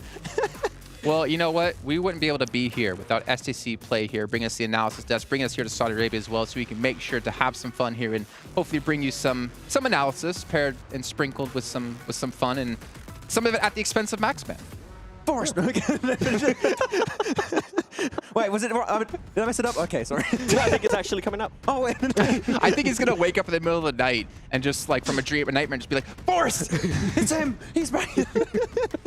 Da, da, da, da. All right. Yeah, Well, you know what, gentlemen? I want to end off the day by asking, you have any particular highlights that stood out to you today? Do we not say DRS? Yeah. I thought you were going to say Forrest, to be fair. That one time you actually had a chance. Yeah, the one time you have a chance to actually use Forrest properly. I love messing up segments. That's what I do best. No, really, DRS for me. We had so many improvements, and the fact they improved significantly on the aspects of the game we mentioned, and they've been retaining that great macro rotation early game and starting to be a lot more aggressive in the late game. For me, they're going to be qualifying with this playstyle if nothing changes tomorrow, and main tournament, they could also do really well with this approach. I think for me, it has to be Vampire Esports, the way they were able to finish off the day, especially after, in a way, we kind of started doubting them a little bit. Even though they were able to perform really, really well today, if we actually go back and look at the numbers, it's a great statement to everybody else saying, hey, we're in first place for a reason. Don't forget about us. We're still here, you know? I mean, the desk might forget about it. Sertani told us about that, and we had to remind them. Shut up and look at our Rolexes on our wrists. But ladies and gentlemen, that's going to end up our second day here at PMWI, the All-Star Stage. But we still have one more day of the All-Star Stage left before we find out which 6 or maybe 7 teams will be joining the main tournament with $2 million on the line. So make sure you guys tune in tomorrow for some more PUBG Mobile action.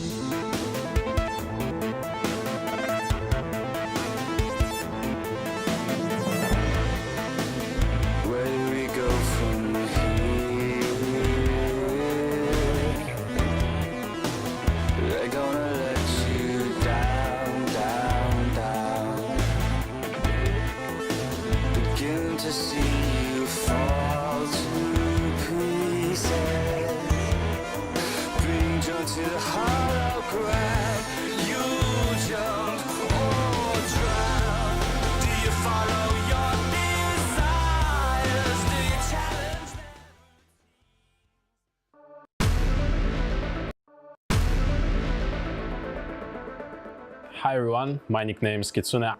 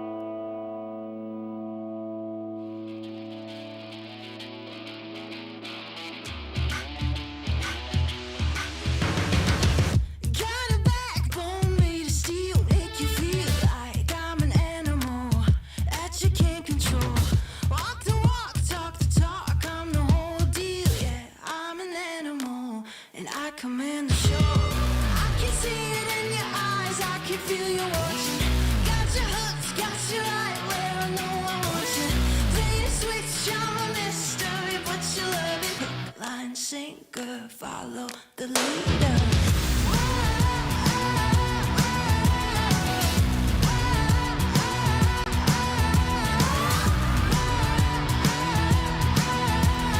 Hook, line, sinker, follow the leader. Bring you right there to the edge, make you sweat like you can never take the heat, but it's never too hot for me. I walk the walk, talk the talk, you know I'll never stop, 'cause I'm an animal. I'll just laugh it off. I can see it in your eyes, I can feel you watching. Got your hooks, got you right where I know I want you. Play the switch, I'm a mystery, but you love it. Hook, line, sinker, follow the leader.